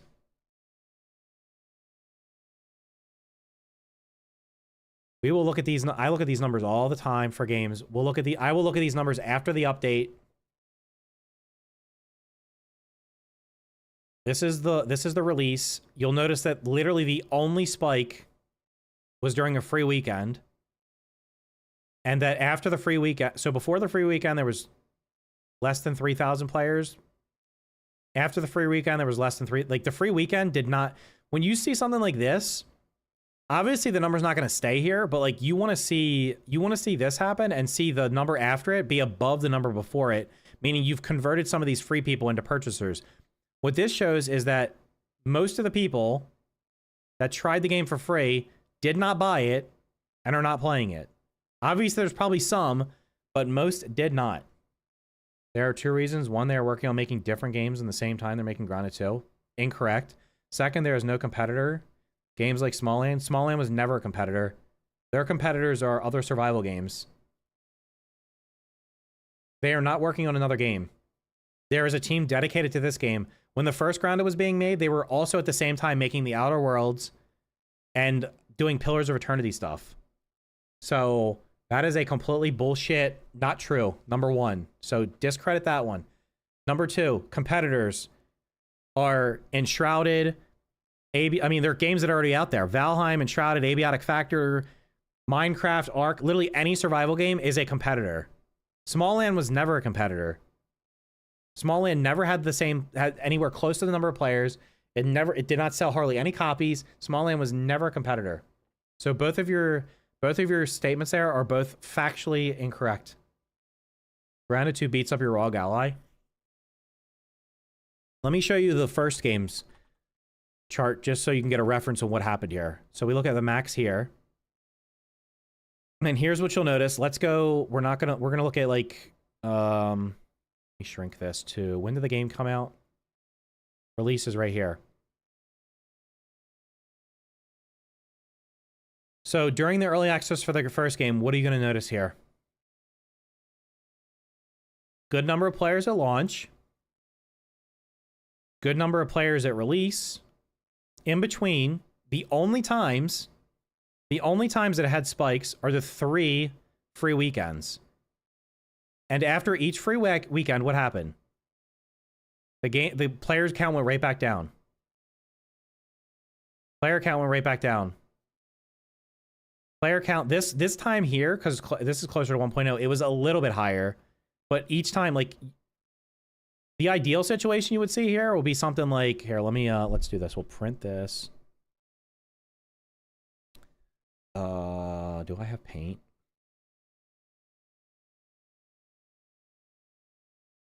All right. Let's copy this in here. All right, so this is our little drawing here. So ideally, what you would have liked to have happened is after each one of these updates, so you got a free weekend here, you would ideally, once you have this number down here being like, I don't know, like here, and then, oh, you have a free weekend here, then this number is here. And the crazy thing is, I think this was around the 1-year anniversary. That's why there's a bigger spike. Like, this free weekend should have been higher than this one. Like, each one of them should have got higher. But at a minimum, you want this to be, like, up here. So what you're seeing here is these free weekends are not converting people. After every single one of them, the number of players goes back down. But this is early access. You start up here, and you end up here for some games. Some games don't even make it back. And Grounded 2 is going to have the same thing, where there's not going to be any spike in players until 1.0. This update's going to come out whenever it comes out, and you're not going to see, like, these little blips here are the updates. Like, if they do a free weekend, which they'll probably do, because they're usually smart about that, they'll probably do a free weekend when this next big update comes out, so you will see a spike, and then you will see it immediately fall back off and be lower than it was, but back to where it was before. They thought Smallland as a competitor? They did not think Smallland was a competitor. Smallland was literally not... Smallland had to be bought by a new studio to be finished because it literally was dead. Like, Smallland didn't come into early access until Grounded was almost finished, right? Isn't that what happened? Compare games. Smallland. Whoops. Add a game. Smallland. Max. Grounded released here. Literally 1.0'd here. Smallland came into early access the next year. There were no competition. There was no competition. Grounded was finished It's 1.0 update before Smalland even released in early access. This is why Smalland, if Smalland had released at the same time, yes, they would have been a competitor with each other. Literally a direct competitor, because they would have been a survival game where the concept was you were shrunk down in a world with large bugs. But it released literally afterwards. So there's no competition. You can see here, Smalland, even after, like, Smalland's 1.0, or Smalland's early access release was below where Grounded was at the time. I guess this was a big update. That even killed them more, because Grounded's, this was like a big update here around this time. I think a lot of people are like that. Love the game, so I play all the time. My son and his friends all like it, but they say they are waiting to be finished. Exactly. Look at this game. This game has a wild chart.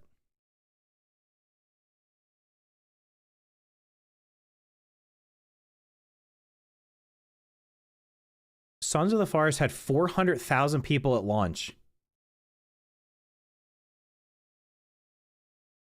It was only in early access for a year. It didn't even get back to its launch number. It had 50K at launch.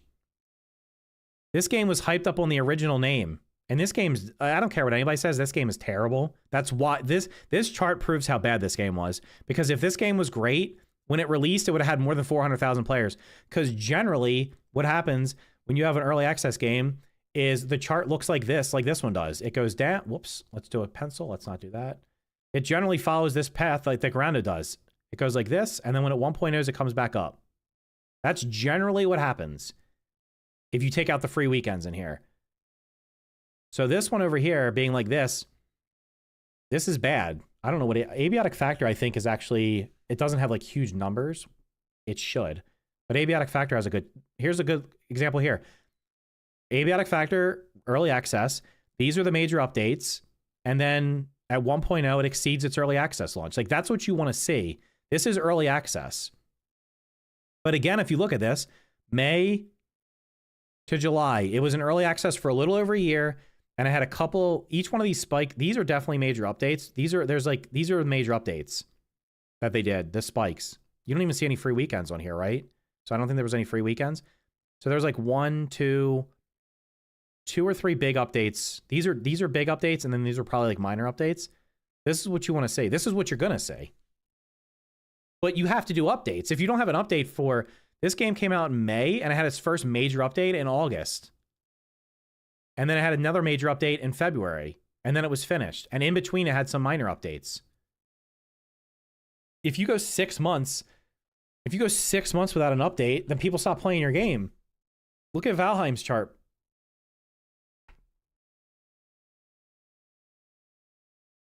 Is this the Mistlands? When did the Mistlands come out?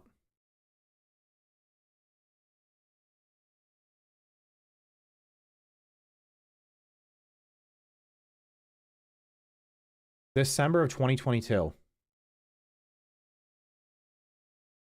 Valheim, okay, so this is Mistlands. This is probably Ashlands. This almost surely is Ashlands. Like, literally, like, I don't even need to look it up. I'm gonna look it up just to make sure.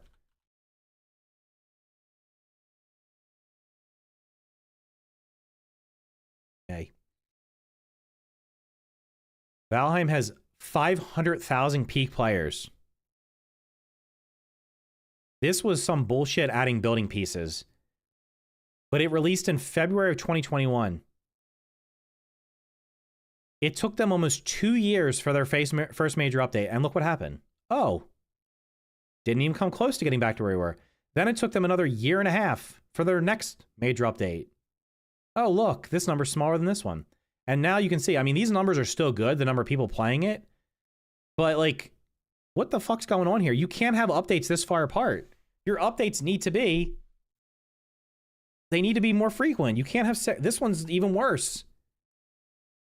I'm gonna show you this chart. I want you to guess when the survival update occurred. Can anybody guess when the survival update occurred for Scrap Mechanic? He's not flipping burgers fast enough. Smalland demo was released 4 years ago. Smalland was planned. Smalland was at. Smalland released a year after Grounded did. Who cares? It's done. Nobody cares.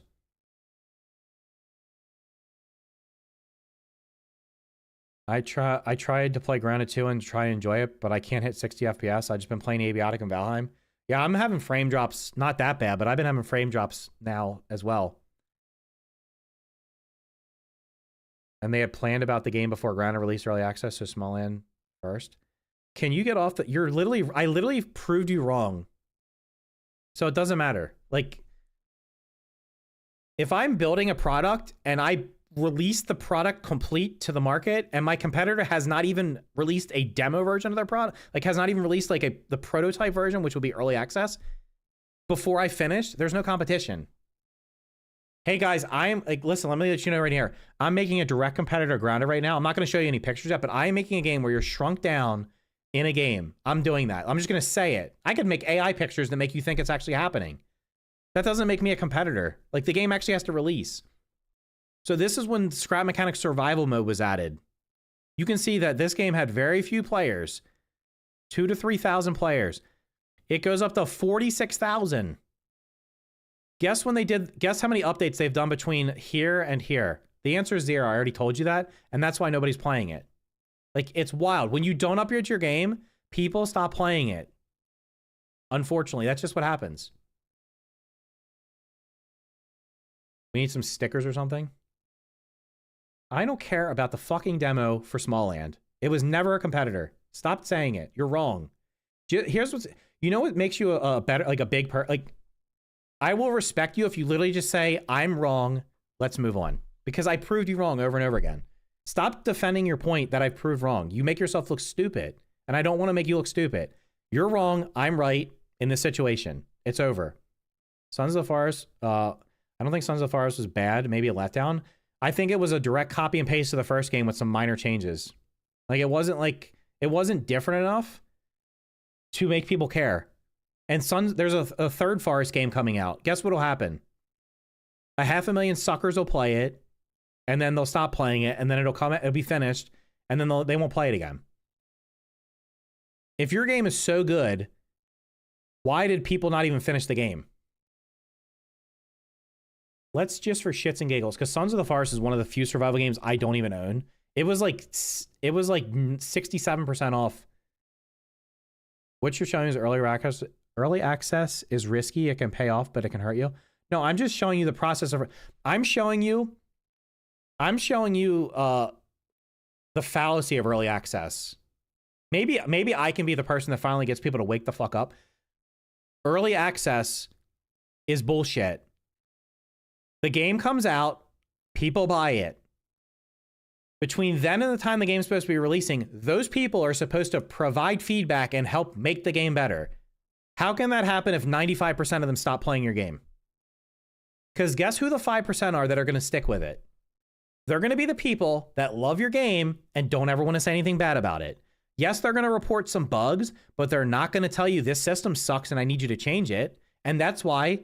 From the beginning to the end, the games don't change because they're already planned out and it's a bunch of bullshit.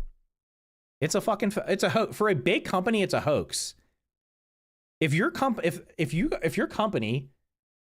is worth, let's just try Microsoft market cap.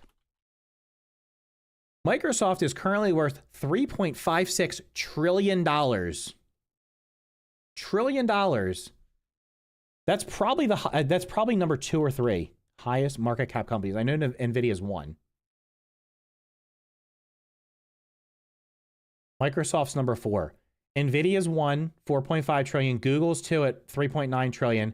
Apple's 3.8, and Microsoft's 3.5. They are the 4th largest company on Earth. They do not need money for early access. I don't know why the game released in early access.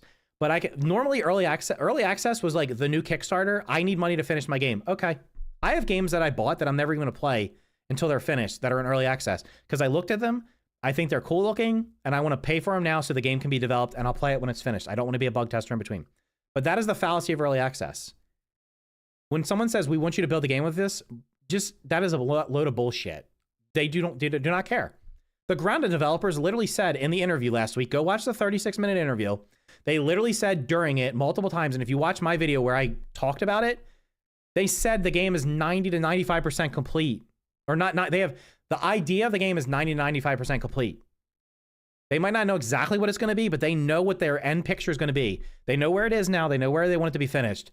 And there is about 5% in between that they will let the community potentially sway things. But I can assure you that if everybody playing the game right now said, you know what? No, I don't want a pumpkin patch. I don't want that. We don't want that. Don't put the pumpkin patch in. We want you to do something completely different. Too bad. So sorry. Too bad. It's not happening. The pumpkin patch is happening. The little fountain area is happening. The playground at the end is happening. They already know what all the map's going to be. They just have to finalize what it's going to look like. If everybody playing the game right now said, we don't like the buggy system, remove it from the game, guess what they're going to say? Nope, it's staying in the game because we've designed the entire game around it. We're not changing it. And that's it. Just another way to squeeze as much as possible from the consumer. Well, if you're a small company, it's fine. Right? If you're a small company, you need the money, that's perfectly fine. When you're own, like, if Sony started making early access games, get the hell out of here. You don't need the money. If like Rockstar, imagine if they're like GTA 6, guys, listen, we got to release an early access and we're going to be in early access for 3 years. No, you're not. GTA prints money. GTA is like a fucking ATM. Rockstar's like, oh, we need some money. Okay, let's just put something in GTA 5. Okay, here, instant money, instant money. Red Dead Redemption's like, I think I saw the other day, it's like the 4th highest selling game of all time. Of all time. Why did I go over here? I don't even remember why I came to this page. Oh, I wanted to look at the achievements. That's what it was. View all achievements, global achievements. Okay, let's look up something. We're going to look up what is the final story achievement in Sons of the Forest. Keep your friends close.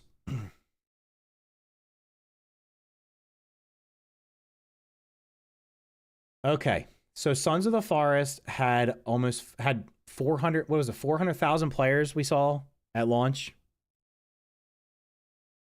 It sold millions of copies. 11% of those people finished the game. The game was so good that it had almost 500,000 people at launch, but only 11% of the people that bought the game on Steam finished it. Go look at any, I mean, most games have this problem, all early access games have this problem. Even the best ones are like around like 20% because people buy them and then they never finish them. Either they don't like them or they forget about them and go play something else. Only good thing about early access is a lower price point. Which games go up in price after early access? Like what, $5 or $10? Okay, so your idea is I can pay $30 for a game now and bug test it for 3 years, or I can wait 3 years and pay $40 for it. Somebody else has done all the bug testing and the game's finished and I can play through the entire thing. Which one sounds like a better deal?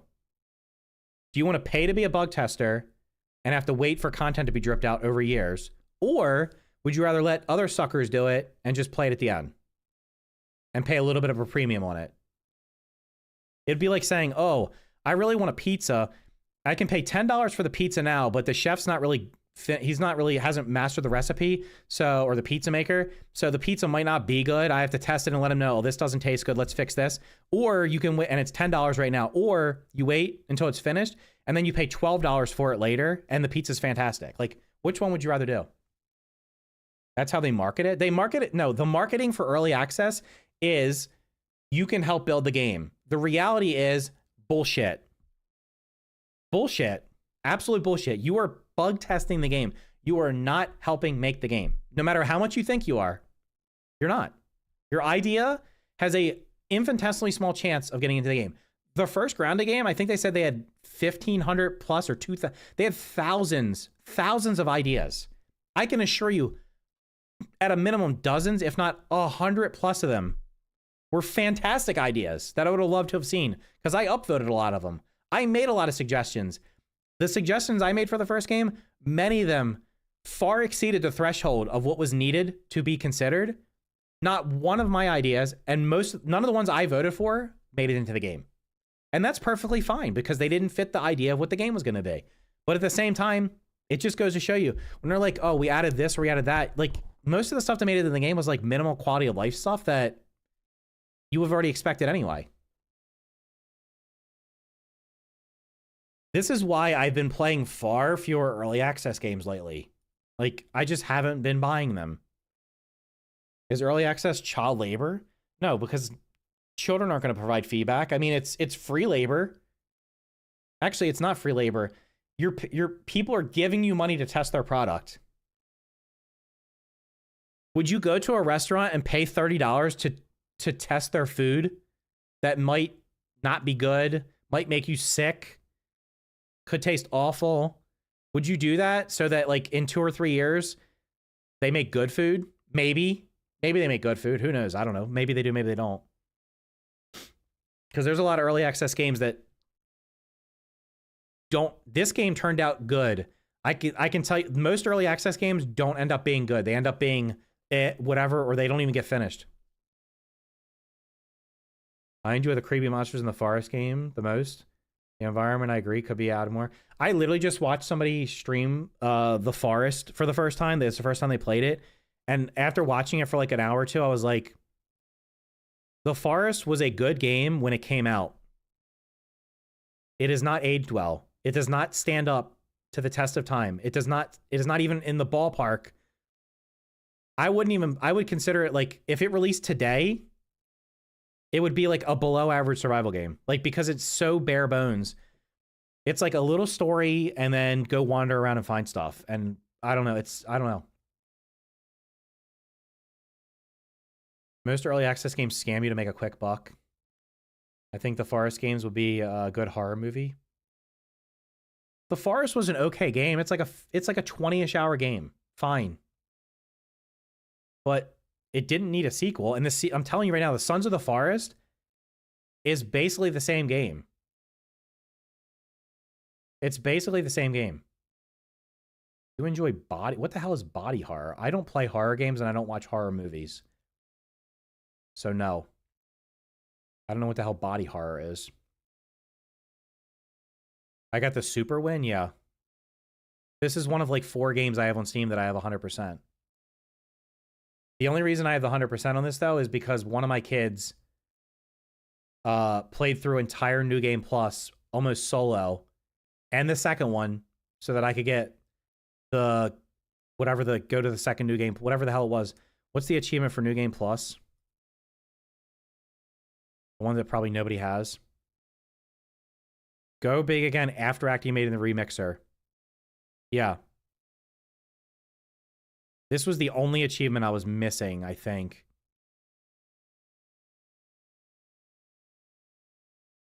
Well, actually, no. When they added the remixer, I got this one. I got this immediately because I already beat the game. But in order to get this one,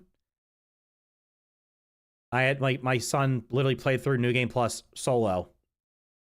And then I just logged in and clicked the remixer button and got the achievement. Otherwise, I would not have this.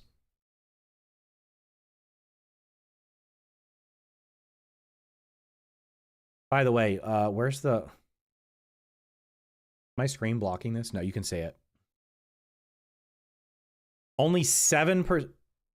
I think most of you probably agree Ground is a great game. Only 7% of people on Steam beat the game. And it sold it sold millions of copies. Only 7%. And Xbox is lower than that. It's like half of that. So again, early access. A lot of people try it and then they never come back. Ryan is my favorite game of all time. I did New Game Plus, but when I attacked the Wasp, they had explosive attacks and blew my whole base. Yeah, New Game Plus. I'm not a fan of New Game Plus. I've never been a fan of New Game Plus in any games. It's like you're basically playing the same game over again, and to me, endless mode would have been we do proper base defenses and you just see how long you can stay alive. Like that's how people get a lot of time out of the forest. People don't even do the story in the forest. They'll just go build a base and get attacked all the time, see how long they can stay alive, which is fine. Like my like endless replayability of this game would have been you do proper base defenses, you actually give us traps we can build. Think like 7 Days to Die, or my favorite game, Fortnite Save the World. I want an arsenal of traps that I can use to defend my base, and every so many days I get attacked by an ever-increasing challenge of mobs. Like every so many days, once a week, once every 10 days or whatever it is, harder, like it's a harder and harder wave of enemies I have to kill. And I'd be happy with that. Playing through the entire game again to get a weapon that has some like purple goo shit on it, I don't care about that. That's just me. I thought Grounded was great, but too grindy at the end. I don't want to spend hundreds of hours in one playthrough. I get bored. Yeah, I mean, most people, like I say, most people don't finish the game. Only 7% of people finish the game. And only 2% of people even activated the remixer.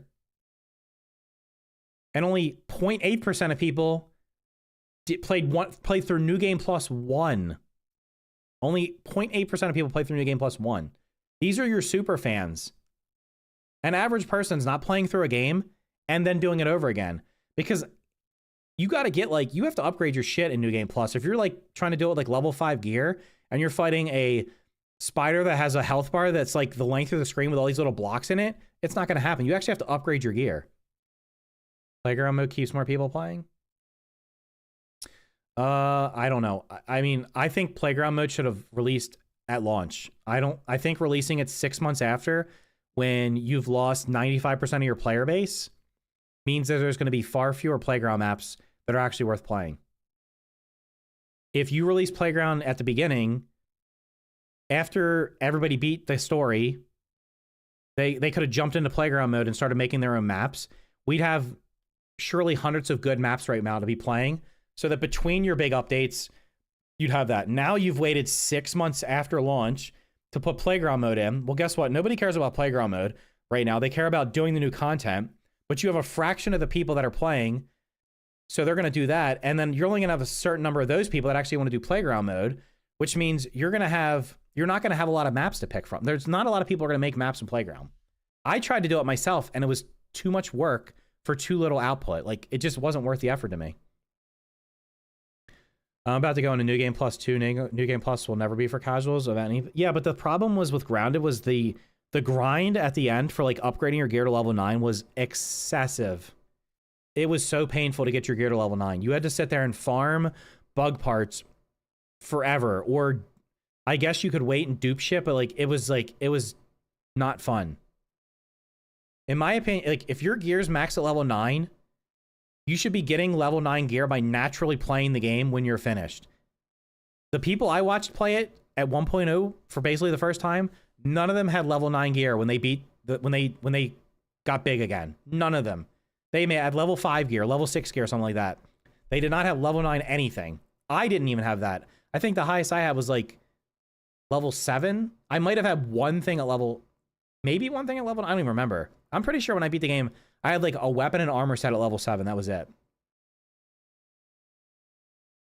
He'll know when the explosive wasps come by.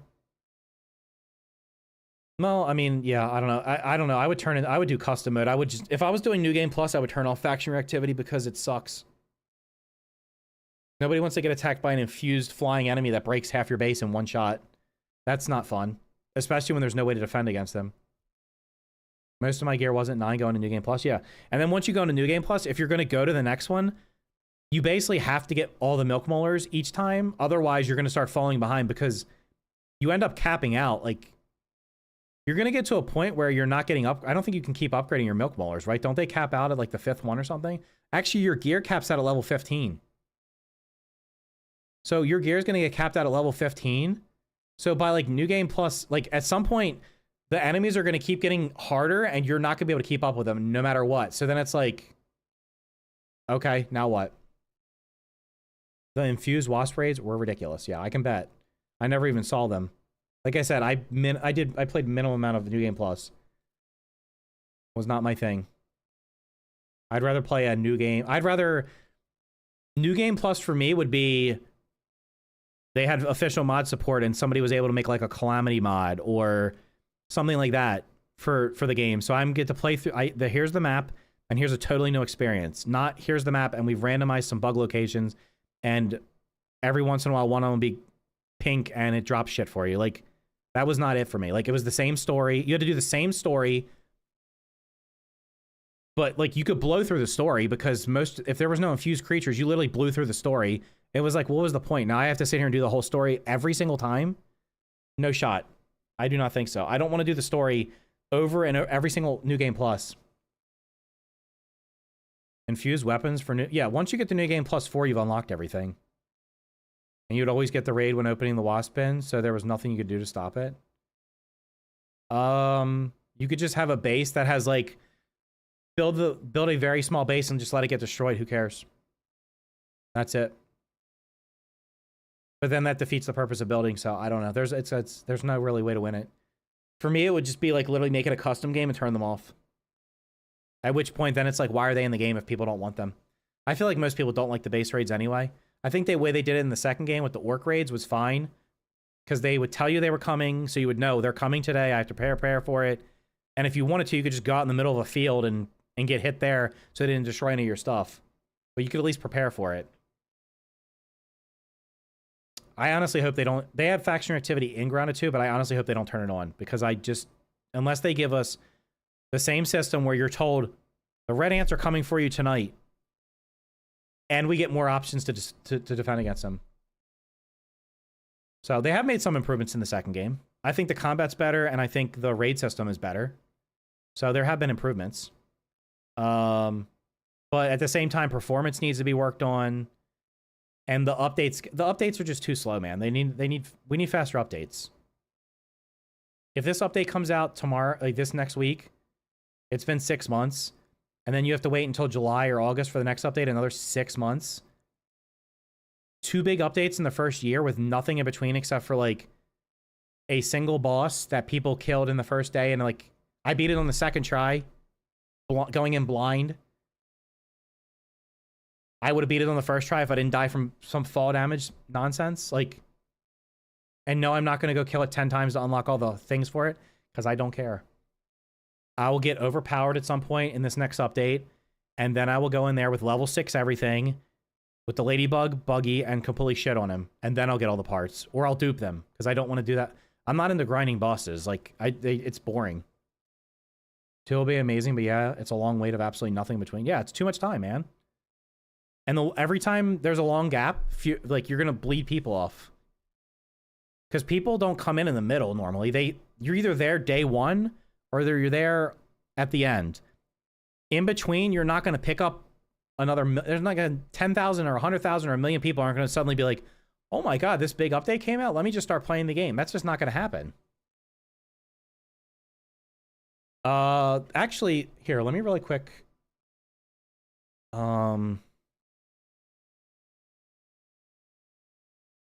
There was something else in the trailer that... I don't know if anybody mentioned it. What the hell was that show called? New Game Plus Showcase? Oh yeah, they put all the... Did they put all the videos on here? I think they put all the videos on here. So, where's the Grounded one? Trailers.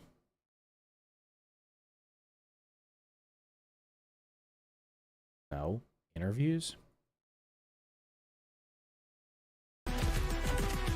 Apologies. Hold on. Somewhere in the beginning here, it's when right after the guys start talking.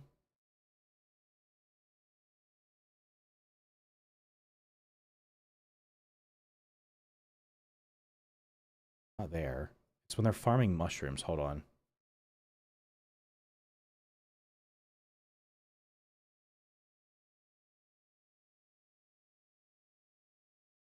I should have timestamped this shit. Well, let's do this. I'm just going to let it go until I find it, because I'm not going to sit here and scroll through it. There was armor shown in one part of it that did not look like any of the other armor. It didn't look like it matched any of the bugs that are coming. It looked almost like it looked like it was the Orchid Mantis colors. What's your favorite thing about games? For me, it's figuring out how they, like, basically how to beat them. Like how they work. Like, I like tower defense games because I want to figure out what's the optimal way of defending against the enemies that are coming. In survival games, I want to figure out what's the best build I can come up with, or what's the I don't know, basically how to break games. That's what I like doing, or how to solve a puzzle. At some point they're going to show armor here that was not. It's when they're chopping down. There's like a loop where they chop mushrooms a couple times. Although maybe it's only in the long interview. Maybe it's in the longer interview. This is only a 6-minute version. There's a 36-minute version that has a lot more in it. So if it doesn't show up here, I might have to look at the big one.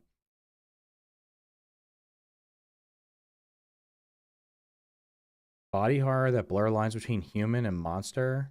No, I don't. I don't care about that. I like getting cool and powerful gear. Yeah. There's going to be a part where they're chopping down mushrooms, and they do. There's like a loop. They do it like a couple times, but it shows like armor. The guy doesn't. It's like. It's only like the bottom pieces though. It's not like there's no. I don't think there's a headpiece.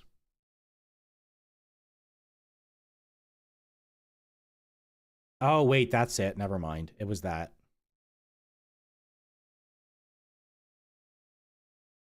I think it's this part. So this is this the potato bug armor? I'm pretty sure that's what it was. He just didn't have the helmet on when he was chopping down the mushrooms. Waiting too long kills it for me. I enjoy story, but I enjoy the gameplay more. Well, there has to be something to do in between. Like right now, if you're playing the game, you're literally just farming resources so that you'll have so many of them that you don't need them anymore. Like you probably, if you've been playing the game, you probably have more resources than like whatever resources you've been collecting. You don't need to collect them anymore. You have enough for the entire game.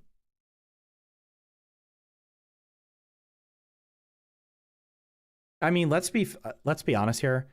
The black ants are literally just reskins of the red ants. They're gonna have the exact same attack patterns. So I don't know. I would have honestly been happy if they didn't have multiple ants in the game. If they would just have one type. I'd rather instead of black ants having a new kind of bug. Like, I honestly would have been happy if there was no wasps. I really do not. I don't like wasps or mosquitoes.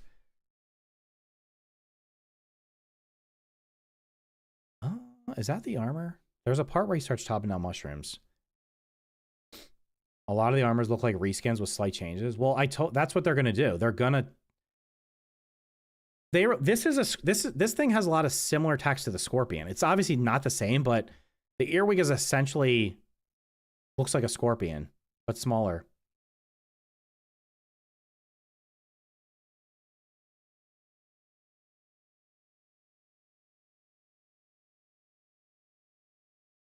Come on, where is this part? I'm pretty sure it was the potato bug armor now that I see it. Yeah, but there's a 36-minute interview. You guys should go watch that if you haven't seen it. They talk a lot more and they show a lot more stuff that was not in this one. This had a lot of stuff stripped out of it. Carpenter ants. Yeah, but even if, no matter what kind of ant they put in the game, they're basically going to be, they're just going to be a different color. Like this is just a bombardier beetle. That is a different color. Do earwigs poison? I don't think they do in real life. No idea if they do in this game.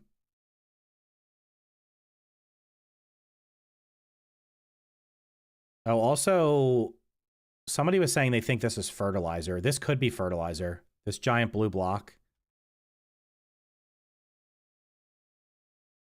I don't know. Listen, this is what I don't know. What is this? What is this green stuff? Is this also supposed to be fertilizer? There's green stuff like all over the ground in this area.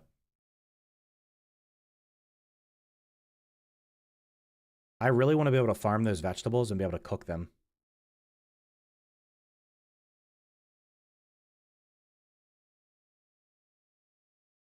Come on, man. Where's the part where I'm talking about? I hope it's, if it's not in this one, it's in the other one. I'm not watching the other one. It's too long to see what that part is. But I kind of think it's the potato bug armor, and they just didn't have the full set on. I'm just thinking though, like, and that thing's moving pretty fast too.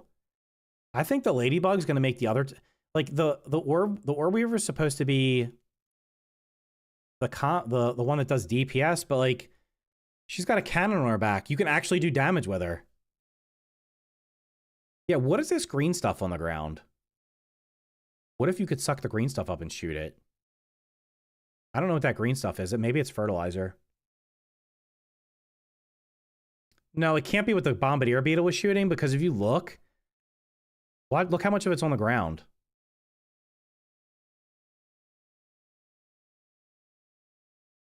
Did I miss it?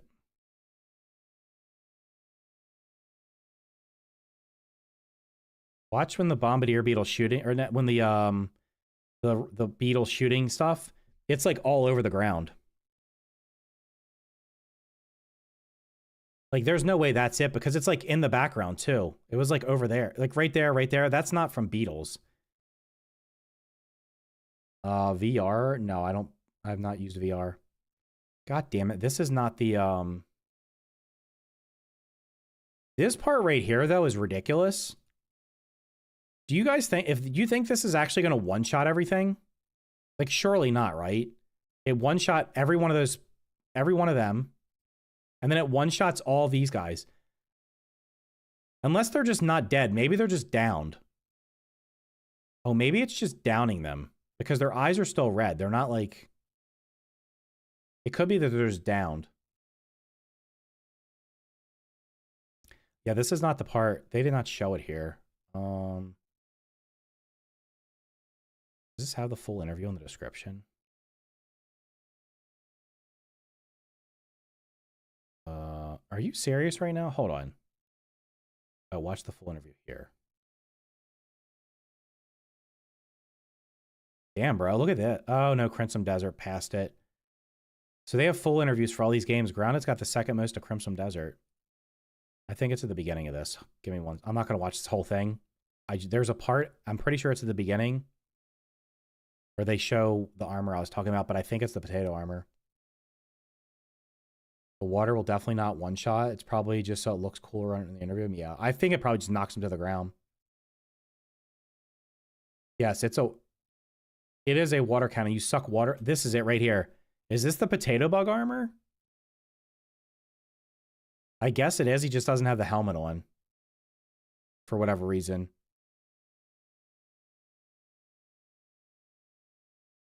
The weird thing is, though, like, if this is the potato bug armor, why is it white? The potato bug was, like, this color.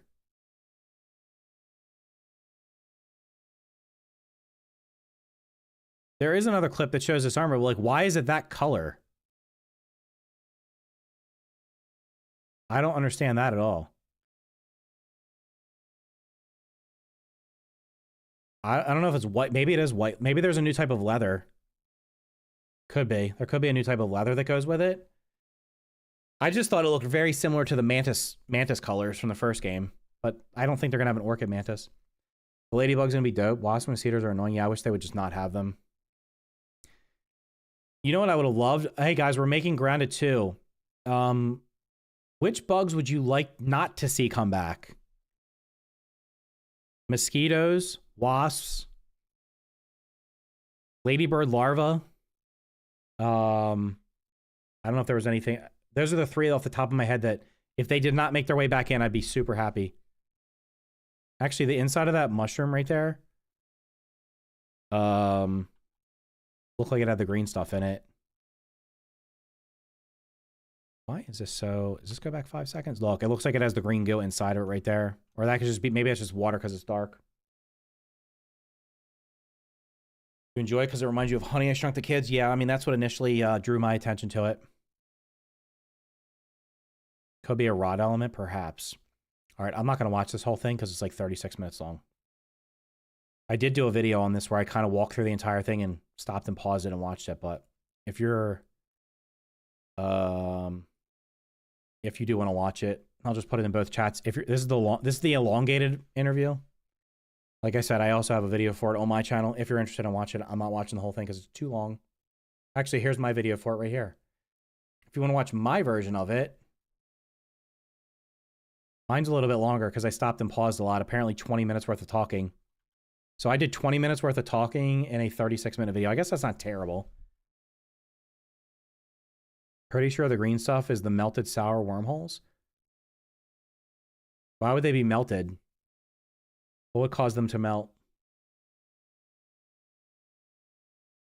That's interesting. That's an interesting thought, though.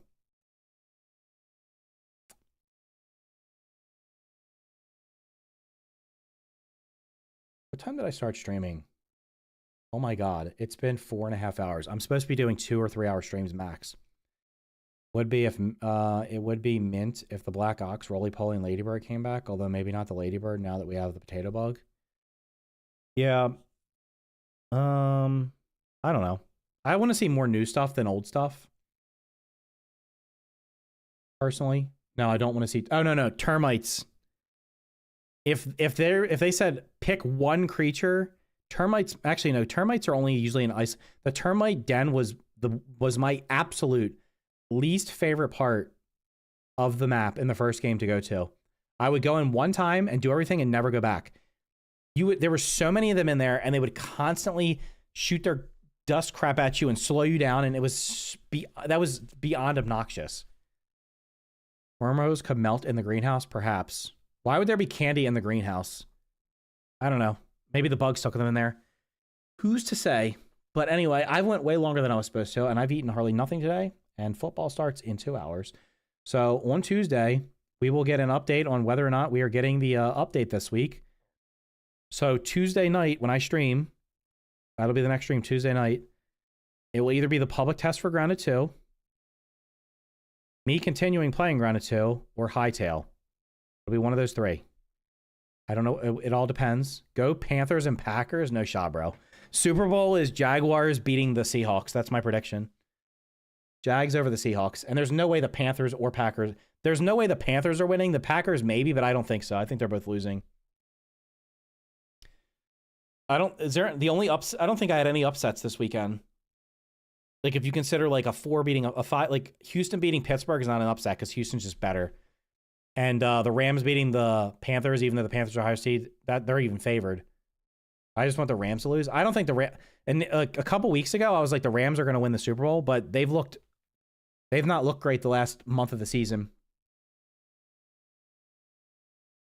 I'd like if termites were not just recolored fire ants with dust attacks. You do realize termites were in the game before fire ants, right?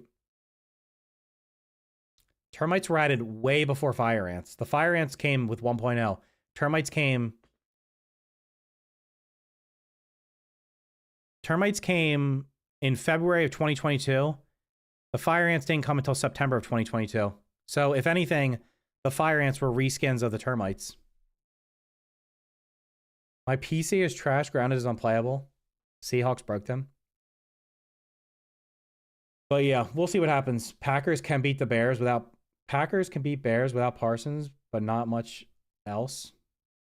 I don't think so. I think the Bears have been looking better. I think the Bears are going to win today. Tomorrow. They play tonight, right? They play at 8 tonight. The first game is the Panthers and the Rams. That should be...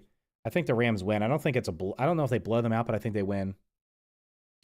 But anyway, guys, make sure you hit that like button on YouTube. Make sure you're subscribed. Make sure you're following on Twitch. Thanks for all the support today. I appreciate it. And I'll be back on Tuesday. I'll probably have a video out early on Tuesday, whenever like right after the stream. Unless they're just like, unless they say, hey, the public test is opening in 2 weeks. I'm not going to make a video saying the public test is opening in 2 weeks. I'll just post it on, like, I'll just do like a YouTube post or something. That's asinine to do a 10-minute video if that's all it is. If it is coming on Tuesday, and they actually release the patch notes, then I'll go through the patch notes and do a video on that. And then we'll see what happens on Tuesday. But anyway, I hope you guys have an awesome rest of your weekend, and I will see you guys next time.